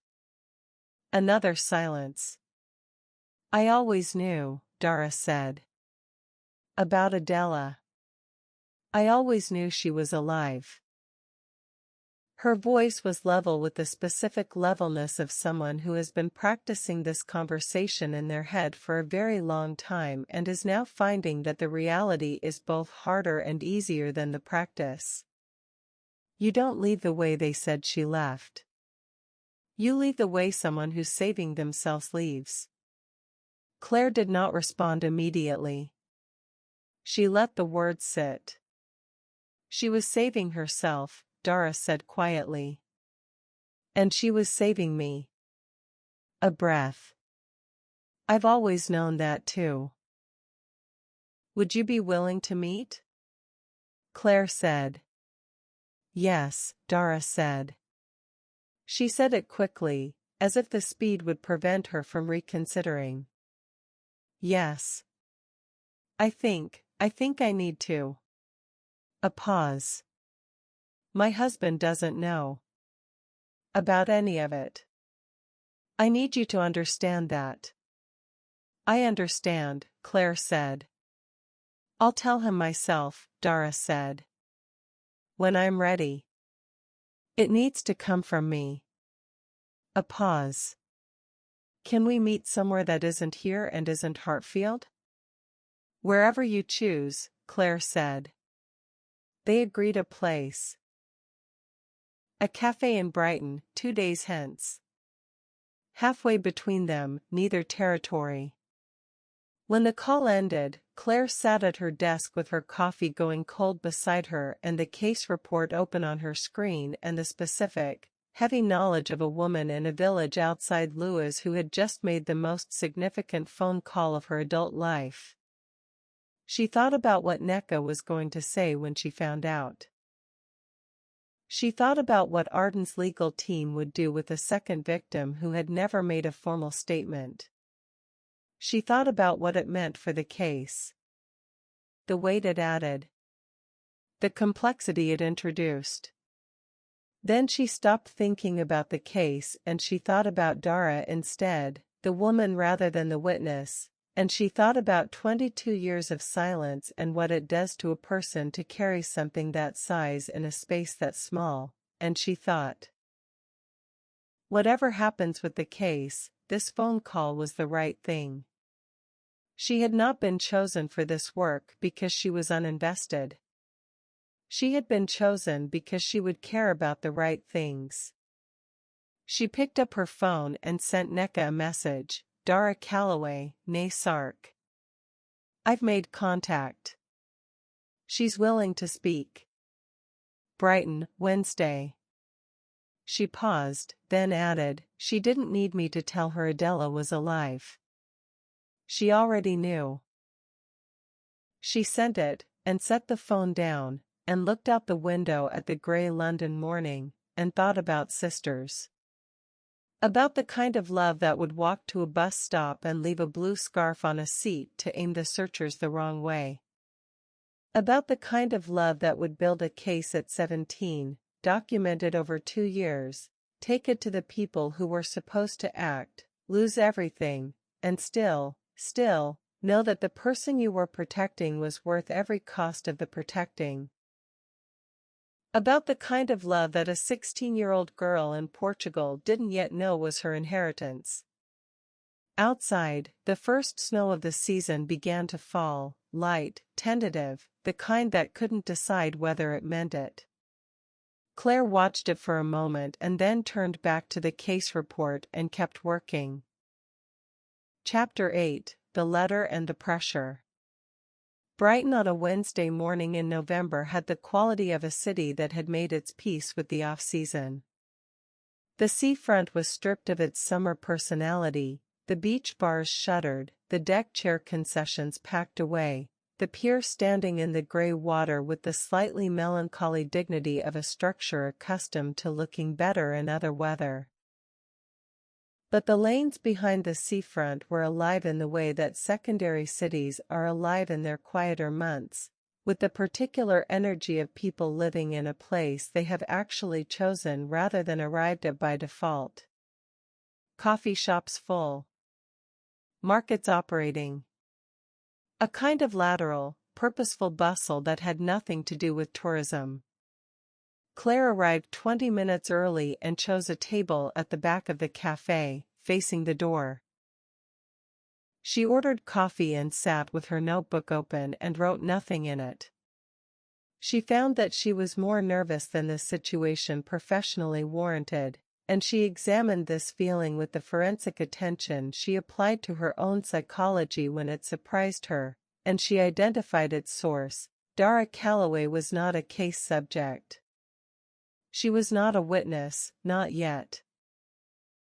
She was a woman who had lived with something for 22 years and had made a phone call 4 days ago that had cost her something significant, and she was going to walk through that door in 20 minutes and sit across from Claire and tell her things that she had never told anyone. The professional skills Claire brought to this situation were the same skills she brought to everything. But what was required of her this morning was not primarily professional. It was human. And she had learned, slowly and at considerable cost, that these were related but different competencies, and that confusing them was how you damaged people who were trusting you. She thought about what Petra had said. Be gentle with her. At 11:03 the door opened and a woman came in who could only be Dara Calloway, because she had Adela's breadth through the cheekbones and Vito Sark's dark, clear eyes, and she was scanning the room with the particular alertness of someone who has been in heightened sensory states for long enough that it has become their default register. She was 36. She looked both older and younger than that. Older in the set of her jaw and the careful way she moved through the room, younger in the expression that broke briefly across her face when she spotted Claire and recognized her as a known quantity rather than an unknown one. A brief, almost invisible relief. She was wearing a dark coat and a green scarf, and she had the kind of posture that came from years of being present in rooms where other people needed you to be the stable thing.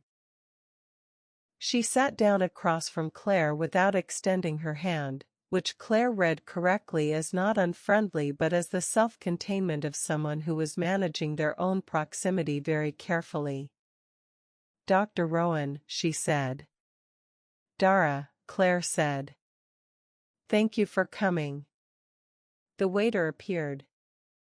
Dara ordered tea with the slightly automatic quality of someone who has been running on tea for 22 years and has stopped interrogating the choice.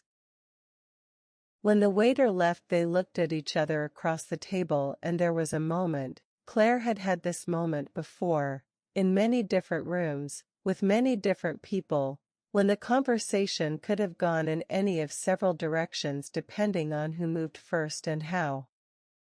She let Dara move first. "You said before any formal proceedings," Dara said. Her voice was steady and direct, the voice of a woman who had decided that steadiness was the only available mode. "I want to understand what those proceedings will look like." "I'll tell you everything I know," Claire said. "And then you can ask me anything you want." She laid it out.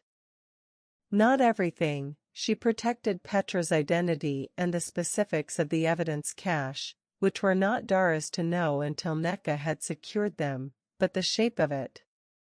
The cold case review. Breck's involvement. The backdated assessment in the file.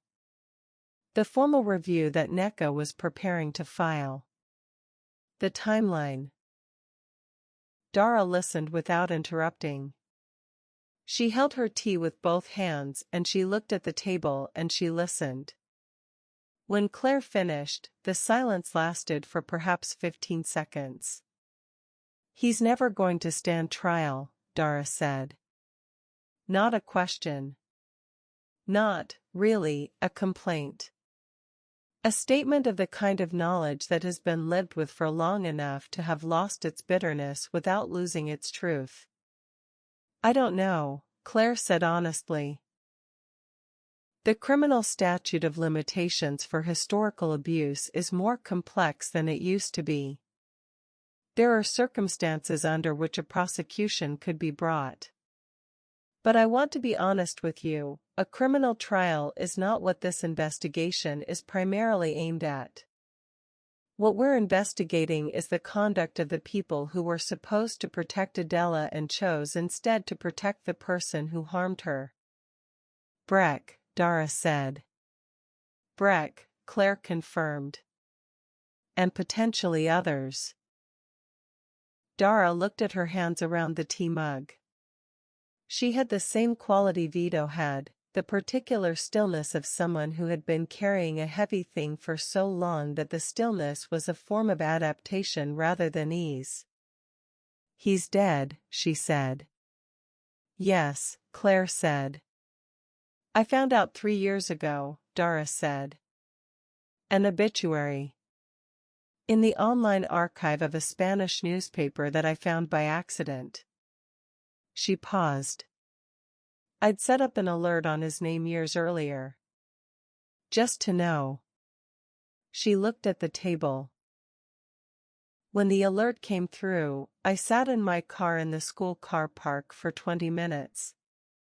She was quiet for a moment. "I couldn't find what I felt. There was something there, but it didn't have a name." Claire said nothing.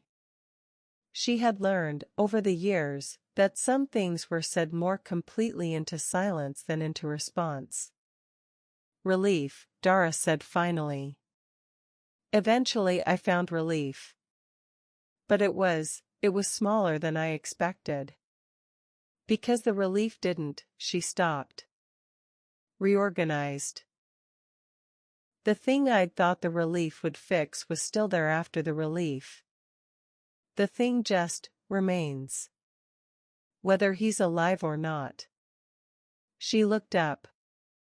"Does that make sense to you?" "Yes," Claire said. "It makes complete sense." "My therapist says the same thing," Dara said.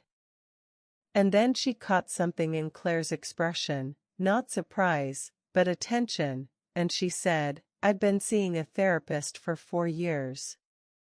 She's the only person outside this table who knows." A pause. "She doesn't know the specifics. I told her I experienced something difficult in my childhood that I've struggled to speak about directly. She's been very patient with the indirectness. You might want to speak to her before the formal review is filed, Claire said. So you have support in place. This is going to become more real when it becomes official. Having someone in your corner who knows the specifics will matter. Dara looked at her. You're very careful, she said. I try to be, Claire said. Adela said you would be careful, Dara said. Claire stopped. You know Adela is alive, she said. Dara looked at her with the clear, direct gaze of someone who has decided that indirectness has cost her enough. Yes, she said. I've always known. We email. She paused, watching Claire's face. Through an account system we set up a long time ago. Nothing that can be traced easily. I think Adela would say we're in contact in a way that is technically very careful. The ghost of something, not quite a smile but its outline. She'd be right. Claire absorbed this. She knows you're meeting me, she said. She knows, Dara said. She asked me to. A pause. She said, Dara, this is the person. Please talk to her. Please let someone in. She paused. Adela has been asking me to let someone in for about 5 years. I've been finding reasons not to. She looked at the table. The reasons kept getting smaller and the thing I was protecting kept getting heavier, and then you sent me a letter and I thought. She stopped. What did you think? Claire said. I thought, if not now, when, Dara said simply. They sat for a moment with that. I'm not going to ask you to make a formal statement, Claire said. Not today. Not until you're ready and not until you've had legal advice about what that would mean for you and what protections exist. What I want from today is for you to know what's happening so you can make decisions with full information. She paused. What you choose to do with your own story is entirely yours. I want to be very clear about that. Dara looked at her. Petra said the same thing, she said. That my story was mine. A long pause. You've spoken to Petra, Claire said. She called me 3 days ago, Dara said. After your meeting in Bristol. She paused. Petra and I have been, not close, but in occasional contact. Through the same careful email system. She wanted to warn me that you were thorough. The outline of the smile again. She meant it as a compliment. I hope it is one, Claire said. It is, Dara said. They talked for another hour. Claire asked careful questions and Dara answered them with the careful honesty of someone who had been waiting so long for a legitimate space in which to be honest that the waiting had refined rather than eroded her precision. She described what had happened to her, not in clinical detail, not in the exhaustive procedural language of formal testimony, but in the way that a person who has been thinking about something for 22 years describes it, completely, and without pretense. She had been 14. The access had been created through institutional channels, the same college program, the same mentoring framework. He had been skilled at the architecture of isolation, at creating situations that felt special before they became something else.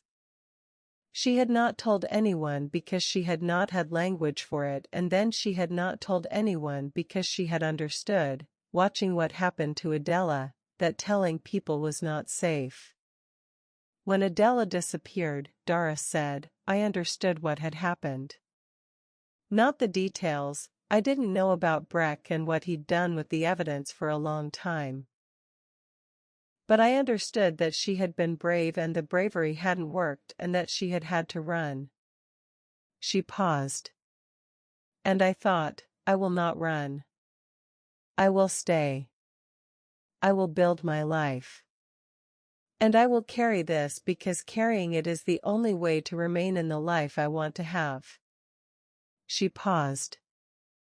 I married a good man. We have 2 sons.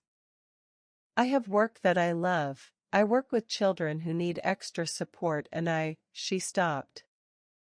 I'm good at it, she said. I'm very good at it. I always thought that was partly because of what I carried. That it made me better at seeing things other people missed. She looked at Claire. Is that a strange thing to say? No, Claire said. It's a very human thing to say. Dara nodded slowly. I've been afraid, she said, that if this comes out, if it becomes a public record, if there are proceedings, I'll lose the thing I built. The life. The marriage. The sons who don't know. She looked at the table. And then I think about Adela, who has a daughter in Portugal who doesn't know her mother's real name, and I think, she stopped. I think we have both been so careful about protecting the life we have that we've been protecting it from the truth as well. And you can't, she stopped again. You can't protect something from the truth forever, Claire said quietly. The truth has its own timeline. Dara looked at her. Yes, she said. That. When they finally stood to leave, Dara put on her coat and wound her green scarf and looked at Claire with an expression that was many things at once, frightened and resolved, and something else that Claire identified, after a moment, as the specific quality of someone who is lighter than they were 2 hours ago by the precise weight of having told the truth to another person. What happens next? Dara said. A formal review is filed, Claire said. Neka Adora, the detective leading it. We'll be in touch with you through proper channels once that's done. You don't have to do anything until you're ready. But when you are ready, there are people who will help you. She paused. You won't be alone in this. Dara looked at her. Adela asked me to tell you something, she said. If I spoke to you. Tell me, Claire said. She said, tell her that Adela is grateful. And tell her that Adela is sorry it took this long. And tell her, Dara's voice caught, very briefly, and was held. Tell her that she remembers her. Claire stood with this for a moment. I'll tell her myself, she said. When I speak to her. Dara nodded. At the door of the cafe she paused without turning around and said, My husband's name is Oliver. He's a good man. He'll be all right with it. I know he will. She said this as though she were telling herself as much as Claire. I just needed to be the one to tell him. Of course, Claire said. Dara went out into the gray Brighton morning and Claire watched her through the cafe window, the green scarf, the dark coat, the posture of someone who had just put something down and was relearning how to walk with the new distribution of weight. She sat back down at the table. She held her cold coffee and she thought about 2 sisters, one in Portugal who had been building toward this for 20 years, one in a village outside Lewes who had been building toward this without knowing it. And she thought about what it meant to carry a secret long enough that it became part of your structure, and what it meant to begin, finally, to let it become something else. Her phone was on the table, face down. She turned it over. 3 notifications. 2 emails from students requesting extensions on assignments she was supervising. And one from an address she didn't recognize. The same kind of unfamiliar address as Petra's first contact, the kind built from strings of random characters that spoke of careful anonymization. She opened it. It was 4 sentences long. Dr. Rowan. I understand you have been conducting inquiries that touch on matters within my professional jurisdiction. I suggest we speak before this goes further. I am available at your convenience and would prefer a direct conversation to the alternative. It was signed with a name she recognized. Judge Callum Breck. She read it twice. She sat in the cafe in Brighton with the sound of the coffee machine and a low background conversation and the grey light through the window, and she read those 4 sentences twice, and she felt, beneath the professional stillness, beneath the careful management of her own responses that she maintained in situations like this, a cold, specific clarity. He knew. Not everything. If he knew everything, he would not be writing inquiries that touch on matters. He would not be suggesting a direct conversation. He would be in emergency consultation with his legal team. The fact that the email was measured and relatively unspecific suggested that he had received information indicating that someone was asking questions, but not yet information indicating the extent of what those questions had uncovered. Someone had told him Claire was in Hartfield. Someone had told him she was looking at the Sark file. And Breck had decided. With the confident miscalculation of a man who had been managing inconvenient things for 20 years and had not yet encountered one he couldn't manage, that the best approach was a direct approach. A direct conversation. Before this goes further. She thought about Patrick Holt's 3 underlined words, who wrote this. She thought about Necka saying, once I file it, the clock starts. She thought about Petra saying, 72 hours. The 72 hours had elapsed. She had received confirmation from Petra the previous evening. The solicitor's office in Edinburgh had been contacted, the access arrangements were in place. Necka had the reference details. Necka was filing the formal review application today.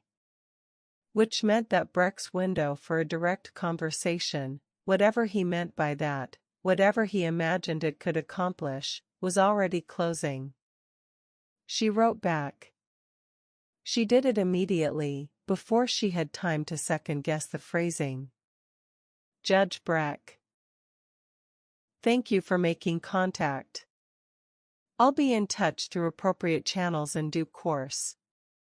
She sent it. She put the phone in her pocket and left the cafe. She stood on the Brighton pavement in the November cold and called Necka. He's emailed me, she said when Necka answered. A silence. Breck. Yes. What did he say? She read her the email. Another silence, longer. He's been informed you're investigating, Necka said. Not by how much. But someone in Hartfield has been reporting to him. I've been thinking about who, Claire said.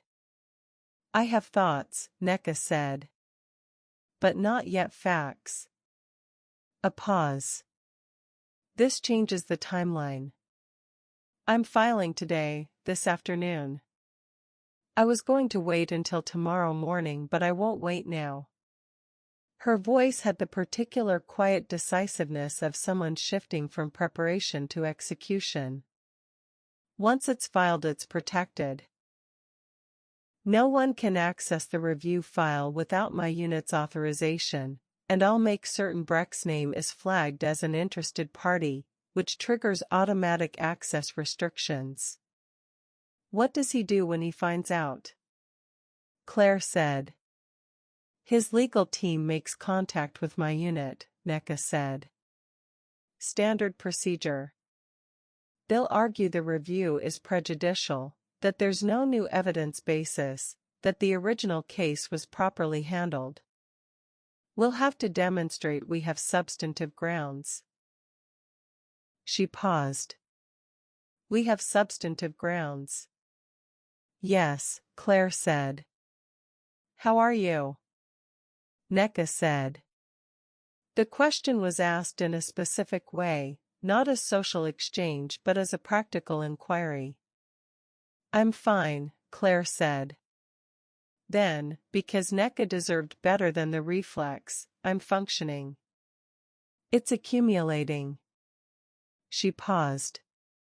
He's been watching this move. He's been watching it long enough to have someone in Hartfield reporting to him and to have decided that a direct email to me was the right response. That's the action of a man who still believes he can manage this. Who hasn't fully understood what we have. Good, Nneka said. I'd prefer him underestimating until the review is filed. He'll understand afterward, Claire said. Yes, Nneka said. He will. She took the train back to London. She sat in a window seat, she always took the window seat, and she watched the Sussex countryside give way to the crawl of the city's approach, and she thought about the email. About the weight of it. About the specific sensation of having someone who had been the subject of an investigation make direct contact. She had experienced it before, in other cases, other contexts. It was never comfortable. It was the feeling of a situation becoming three-dimensional, of the person at the center of the thing stepping forward from the file and the evidence and the theoretical framework and becoming present. Breck was present now. He had made himself present. Which meant the investigation was no longer proceeding in the comfortable abstraction of documentary evidence and consultations. It was real. He knew it was real. She got home at 4 in the afternoon. Desmond was not yet back. The house was quiet in its ordinary way, the coat rack, the key bowl, the sound of nothing in particular. She went to the kitchen and made tea and stood at the window looking at the garden, which was very bare and very still in the November light. Her phone buzzed. A text from Nneka, filed at 15:47. It's protected. You'll want to know, the documentation from Edinburgh is extraordinary. Photographs, recording, written accounts. The recording is, it's very clear, Rowan. You can hear everything. She read this twice. She thought about Adela at 17, beginning to build the case. The photographs taken carefully. The phone call recorded with whatever technology a 17-year-old in 2002 had available. Probably a small handheld recorder, the kind that still took cassettes. The written accounts from the other girls, coaxed into words by a girl who understood, somehow, that words were the only currency that would eventually count. You can hear everything. She sat down at the kitchen table. She thought about the recording. About Breck's voice in it, which she had not yet heard but which she would hear, flat and careful, saying, "These are serious allegations. I want you to think very carefully before you go any further with this." The sound of a door shutting. She thought about a 17-year-old girl listening back to that recording afterward, understanding what it meant, and beginning to plan her own departure with the same systematic precision that had produced the documentation in the first place. She thought, Adela Sark was extraordinary. She thought, and nobody told her. Her phone rang. Not Nneka. A different number. She looked at it. A London number she didn't recognize. She answered. Dr. Rowan. A man's voice. Smooth, calibrated, carrying the specific quality of professional confidence that came from years of courtrooms. My name is Gareth Pine. I'm a solicitor acting on behalf of Judge Callum Breck. Mr. Pine, she said. I understand you're conducting an inquiry that relates to my client's professional conduct, he said. I'd like to discuss the nature of that inquiry and the basis on which it's proceeding. I'm happy to discuss the inquiry through appropriate channels, Claire said. I'd suggest your client's legal team makes contact with the NCA Cold Case Unit directly. Detective Sergeant Adaora is the lead officer. A brief pause. I'm not aware of a formal NCA review. It was filed this afternoon, Claire said. I'm confident DS Adaora's office will be in touch shortly. A longer pause. She heard, in it, the particular quality of recalibration, the rapid, professional adjustment of someone who has just understood that the situation is further along than they had estimated. Dr. Rowan, he said, I want to be clear that my client is fully willing to cooperate with any. I'm sure he is, Claire said. Through DS Adaora's office. She paused. Good evening, Mr. Pine. She ended the call. She held the phone for a moment. She thought, he called me before he called NECA. He called the forensic psychologist consultant before he called the lead detective of the formal review. Because Breck had told him to. Because Breck still believed this was the kind of thing that could be managed by calling the right people and saying the right things. She thought, he doesn't know about the recording. He doesn't know what's in Edinburgh. He doesn't know about Constance Mull, or Dara, or Patrick Holt's preserved notes, or the email chain between himself and Philip Arden, or the metadata on the backdated assessment.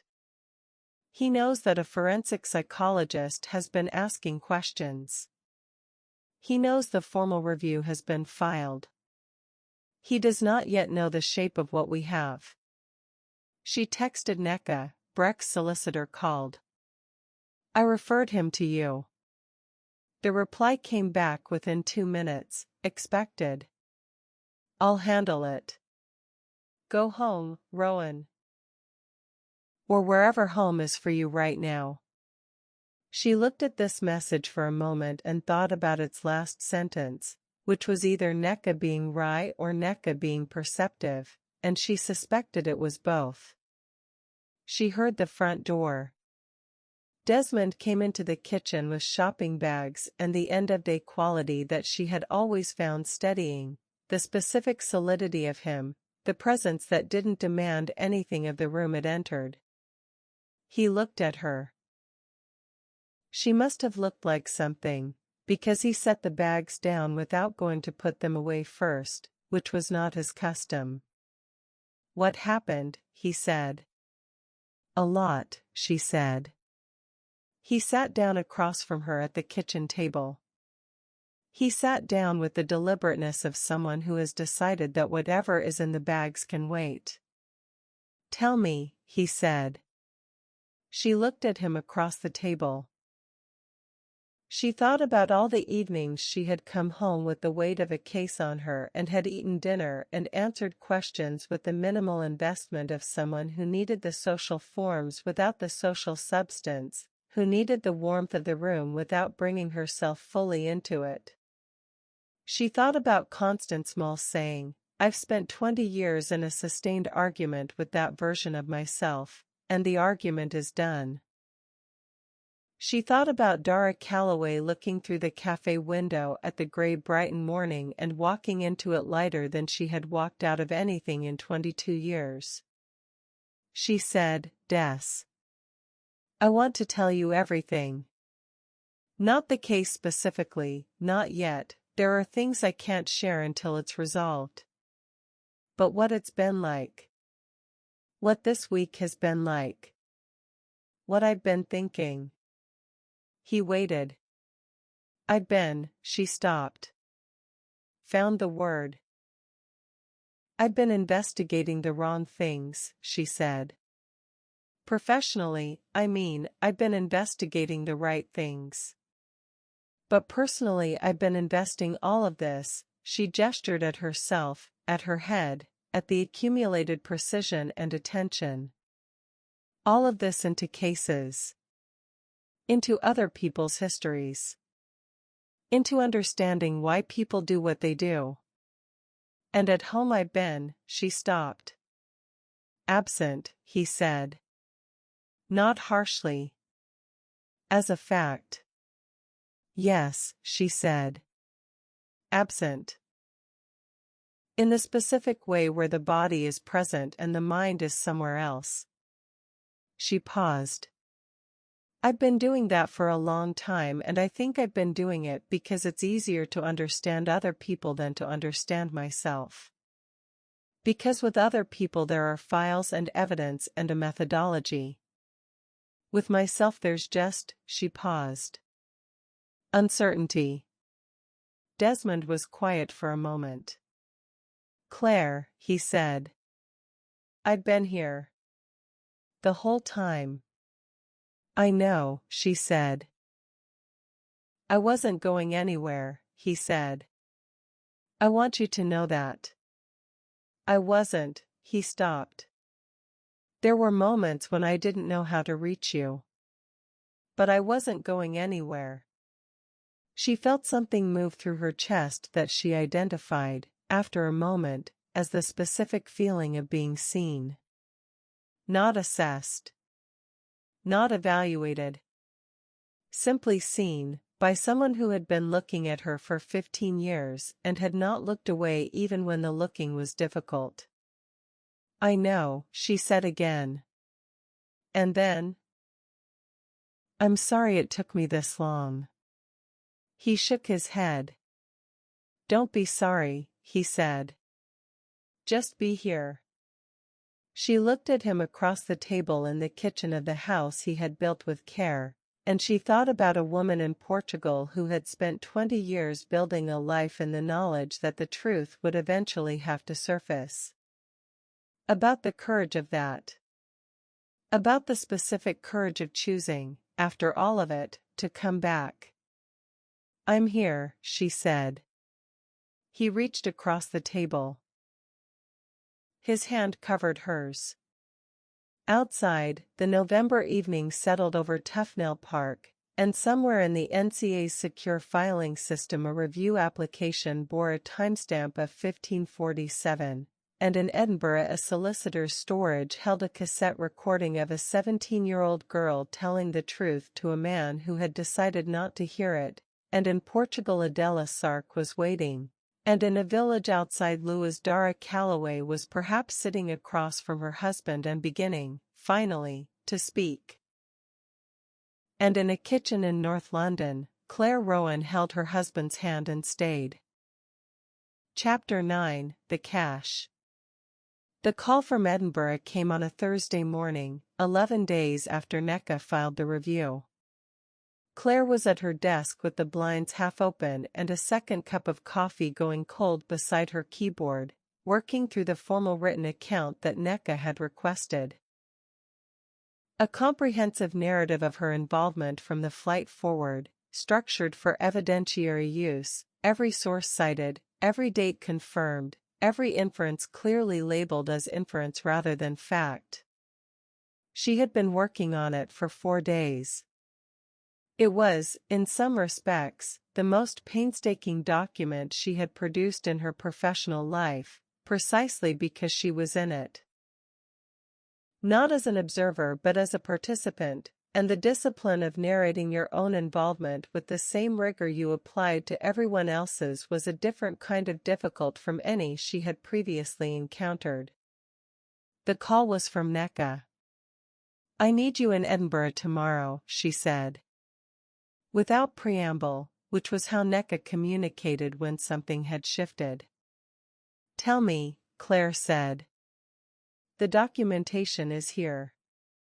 I've had it transferred under a secure access protocol. The solicitor's firm cooperated fully once they understood the nature of the formal review. I've been going through it since yesterday afternoon. A pause. Rowan, the recording, she stopped. I want you to hear it in person. I want you in the room when I listen to it properly. What did you hear? Claire said. Enough, Neka said. I want to hear all of it with you present. She paused. The photographs are also, they're significant. They're direct. They document what they document without any ambiguity that a defense team could reasonably exploit. Another pause.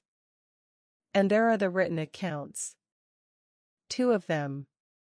Neither signed, as Petra told you. But detailed. And consistent with the primary evidence in ways that will be difficult to challenge.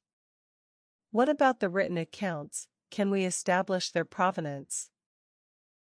We can establish that they were physically preserved together with the photographs and the recording, in a sealed set, and that the seal was intact when the Edinburgh solicitor received the package from the courier Petra's cousin used, Neka said. The chain of custody from that point is clean. Before that point, we have Petra's testimony about the origin and the consistency of the accounts with the other evidence. A breath. It holds, Rowan. It holds well enough. I've been building cases for 19 years and this holds. When tomorrow? Claire said. Morning. I'll meet you at the solicitor's office. Neka gave her the address. Bring your written account. We'll spend the day going through all of it. She paused. I've also arranged for Patrick Holt to be present. He deserves to see what he found, even if he couldn't get to it at the time. Claire thought of Holt in Derbyshire, his handwritten notes with those 3 underlined words. Who wrote this? He does deserve that, she said. One more thing, Neka said. Her voice had a particular quality, still professional, still controlled, but with something beneath it that Claire identified as the specific kind of gravity that arrived when a case moved from the theoretical to the irrevocable. Breck's legal team has been in contact with my unit 3 times this week.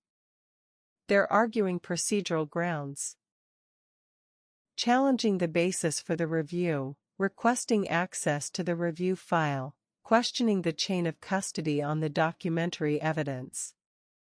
She paused. They don't know what the documentary evidence is yet. They know it exists because I'm required to confirm its existence to the review board. But they haven't seen it. When do they have to see it? Claire said. When I move from review to formal investigation, Neka said. Which I will do, as soon as I've completed the documentary assessment and taken formal statements from the witnesses. At that point, the defense has standard disclosure rights. She paused. I want everything locked before that happens. Every statement, every piece of evidence properly catalogued and attributed. She paused again. Constance Mull has agreed to make a formal statement. I spoke with her yesterday. She has a solicitor. Good, Claire said. And Dara? She's spoken to her husband, Neka said. She called me Tuesday. She wants to make a statement. She has a solicitor. She asked me whether it was too late. A pause. I told her it was exactly the right time. Claire sat with this. And Petra, she said. Petra is the piece I'm most careful about, Neka said. Her legal position is the most complex. She assisted in Adela's departure in a way that, depending on how certain things are characterized, could expose her to various charges. I've consulted with a Crown prosecution contact informally, without names, and the consensus is that any action against Petra would be extremely unlikely given the circumstances and the nature of what she was facilitating. But I want her to have proper legal advice before she makes a formal statement. She paused. I don't want to lose her cooperation through a misstep. She'll cooperate, Claire said. She's been working toward this for years. She's not going to pull back now. I believe you, Nneka said. But I want her protected. A pause. Edinburgh, tomorrow morning. 8 o'clock. She booked the early train from King's Cross. 6:15, arriving Edinburgh Waverley at 10:40. She packed a bag the night before with the focused efficiency of someone who had done enough overnight professional travel to have reduced it to a precise minimum, and she was at King's Cross by 5:50 in the morning darkness, the station operating in its pre-dawn register of early shift workers and serious travelers and a particular species of person who simply prefers the world before most people have arrived in it. She had told Desmond she was going to Edinburgh. She had told him why, not the details, but the shape, that this was the day the case became irrefutable, and she needed to be there for it. He had made her a flask of coffee and handed it to her at the door with the expression of someone who understood that this mattered without needing to know every particular of the mattering. She sat by the window on the train and watched the dark give way to the particular grey of an early November morning over the English Midlands, the motorways still lit, the fields emerging slowly from the dark, and she thought about what she was going to hear today. The recording. She had been thinking about it for 11 days, ever since Nneka's first text from Edinburgh said the recording is, it's very clear, Rowan. She had been thinking about Adela at 17, building her case, the small handheld recorder pressed to the telephone receiver or held near the speakerphone, her hand perhaps trembling but her voice, she felt certain, from everything she knew of Adela, her voice steady. Her voice the voice of someone who understood that the recording was not a dramatic gesture but a technical necessity. Evidence, not emotion. She had been thinking about what would be on it. What Adela would have said and how Breck would have responded. She had prepared herself professionally for the content, which was her habit with material that had the capacity to affect her. She pre-read case files, pre-processed testimony, gave herself the private space to have whatever response she was going to have before she was in the professional setting where responses needed to be contained.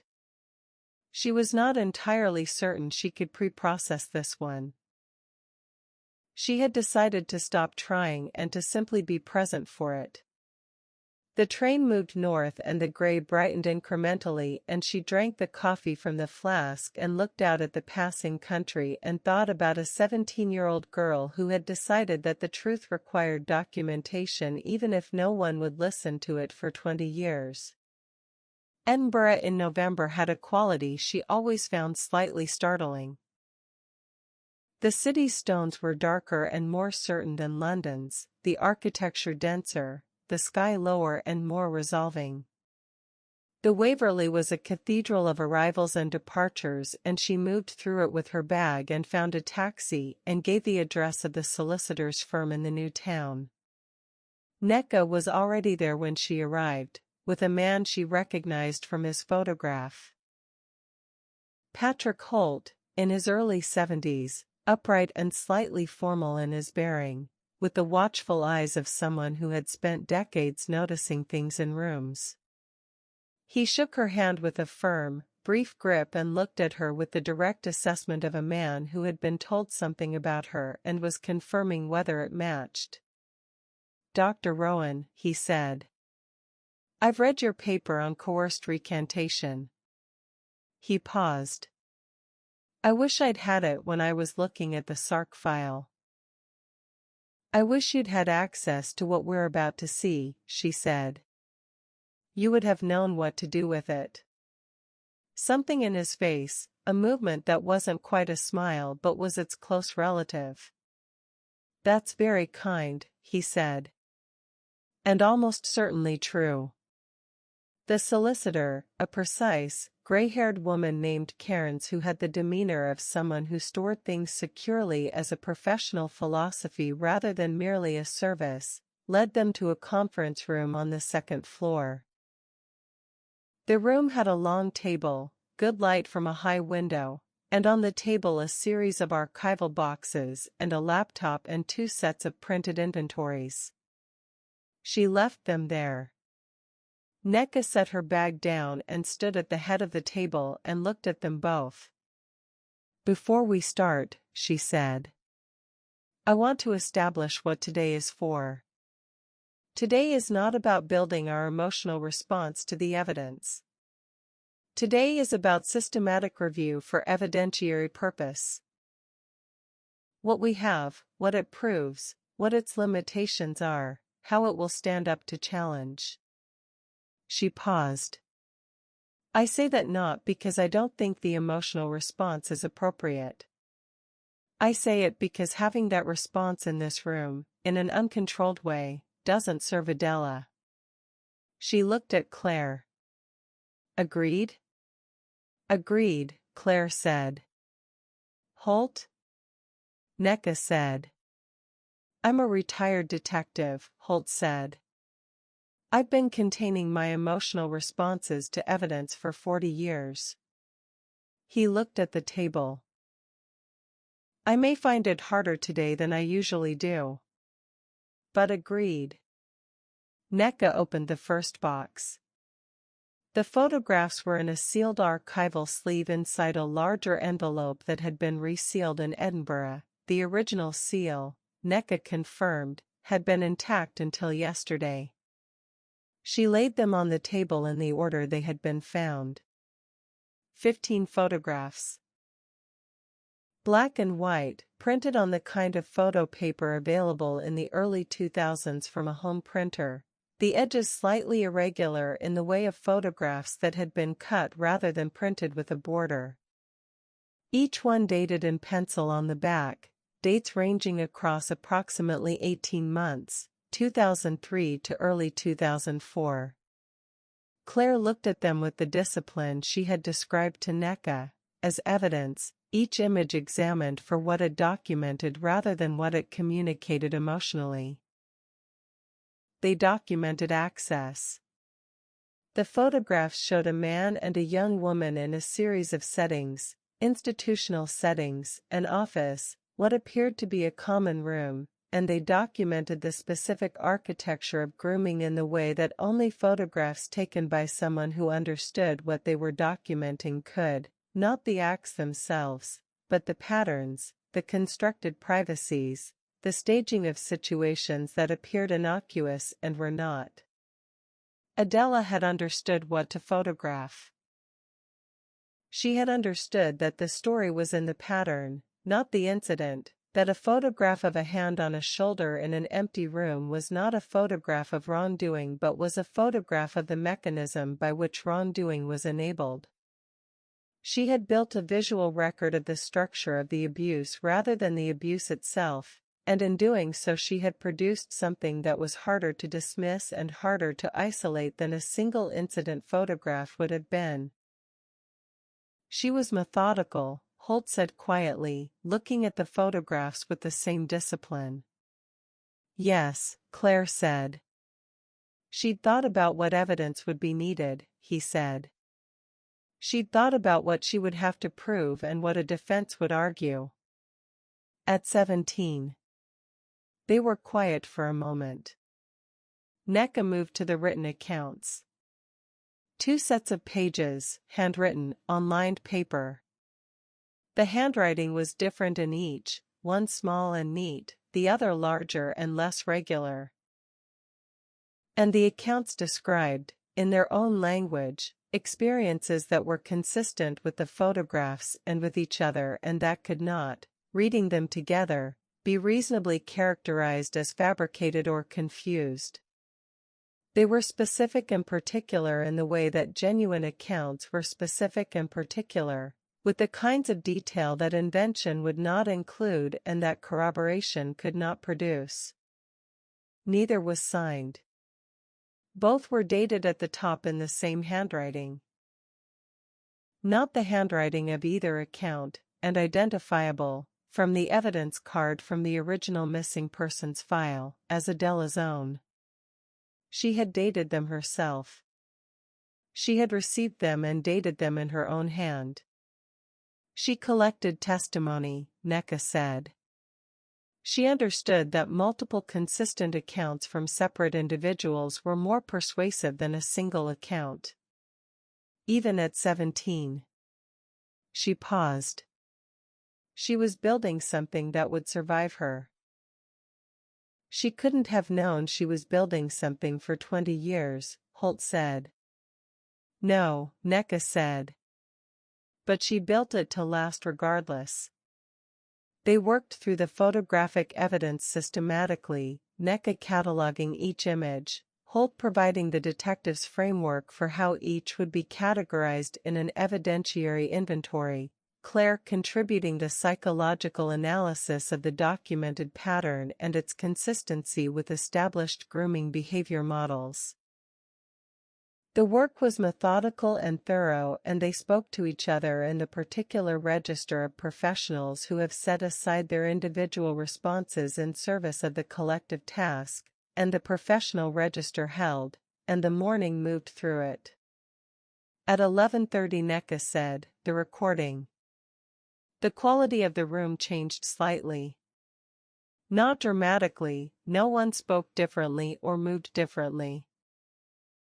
But something shifted in the air in the way it shifted when something irreversible was about to happen. Nneka had transferred the recording. It had been a cassette, as Claire had anticipated, transferred to digital by Petra's cousin years ago and preserved as a WAV file on an encrypted drive, to her secure laptop. She connected a small external speaker. She looked at both of them. "Ready?" she said. Holt sat back slightly in his chair and folded his hands on the table. Claire looked at the window. "Yes," Claire said. Nneka pressed play. Static first. The quality of a cassette recording from the early 2000s, not poor, but unmistakably analog, with a very faint background hiss that became, after the first few seconds, completely irrelevant. Then a phone ringing. 2 rings. A click. A man's voice. Breck. 1 word. His name as an answer. The voice of a man for whom the phone was a professional instrument and who answered it the same way regardless of who was calling.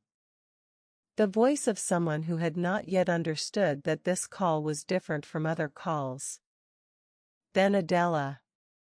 She had been so present in the case, in every document, every account, every photograph, and so entirely absent as a voice that hearing her now was something Claire had not, despite her professional preparation, fully anticipated. Adela at 17, her voice slightly higher than the woman in her 30s would have, carrying in its register the particular quality of someone who has been preparing for this moment for a long time and is afraid and is proceeding anyway. D.S. Breck, this is Adela Sark. I've already spoken to you twice about what I reported. I'm calling to ask what's happened. What you've done with the evidence I gave you. A pause on the line. Breck's voice, adjusting in a way that was barely perceptible. A slight change in register, a calibration. Adela. Yes. I was going to call you. When? A pause. I've been reviewing the material you provided. What does that mean? It means I've been giving the matter proper consideration. Another pause.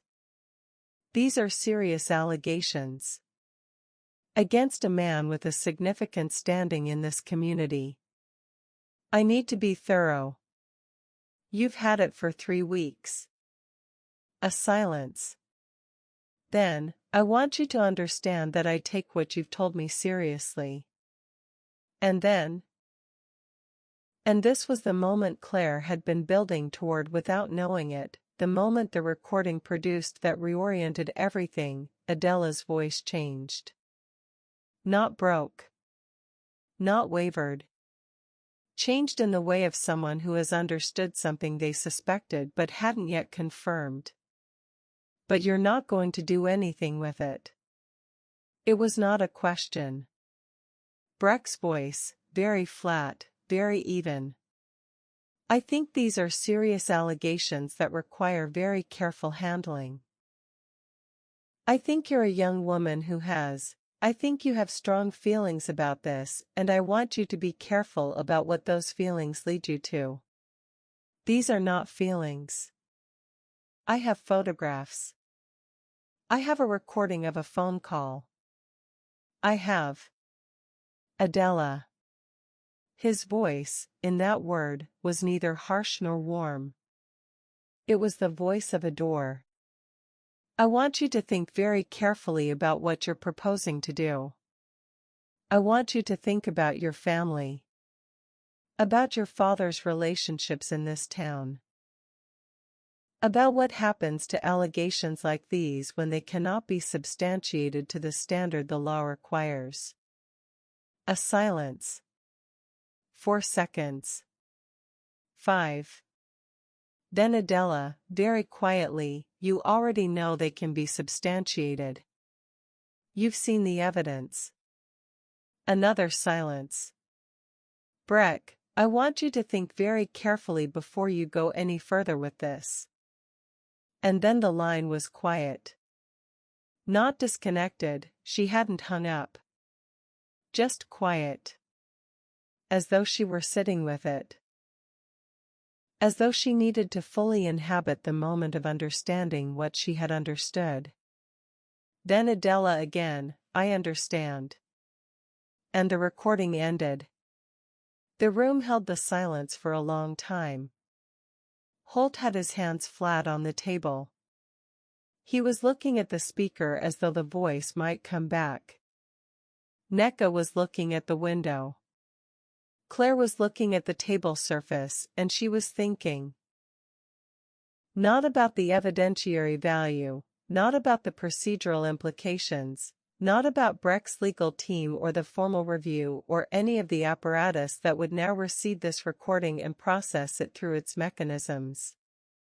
She was thinking about a 17-year-old girl in a room with a phone pressed to her ear, understanding in 4 seconds of silence that the system she had gone to for help had decided she was not worth the cost of helping. She was thinking about what Adela had done after she hung up the phone. Or perhaps she hadn't hung up, perhaps she had simply set it down and sat for a while with what she now knew. And then, because she was who she was, she had begun to plan. She had not wept. She had not given up. She had understood that the legitimate pathway had been blocked by the person who controlled it, and she had begun to think about what other pathways existed. 2 years later she had walked to a bus stop and put a blue scarf on a seat and walked north and then turned and gone the other way. And 20 years after that, a forensic psychologist was sitting in a conference room in Edinburgh with a retired detective and a cold case officer, and they had heard the recording, and now they knew. Nneka was the first to speak. It's unambiguous, she said. She said it with the professional flatness that was not coldness but was the discipline of someone who has learned to hold significant things in the correct register. His voice. His words. The specific language around the allegations and the framing of the evidence. The implicit threat in the reference to her father's relationships. She paused. A defense team will argue it's circumstantial. That he was being cautious. That the language is open to interpretation. She looked at Claire. What does a forensic psychologist say about the language? The language pattern is consistent with coercive discouragement of a vulnerable witness, Claire said. Her voice was level and professional, and underneath it something was very quiet and very still. The specific framing, your father's relationships in this town, what happens to allegations when they cannot be substantiated, those are not the words of a detective exercising appropriate caution. Those are the words of someone who has decided what outcome they want and is managing the witness toward it. She paused. In the context of the other evidence, the backdated assessment, the failure to interview Constance Mull, the reassignment of Holt, this recording demonstrates a pattern of deliberate suppression rather than a single misjudgment. Holt had not spoken since the recording ended. He spoke now. I never heard her voice before, he said. He said it quietly, without inflection, as a statement of fact. I read her file. I read Breck's characterization of her. Unstable. Prone to drama. Given to false allegations. He paused. And then I heard her voice. Neither Claire nor Nneka said anything. She was 17, he said. On that recording she was 17 and she was the calmest person in the conversation. He looked at the speaker. I spent 40 years in detection and I never worked a case where the evidence was this clear and this buried. He paused. I want it on record, my formal statement, that I flagged this file 7 years ago and was removed from the unit within 3 weeks. I want that documented properly. It will be, Nneka said. Your statement is formally scheduled for next week. Everything you've told me in our conversations will be part of the formal record. She paused. Including the reassignment letter. He nodded. He looked at his hands. She built this case, he said. At 17. She knew she was going to need it. She knew nobody was going to listen at the time and she built it for the future. He was quiet for a moment. I'd like to say something to her. If that's ever possible. I think it will be possible, Claire said. He nodded again. His jaw was set with the particular quality of someone managing their own emotion with the professionalism of a career's worth of practice, and it was holding, and Claire found it more affecting than if it hadn't been holding. Nneka closed the laptop. We need to move to the next stage, she said. The formal investigation is now warranted by the evidence. I'm moving the case to the investigation file today. She looked at Claire. Once that's done, I need to contact Breck's legal team through proper channels with formal notice that the investigation has commenced. They'll receive initial disclosure within the statutory timeframe. When does Breck know what we have? Claire said. When formal disclosure is made, Nneka said.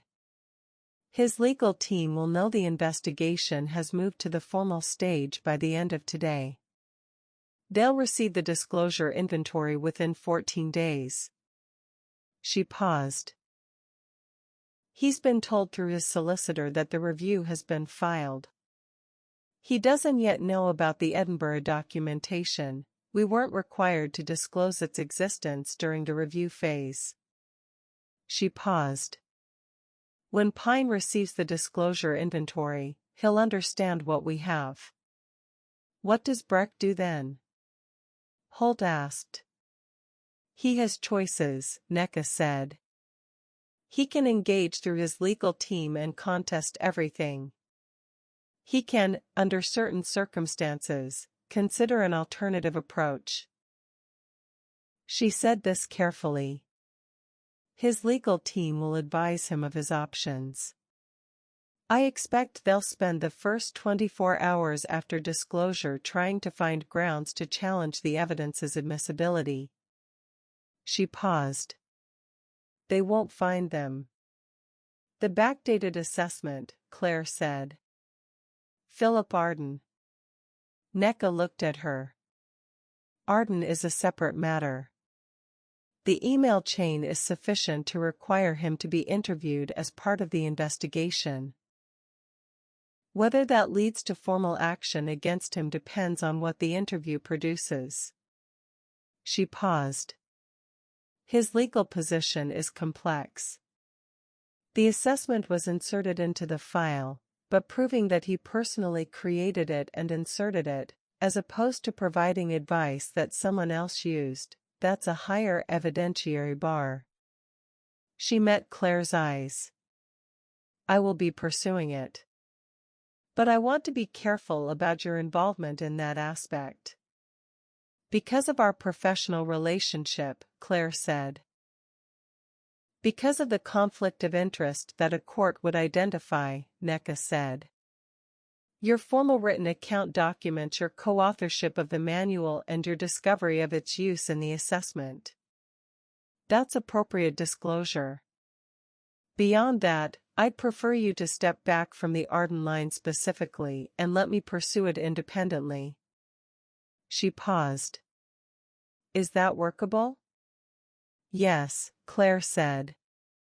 It's the right approach. They spent the afternoon going through the full inventory. Nneka documenting each item formally, Claire providing written psychological analysis of the evidence that was attachable to the case file, Holt providing his formal identification of the irregularities he had originally flagged. The work was thorough and painstaking and took until 4 in the afternoon, and when they were done the room had the specific quality of a space in which something significant had been completed. Cairns, the solicitor, came to collect the materials at 4:30. Holt stood up and put on his coat and looked at the table for a moment. The cleared table, nothing on it now, all the evidence sealed and inventoried and in Nneka's custody. 40 years, he said. And in 40 years the case that stays with me most clearly is one I spent 3 weeks on and was removed from before I got anywhere. He buttoned his coat. I hope she's all right. Adela. He looked at Claire. You'll speak to her? Soon, Claire said. He nodded. Tell her, he said. And then he stopped, because what he wanted to tell her was apparently large enough that the available language was insufficient, and he was the kind of man who preferred to say nothing over saying something inadequate. I'll tell her, Claire said. He shook Nneka's hand. He shook Claire's. He went out. Nneka sat back down and looked at the table. Breck has requested a meeting, she said. Not through Pine, directly, through the formal investigation channel. He's been informed the investigation is active. He's asked to speak with the lead officer. She paused. I'm going to agree to it. In the presence of his solicitor and a colleague from my unit. When? Claire said. Next week, Nneka said. She paused. He's also asked, separately, to speak with you. She looked at Claire carefully. Directly. Alone. The room was quiet. Why me? Claire said. I don't know, Nneka said. His request didn't specify. Pine communicated it yesterday. She paused. I think he may believe he can manage the situation if he can speak to you directly.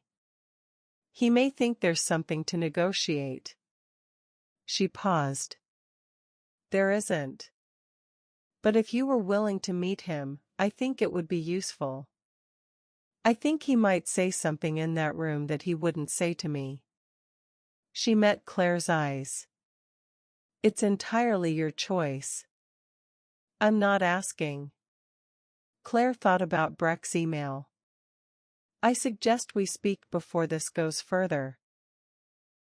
The confident miscalculation of a man who had been managing things for 20 years and had not yet understood that the thing he was dealing with could not be managed. She thought about the recording. I want you to think very carefully before you go any further with this. She thought about sitting across from the man who had said that to a 17-year-old girl and had spent 20 years building institutional distance between himself and the moment. I'll meet him, she said. Nneka looked at her for a moment. You're certain? Yes, Claire said. Not because I think there's something to negotiate. Because I want to look at him. Nneka was quiet for a moment. Then she nodded once. Edinburgh train, she said. Yes, Claire said. 7:15. They gathered their things. In the corridor outside the conference room, Nneka paused. There's one more thing, she said. Before the meeting with Breck. Before any of the formal proceedings move further. She paused. Adela should know what we have. She should know the full state of the evidence before anything becomes public record. She met Claire's eyes. She deserves to hear it from the person who found it. I know, Claire said. I've been preparing for that conversation. Petra can arrange it, Nneka said. A video call. Secure connection. She paused. You'll need to tell her about the assessment. About the methodology. I know, Claire said. And about her sister, Nneka said. Dara has asked me whether Adela knows she's been in contact with us. She hasn't, not the specifics. She knows Dara exists in the world, obviously. But she doesn't know Dara called me. Claire thought about two sisters communicating through a careful email system for years, each protecting the other from certain things, each maintaining a curated version of the present that preserved the other's stability. I'll tell her everything, Claire said. All of it. She deserves to make the next decisions with complete information. Yes, Nneka said. She does. They went out into the Edinburgh evening. The city was dark already, winter dark, early and complete, and the new town streets were lit in the particular warm way of Georgian buildings at night, stone facades catching the lamplight and throwing it back with a quality that was old and solid and enduring. Claire stood on the pavement for a moment. She thought about the recording ending. The silence after Adela said I understand. The terrible eloquence of those two words, the understanding not just of Breck's position but of everything it meant, everything she now had to do, the entire reconfiguration of her situation that was implied in the understanding. I understand. She had understood. She had gone away and she had built a plan, and 2 years later she had executed it, and 20 years after that her evidence was in a secure case file in the custody of a detective who would not be managed or reassigned, and the recording was catalogued, and tomorrow Breck would receive formal notice that the investigation was no longer theoretical. Claire turned up her coat collar against the Edinburgh cold and walked toward the station, and thought about Adela in Portugal in a kitchen with a 16-year-old daughter and an illness that was being treated and a truth that was finally, after 20 years, moving in the right direction. She thought, you built this for the future. You knew someone would eventually come. She thought, we're here. We found everything. And she thought, with the specific quiet satisfaction of a thing correctly done, you were right to build it. The station was lit and busy and warm, and she went in, and she went home. Chapter 10, The Truth, and What It Costs. The meeting with Breck was on a Monday. Nneka had arranged it for 11 in the morning, at the offices of a neutral solicitor in central London, neither party's territory, a rented conference room on the 4th floor of a building in Holborn that was used for exactly this kind of thing. The careful, supervised conversations that happened when a formal investigation had reached the stage where the person at its center needed to understand what they were facing. Claire arrived at 10:40. She had been working since 6, at her desk at home, going through the disclosure inventory that Nneka's team had prepared. Not because she needed to review it again, she had reviewed it 4 times, but because the act of systematic review was the closest she had to a preparation ritual, the thing that settled her mind into the correct register before a significant encounter. She had been in enough difficult rooms to know that the rooms themselves were rarely the problem. The problem was arriving in them without sufficient internal architecture. She had sufficient internal architecture. She had something else, too. Something she had discovered at 7 in the morning when she was going through the disclosure inventory for the 4th time, looking at the psychological assessment, the backdated one, the fabricated one, the one that used her framework.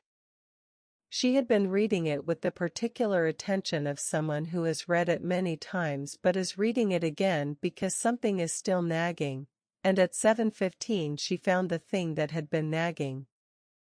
She sat with it for 20 minutes. Then she picked up the phone and called Nneka.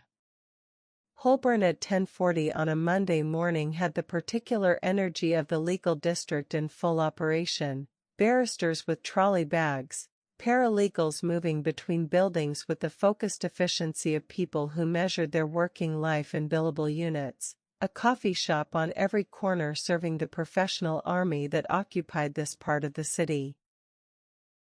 Claire went into the building and gave her name at the reception desk and took the lift to the 4th floor and found Nneka in the corridor outside the conference room.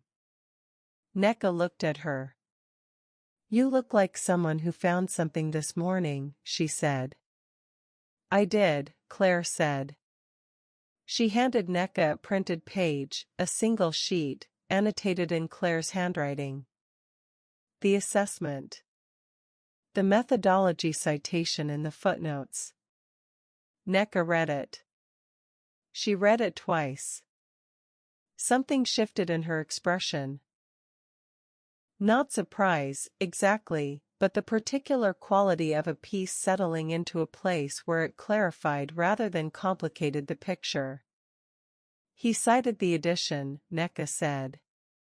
The 2019 revised edition, Claire said. The manual I co-authored with Arden was first published in 2016. The 2019 revision was mine alone, Arden was not involved. The specific citation in the assessment footnotes references a section that only exists in the 2019 edition. She paused. The assessment is dated 2010 in the metadata. Nneka was quiet for a moment. The assessment couldn't have cited the 2019 edition in 2010, she said. Because the 2019 edition didn't exist in 2010. No, Claire said. It didn't. So the assessment wasn't created in 2010, Nneka said. It was created after 2019 and backdated to 2010. Which means Arden couldn't have created it, Claire said. He wasn't involved with the manual after 2016. He wouldn't have cited the 2019 revision. He wouldn't have had reason to. She paused. Someone else created it. Someone who had the 2019 edition of the manual, which is publicly available, and used it to construct a fabricated assessment, and backdated it, and inserted it into the file. She paused. Someone who had access to Brecht's digital files and sufficient technical knowledge to insert a document into a digitized record and adjust the metadata. Neka looked at her. The email chain between Brecht and Arden, she said carefully. Arden reviewed the file in 2010. The chain ends with suggest we speak rather than email further. Arden may have reviewed the file and declined to proceed, Claire said. The assessment in the file may not be his work at all.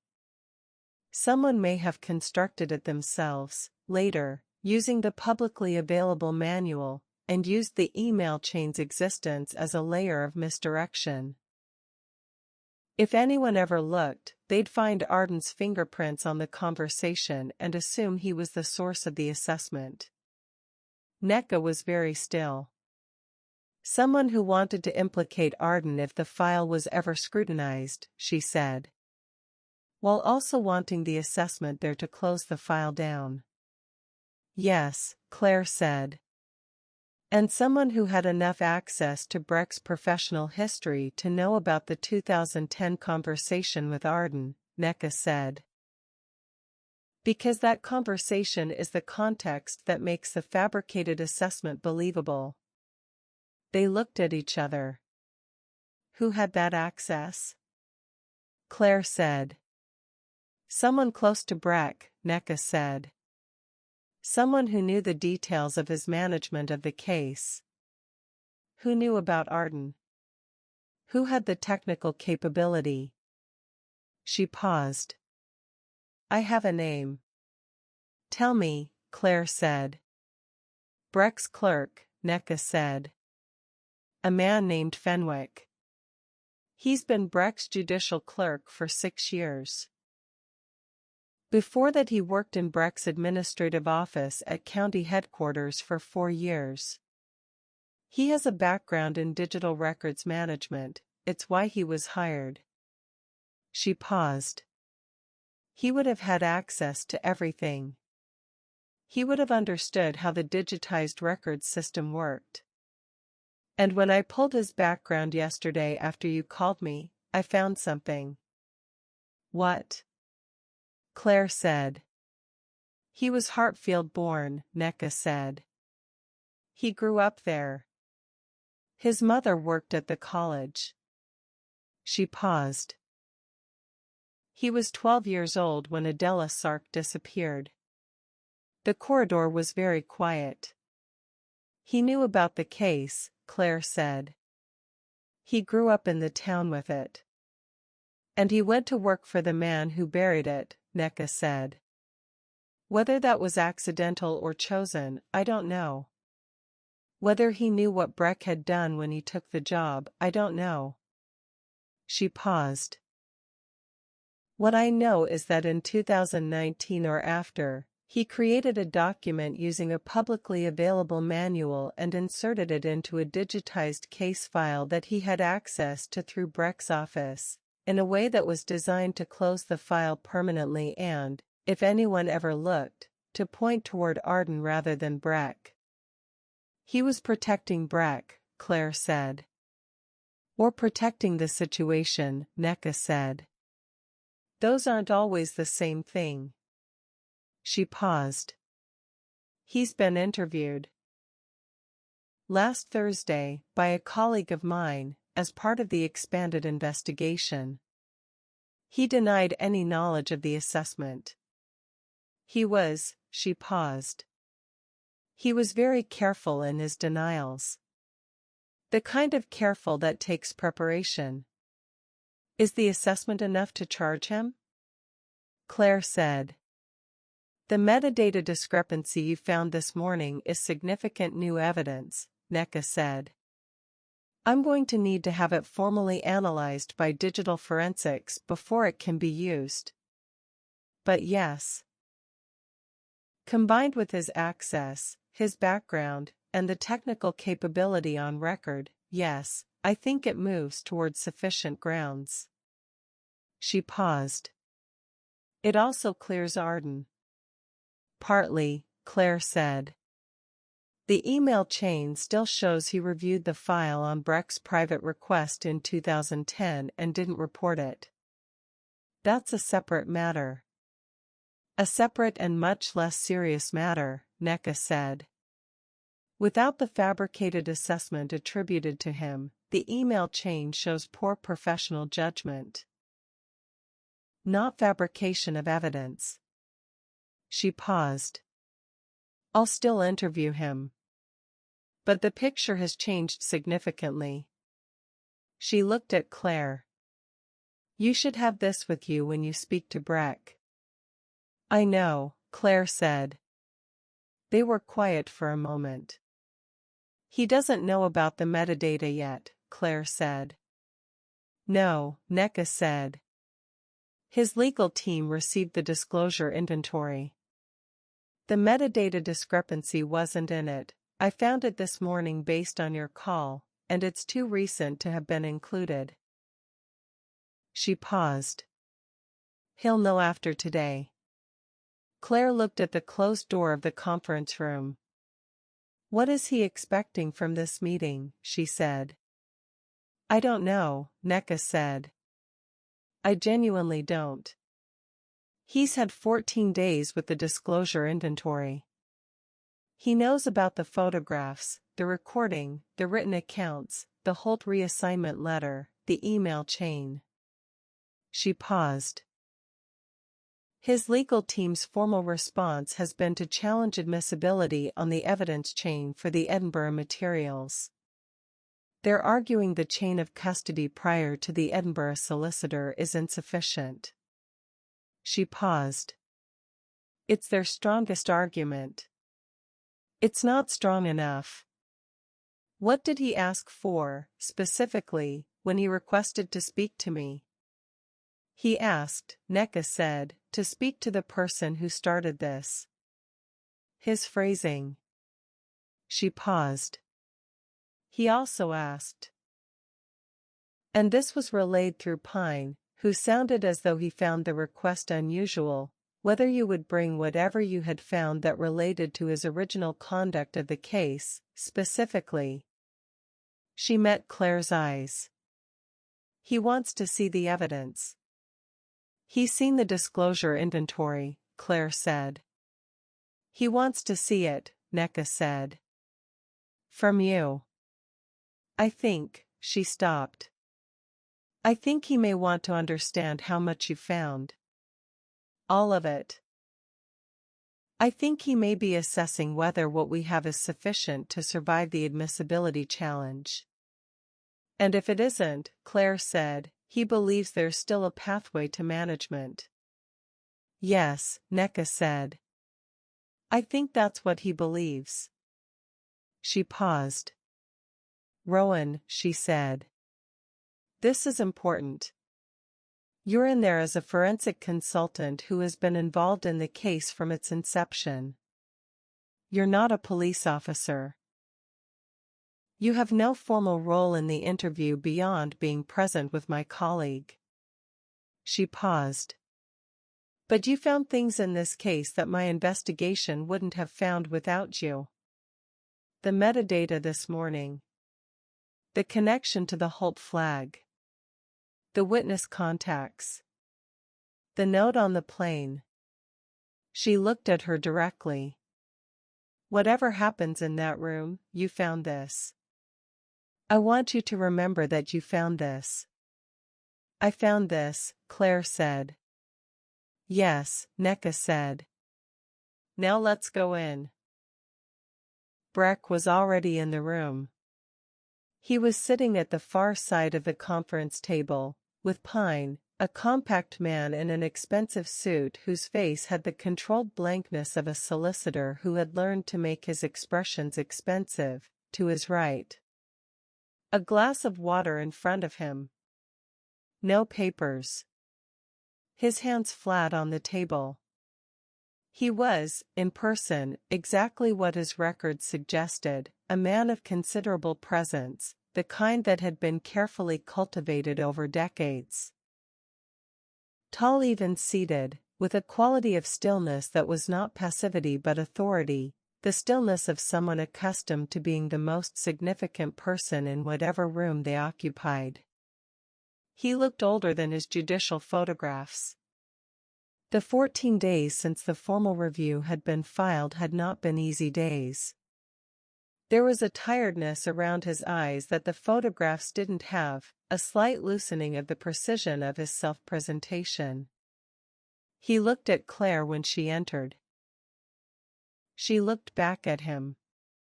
Necka's colleague, a young detective constable named Webb who was present to ensure proper procedure, introduced everyone with the brisk efficiency of someone who understood their role was administrative. Pine made a brief statement about the conditions of the meeting that no one in the room was listening to, because what was happening in the room was happening beneath the words. Breck was looking at Claire.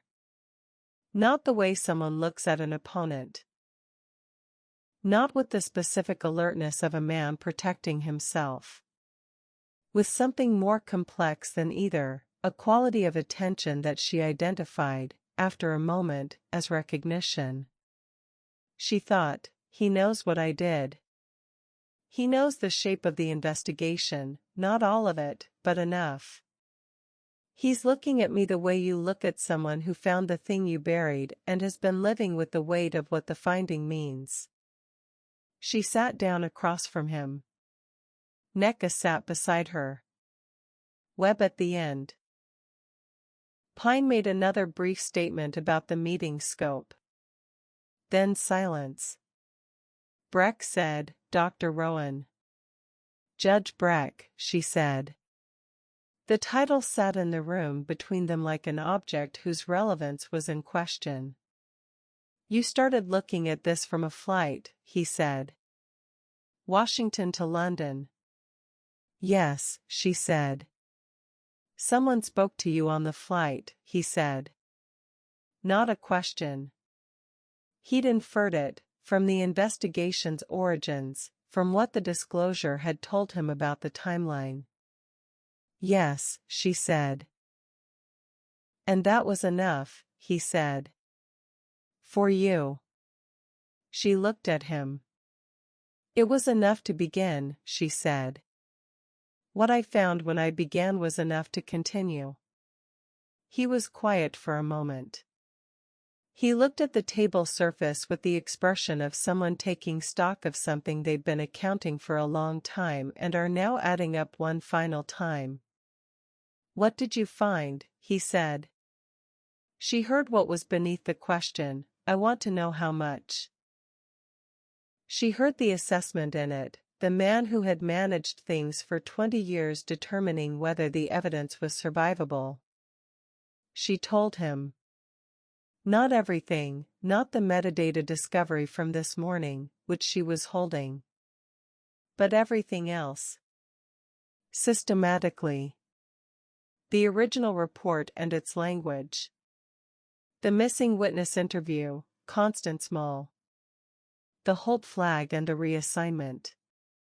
The 2017 self-review. The backdated assessment in the digital file. The email chain with Arden. The Edinburgh documentation. The recording. She described the recording last. She described it with professional precision, the date, the duration, the parties, the content. She did not editorialize. She described what was on it the way you described documentary evidence, accurately and completely.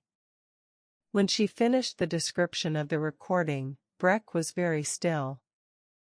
Pine had his pen in his hand and was not writing. The recording is authentic, Breck said. Not a question.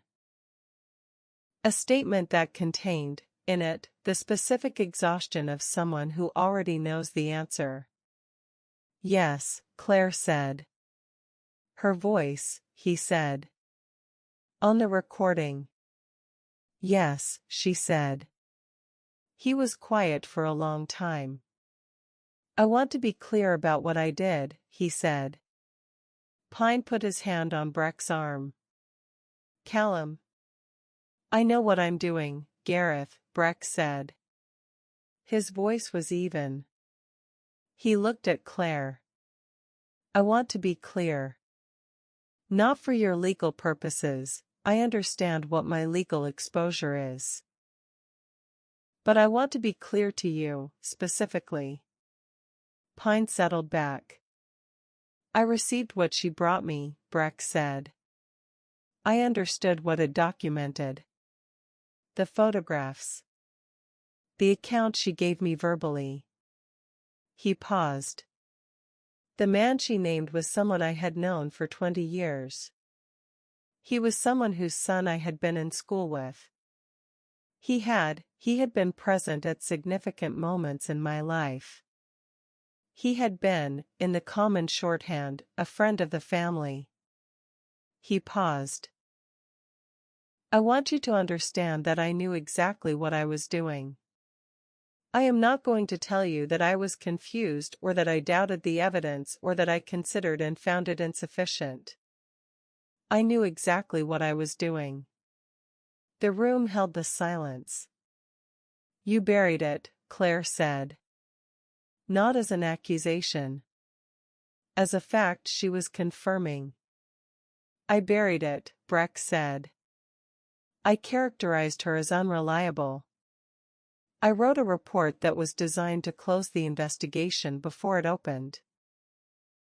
I used language I knew would follow her file, if anyone ever looked.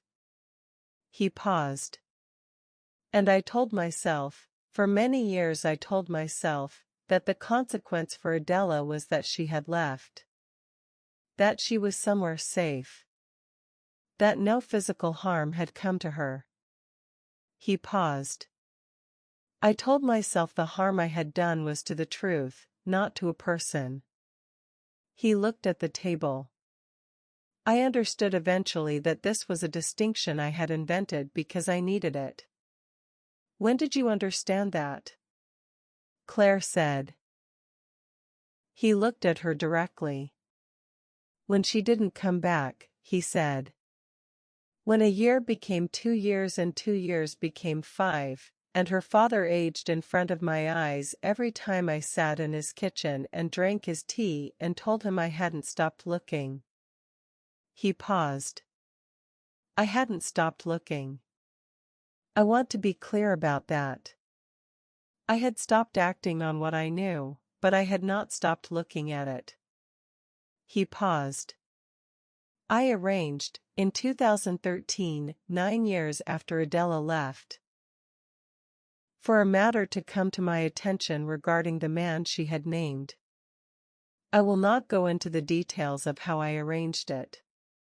But he was quietly advised that his continued presence in England was inadvisable, and he left, and he did not return. He met Claire's eyes. I told myself this was the corrective action. I told myself the harm was mitigated. Did you know about the digital file? Claire said. The backdated assessment. Something shifted in his face. A slight alteration. Not surprise, exactly, but a recalibration. Yes, he said. Did you authorize it? Claire said. A pause that lasted 4 seconds. Not in those words, he said. I spoke with someone who had access to the digitized records. I said, I was concerned about the file's vulnerability. I said, if someone looks at this file, the psychological dimension is thin. I said, It would be stronger with a fuller assessment. He paused. I did not specify the form it should take. I did not review what was produced before it was inserted. He paused. I understood subsequently what had been done and I did not take action to reverse it. Who did you speak to? Nneka said. Breck looked at her. Then back at Claire. Fenwick, he said. My clerk. He said the name flatly, without inflection, the name of someone he had trusted and whom the investigation had already found. Nneka wrote it down, for the record, with the deliberate formality of someone writing a name that is already in the file. One more thing, Claire said. She reached into the folder she had brought and placed the single printed page on the table. The page she had shown Nneka in the corridor. The assessment's footnote section, with the citation to the 2019 revised edition, annotated in her handwriting. Breck looked at it. He looked at it for a long time. The citation, Claire said, references the 2019 revised edition of the manual. The assessment is metadata dated 2010. She paused. The 2019 edition didn't exist in 2010. Breck looked at the page. Fenwick created the assessment after 2019, Claire said. Not in 2010. The backdating was done afterward. Which means the email chain between you and Arden in 2010 was used as context for a document that was created nearly a decade later. She paused. Philip Arden didn't create the assessment. Fenwick did. The silence in the room had the quality of something that had been large and was now, having been fully exposed, becoming precisely its actual size rather than the size it had seemed in the dark. Pine was looking at the page with an expression that was shifting rapidly between professional composure and something beneath it. Breck was still. I didn't know it had been done that way, he said finally. It doesn't change your original conduct, Claire said. The falsified report. The buried evidence. The Holt reassignment. The self-review. She paused. But it does change what Philip Arden's legal exposure is. Breck looked at her. You found that this morning, he said. Yes, she said. And you brought it here, he said. To this meeting. Yes, she said. He looked at her for a moment with an expression she couldn't fully read. It contained several things simultaneously, and she let it be complex rather than resolving it. You could have held it, he said. Until the formal proceedings. Yes, she said. Why didn't you? She considered this honestly. Because the investigation is about what's true, she said. All of it. Including the parts that change the picture in directions that aren't useful to the prosecution argument. She paused. Arden's position is different from what we thought this morning. That's true whether it helps the case or not. He was quiet for a long time. Then he said something she had not expected. I knew exactly what I was doing, he said again. And I have known, every year since, exactly what it cost. He looked at the table. Not me. Not the cost to me. I mean the cost to her.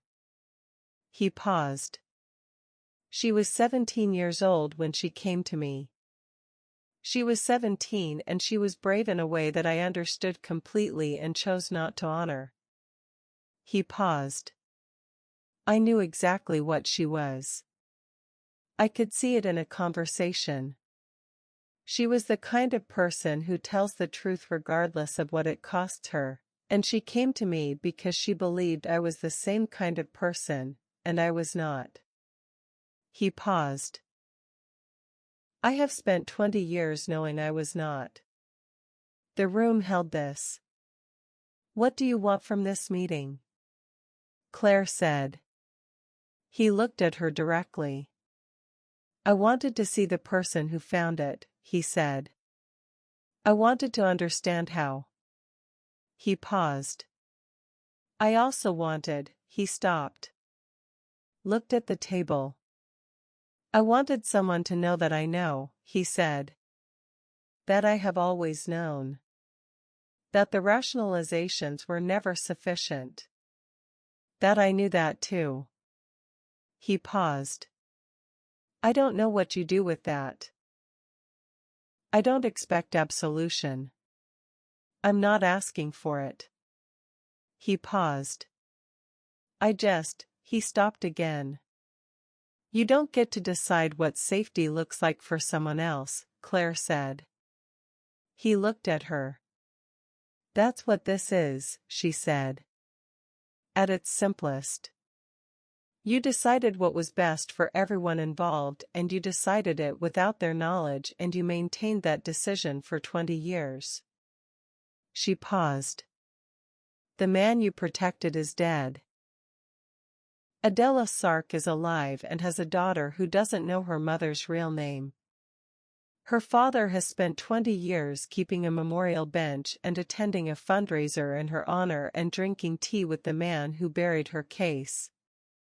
She paused. Vito Sark. He still lives on Orchard Lane. He still takes his walk at 10:30 every morning. Breck's jaw tightened very slightly. He doesn't know yet, Claire said. He will. It will be part of the public record when the formal proceedings are concluded. She paused.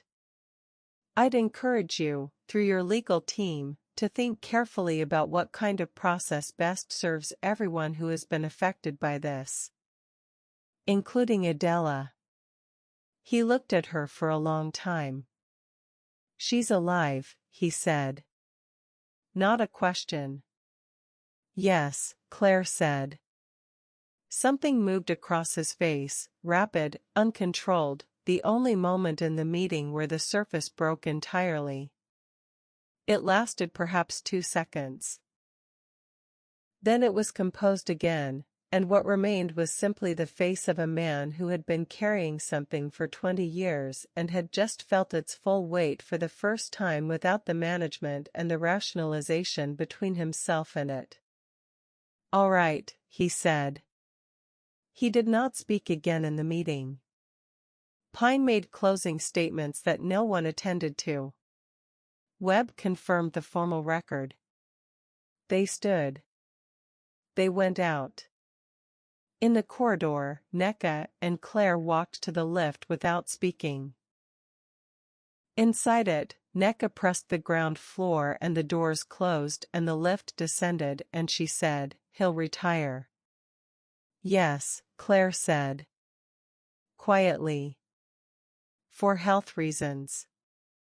Before the formal proceedings conclude. She paused. His legal team will manage the process so that the formal findings are on record, but the media coverage is minimal. He has enough institutional relationships to accomplish that. She paused. It's not what justice looks like in films. No, Claire said. But it's what justice looks like. The lift opened. They walked out into the Holborn morning. Adela, Claire said. Tonight, Nneka said. Petra arranged the connection yesterday. Secure video call, 7 o'clock your time. She paused. I won't be on the call. This one is yours. She looked at Claire. Tell her everything. Leave nothing out. I know, Claire said. They parted on the pavement. Nneka to her office, Claire to wherever she needed to be next, which was home, which was where she needed to be before 7 o'clock. She walked. She walked from Holborn along the embankment because she needed the river and the movement and the cold air and the specific quality of open sky above water, which was the only thing that gave her sufficient sense of scale when a case was concluding and the accumulated weight of it needed somewhere to go. She walked for 40 minutes. She thought about Breck's face when she said Vito Sark's name. The crack in the composed surface. She thought about what it meant that the crack was there, that beneath 20 years of management and rationalization and the careful architecture of a sustained lie there was still the capacity for something that moved. She did not forgive him for it. She did not need to. But she held it as the complex, human thing it was. That people who do terrible things are rarely people who feel nothing, and that the feeling of something does not mitigate the doing of the terrible thing, but that it exists, and its existence is part of the truth. She thought about the metadata discovery. 7 in the morning, at her desk, going through the disclosure inventory for the 4th time because something was nagging. The citation in the footnote. The year that shouldn't have been there. She thought. If she had not looked a 4th time, Philip Arden would have entered the formal proceedings as the probable creator of the fabricated assessment. His career would have been destroyed. Not because he was innocent, he wasn't innocent of the 2010 consultation, of the professional failure to report, but because the specific charge of evidence fabrication was not his to carry. She had looked a 4th time because she was who she was. Because she could not leave something unexamined when the examining might find something that changed the picture. Precise. The woman on the plane had used that word. She thought, I am precise. It has cost me things and it has given me things and it is who I am and I am done apologizing for it. She thought about Desmond. She thought, I am going home. The video call connected at 7:02. The connection was good. A slight softness to the image that suggested distance, but the sound was clear and the picture was stable. A kitchen, small and warm, with the particular quality of a well-used space. A window behind the figure at the table, dark outside. Portugal was an hour ahead. Adela Sark was 39 years old and she looked like her photographs and she looked nothing like them, because the photographs were of a girl and this was a woman, and the difference was not merely 20 years but everything that 20 years of chosen survival looked like on a person who had chosen it with full knowledge of the cost. She had her father's breadth through the cheekbones and her own particular stillness. Not Vito's stillness of patient endurance but something more dynamic, the stillness of someone who was very alert and had learned to move very little while thinking very quickly. She looked at Claire. Dr. Rowan, she said. Her English was unaccented, she had grown up with it and 20 years in Portugal hadn't changed that, or she had maintained it for occasions like this one.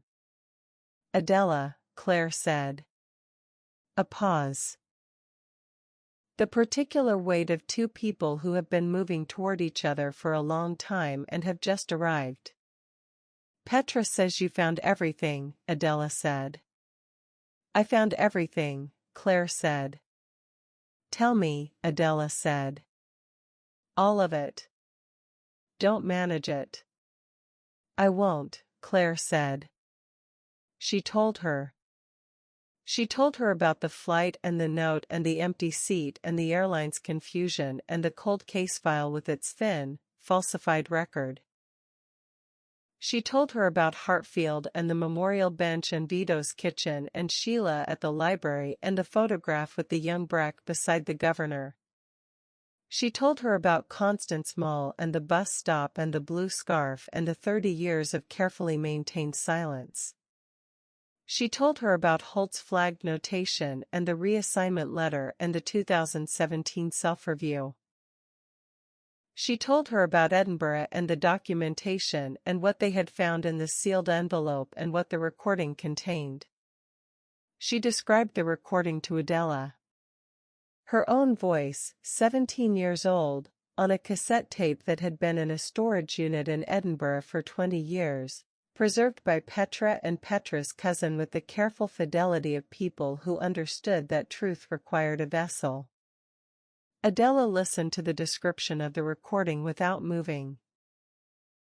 Her expression was difficult to read across the digital distance, not blank, not composed, but occupied. Fully occupied, the way a face is when the thing happening inside it is too large for the surface to summarize. "You can hear everything," Claire said. "I know," Adela said quietly. "I remember everything." She paused. "I've been hearing it for 20 years. Claire let this sit. "The assessment," she said then. "In your digital file. I need to tell you about this specifically." "Tell me," Adela said. She told her. The backdated document.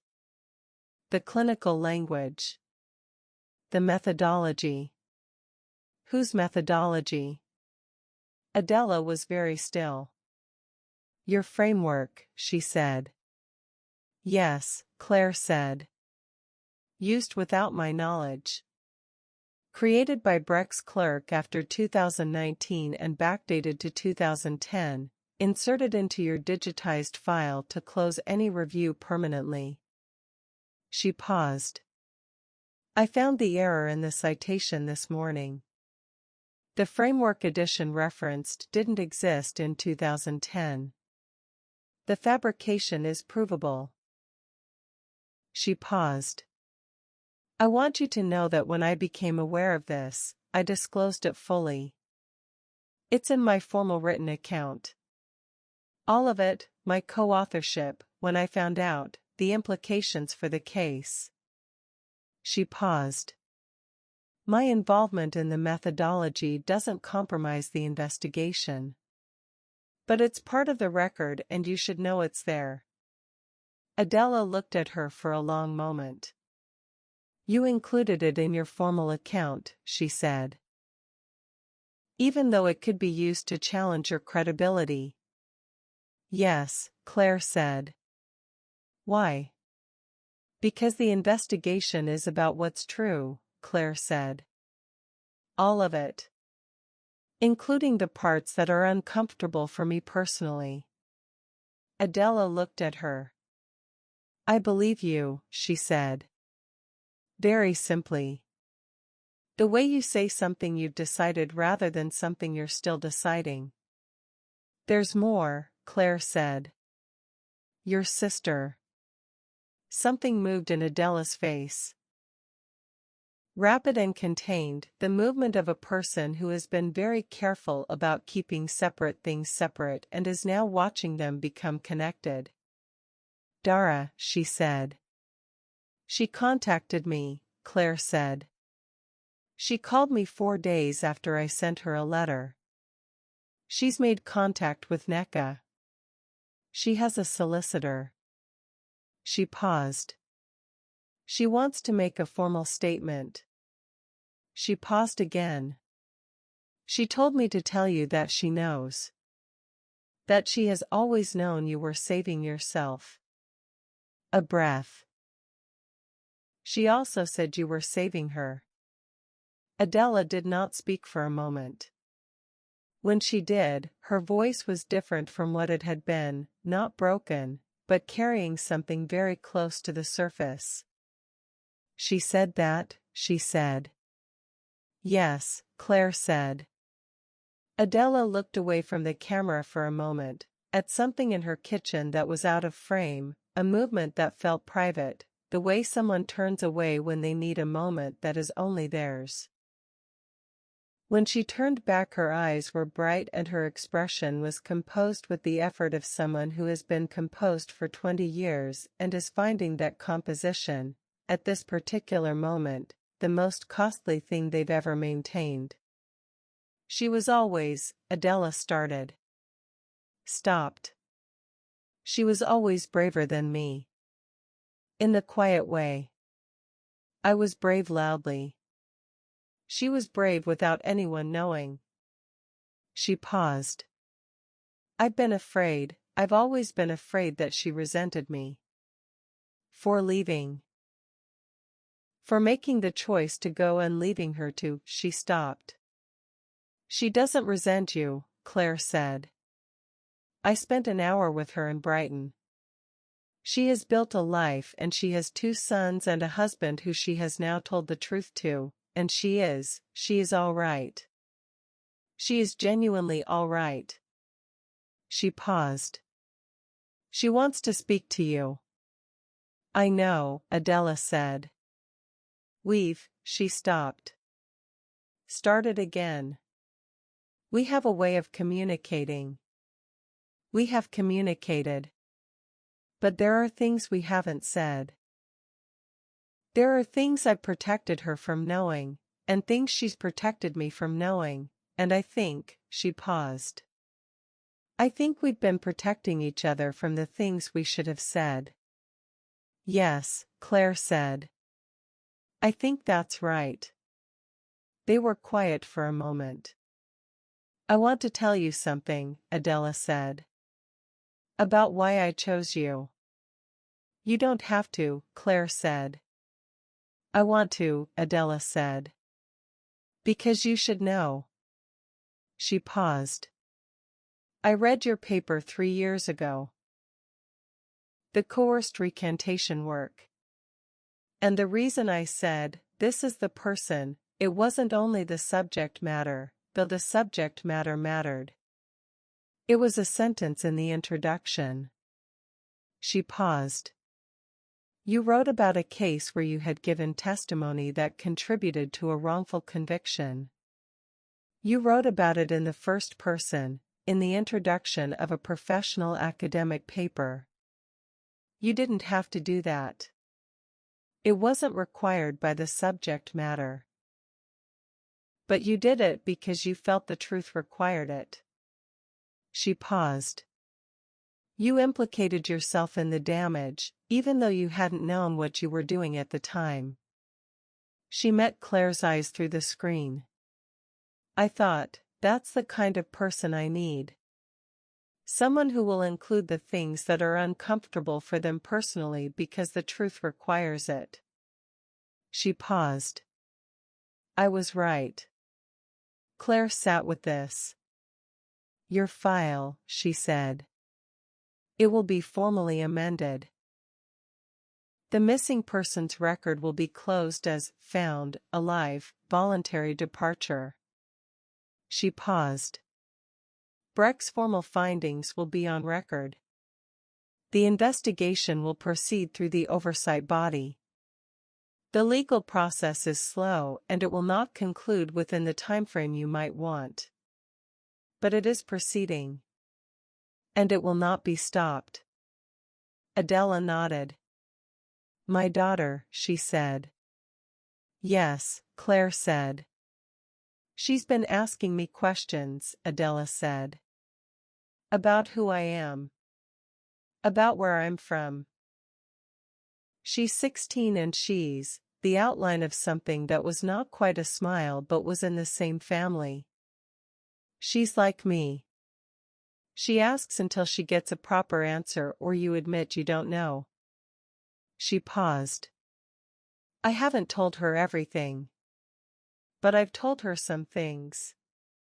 I've told her my real name. She paused. Her name is Marisol. She asked me what Adela meant. I looked it up for her. It means noble. She paused. She said, that's a good name, May. She stopped. I cried. I told her it was the kitchen smoke. She paused. There was no kitchen smoke. Claire smiled. The first smile of the whole day, and it felt like arriving somewhere. What would you like to happen now? Claire said. With the case. What outcome means the most to you? Adela considered this. She considered it with the thoroughness of someone who has been thinking about it for a long time and is not going to give the expedient answer. I want my name corrected, she said. In the official record. I want the file to say what's true. I want Marisol to be able to search my name and find a woman who was brave, not a tragedy. She paused. I want my father to know I'm alive. I want to speak to him. She paused. I don't know if he can forgive me for letting him grieve. I don't know if I can ask him to. She paused. But I want to speak to him. Before, she stopped. Before your treatment concludes, Claire said gently. Yes, Adela said. The prognosis is good. But good is not certain. And I have spent 20 years deferring things that should not be deferred. She paused. I don't want to defer my father. I'll speak to Neka about the timing, Claire said. About when it's appropriate, given the formal proceedings, for you to make contact. I don't want it to create complications for the legal process. She paused. But I don't think it will. And I think it should be soon. Adela looked at her. One more thing, she said. Patrick Holt. The detective who flagged the file. Yes, Claire said. He was in Edinburgh. He heard the evidence. He said he wanted to say something to you, when it was possible. What did he want to say? Adela said. He didn't finish the sentence, Claire said. He said he wanted to say something to you and then he stopped because he couldn't find language sufficient to what he wanted to say. She paused. I think what he wanted to say was that he saw it. Even when he had very little, just the file, just the language pattern in Breck's report, he saw it. He knew the report was wrong. He tried to do something about it. She paused. He failed, not through cowardice but through being in a system that failed him the same way it failed you. He's been living with that too. Adela was quiet. Tell him thank you, she said. For seeing it. I will, Claire said. They sat in the quiet of the connection for a moment. Two women separated by distance and 20 years and an ocean and the specific, immense distance between a life lived in hiding and a life lived in the light. How are you? Claire said. Not professionally. Just the question. Adela looked at her. I'm in my kitchen, she said. It's 8:15 here.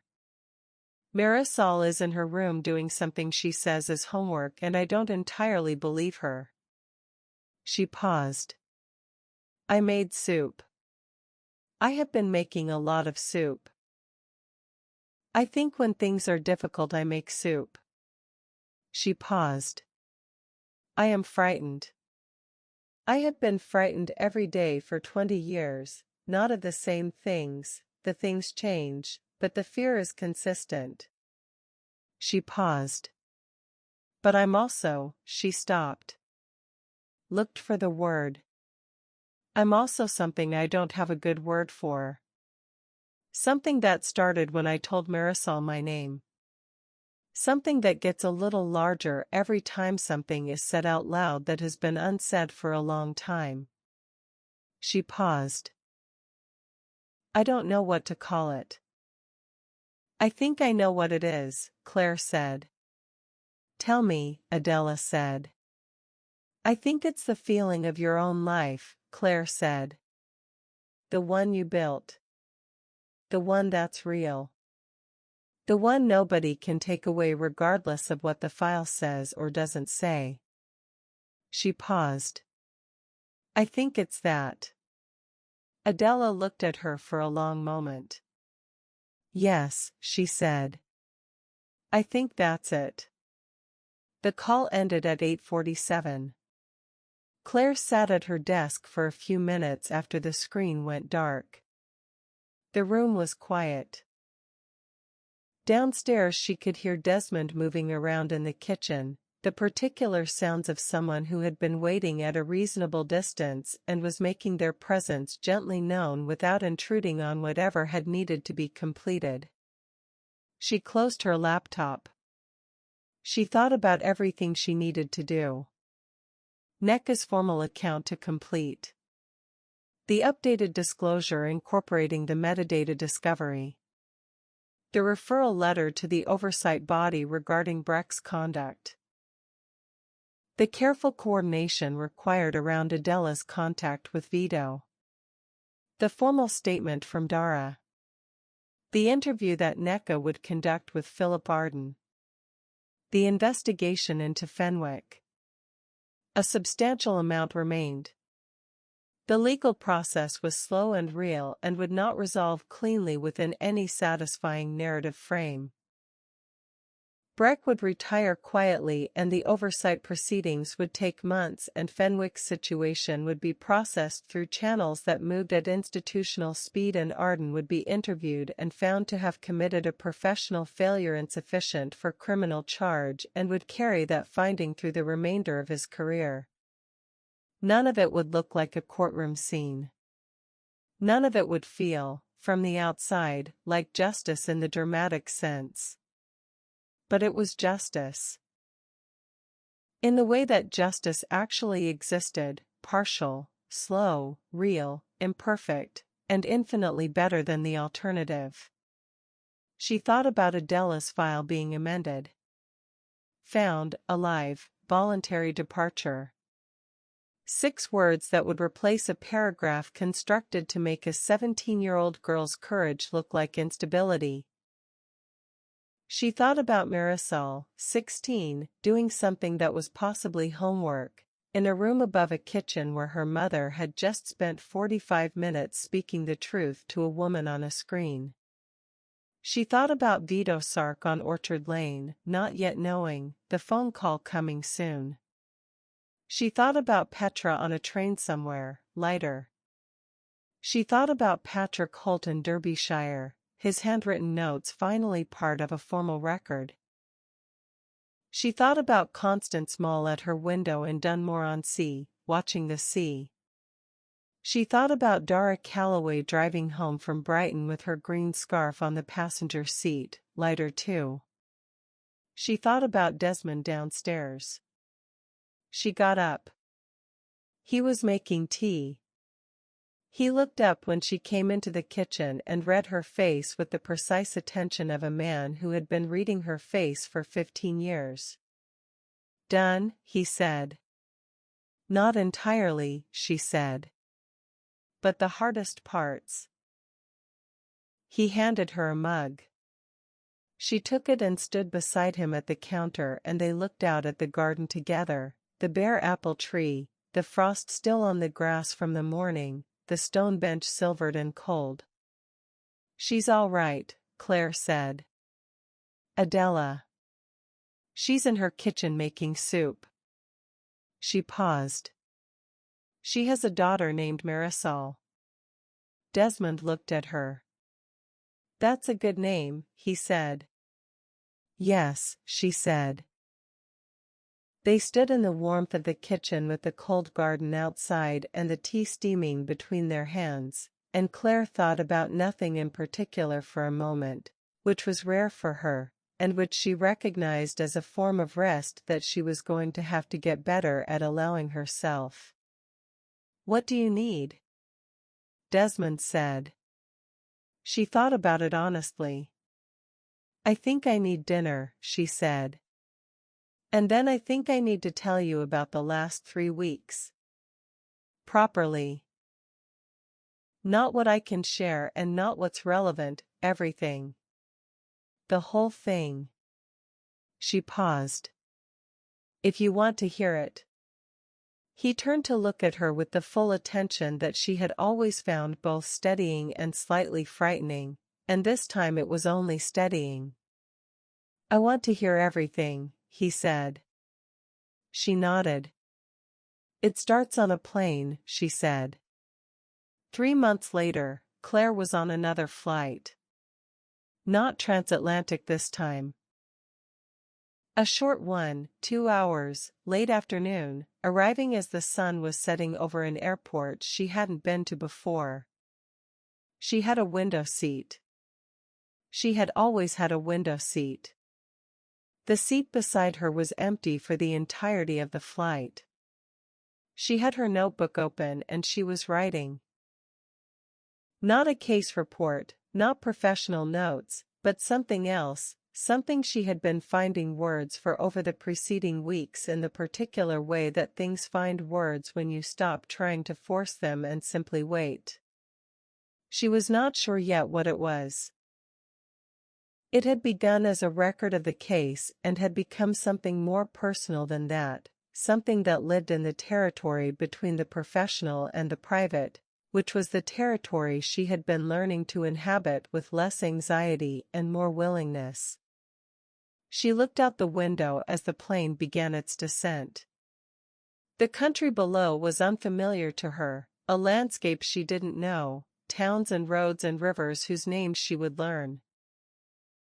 The evening light was turning everything gold at the edges in the particular way of light at this hour, which made even unfamiliar things look like somewhere you had always been heading. She thought about the amended file. Found, alive, voluntary departure. Filed 3 weeks ago. Nneka had called her when it was done, called her, not emailed, which was not Nneka's custom, and which had communicated something that words would have overstated. She thought about the phone call Adela had made to her father. She did not know what had been said in it. She had not asked. She knew only what Petra had written in a brief email the day after. They talked for 4 hours. Vito cried. So did she. He asked her if she was eating properly. She said yes. He said, good. Come home when you can. She said, soon, Papa. Soon. She thought about Dara Calloway's formal statement, made 6 weeks ago, in the presence of her solicitor and Nneka, and the specific, hard-won courage of a woman who had decided that the private carrying of something was finished. She thought about Dara afterward, standing on the steps of the building with her solicitor and her husband Oliver, who had turned out to be exactly the man Dara had always known he was, the kind who didn't leave, who said, I'm here, who held her arm on the steps in the specific way of someone who has decided that this is where they stand and they are not moving. She thought about Breck, who had retired the previous month, as Nneka had predicted, quietly, for health reasons, the formal oversight proceedings continuing without him in a pace that was slow and real and would take the time it took. She thought about the oversight proceedings without drama, because dramatic was not what they were. They were thorough. They were methodical. They were what justice actually looked like when it was doing its actual work rather than performing it. She thought about Arden, interviewed by Nneka, found to have committed a significant professional failure in not reporting the 2010 consultation. Not charged. Censured formally. Carrying the censure through the remainder of a career that would need to reckon with it. That reckoning was his to do. She thought about Fenwick, whose situation was in the hands of lawyers and would be for some time yet.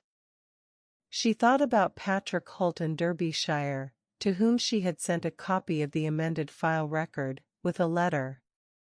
He had sent back a single line, "Thank you for going the rest of the way."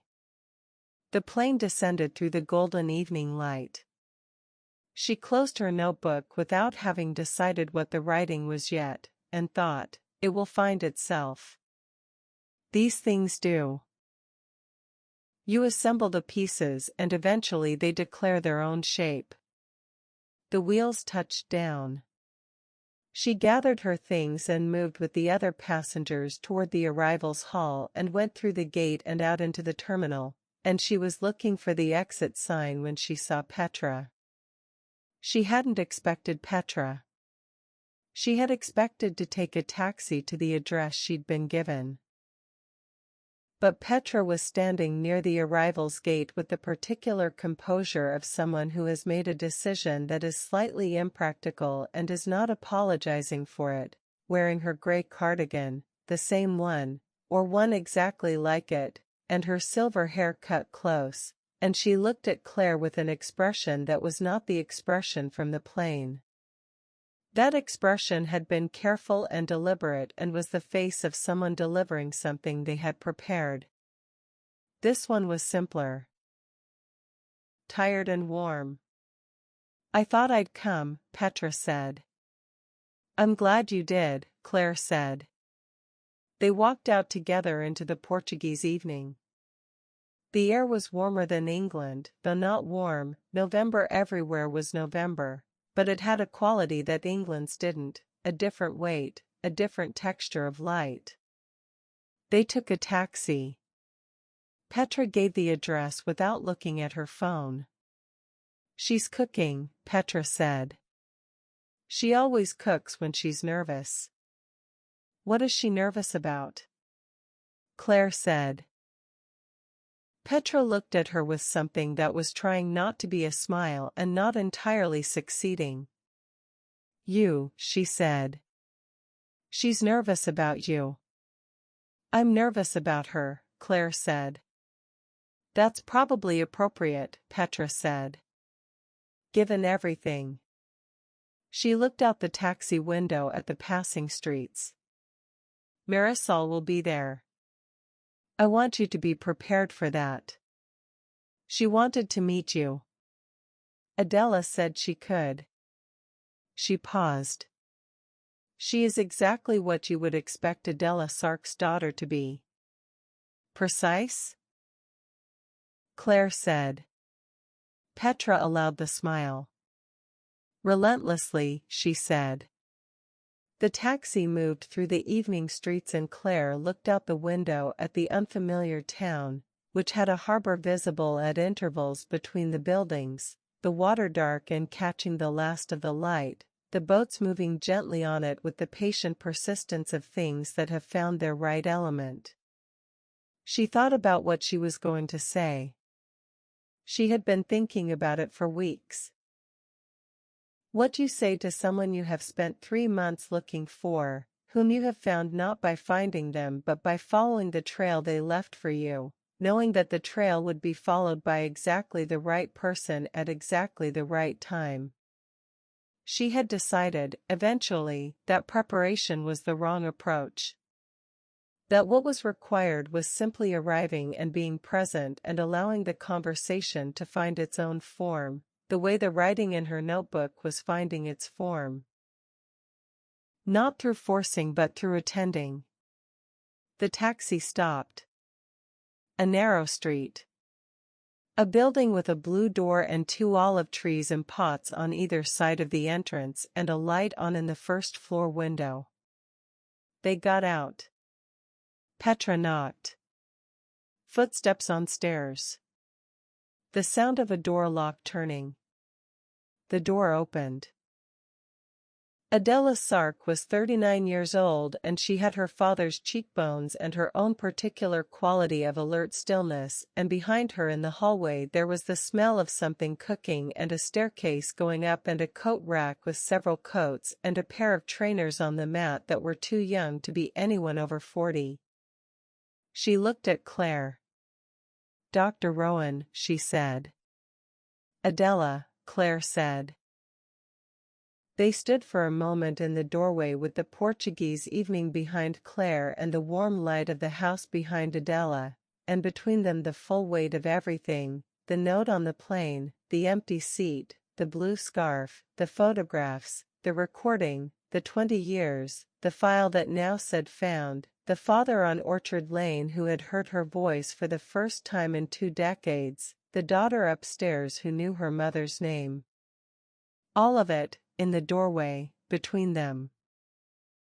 Adela stepped back. "Come in," she said. "I made soup." Claire stepped inside. The door closed behind her. On the flight home 2 days later, Claire opened her notebook. She found the sentence she had been looking for, the one the writing had been building toward without her knowing. She wrote it at the top of a fresh page, in the direct, unhurried handwriting of someone who has decided the words are ready. She didn't look out the window. For once, she didn't need to watch for what was coming. She looked at this sentence for a long time. Then she closed the notebook, and looked out the window instead, not because she was watching for something but because the world below was visible and the light on it was extraordinary and she was, at this precise moment, entirely and simply present in her own life. The plane carried her home. The end.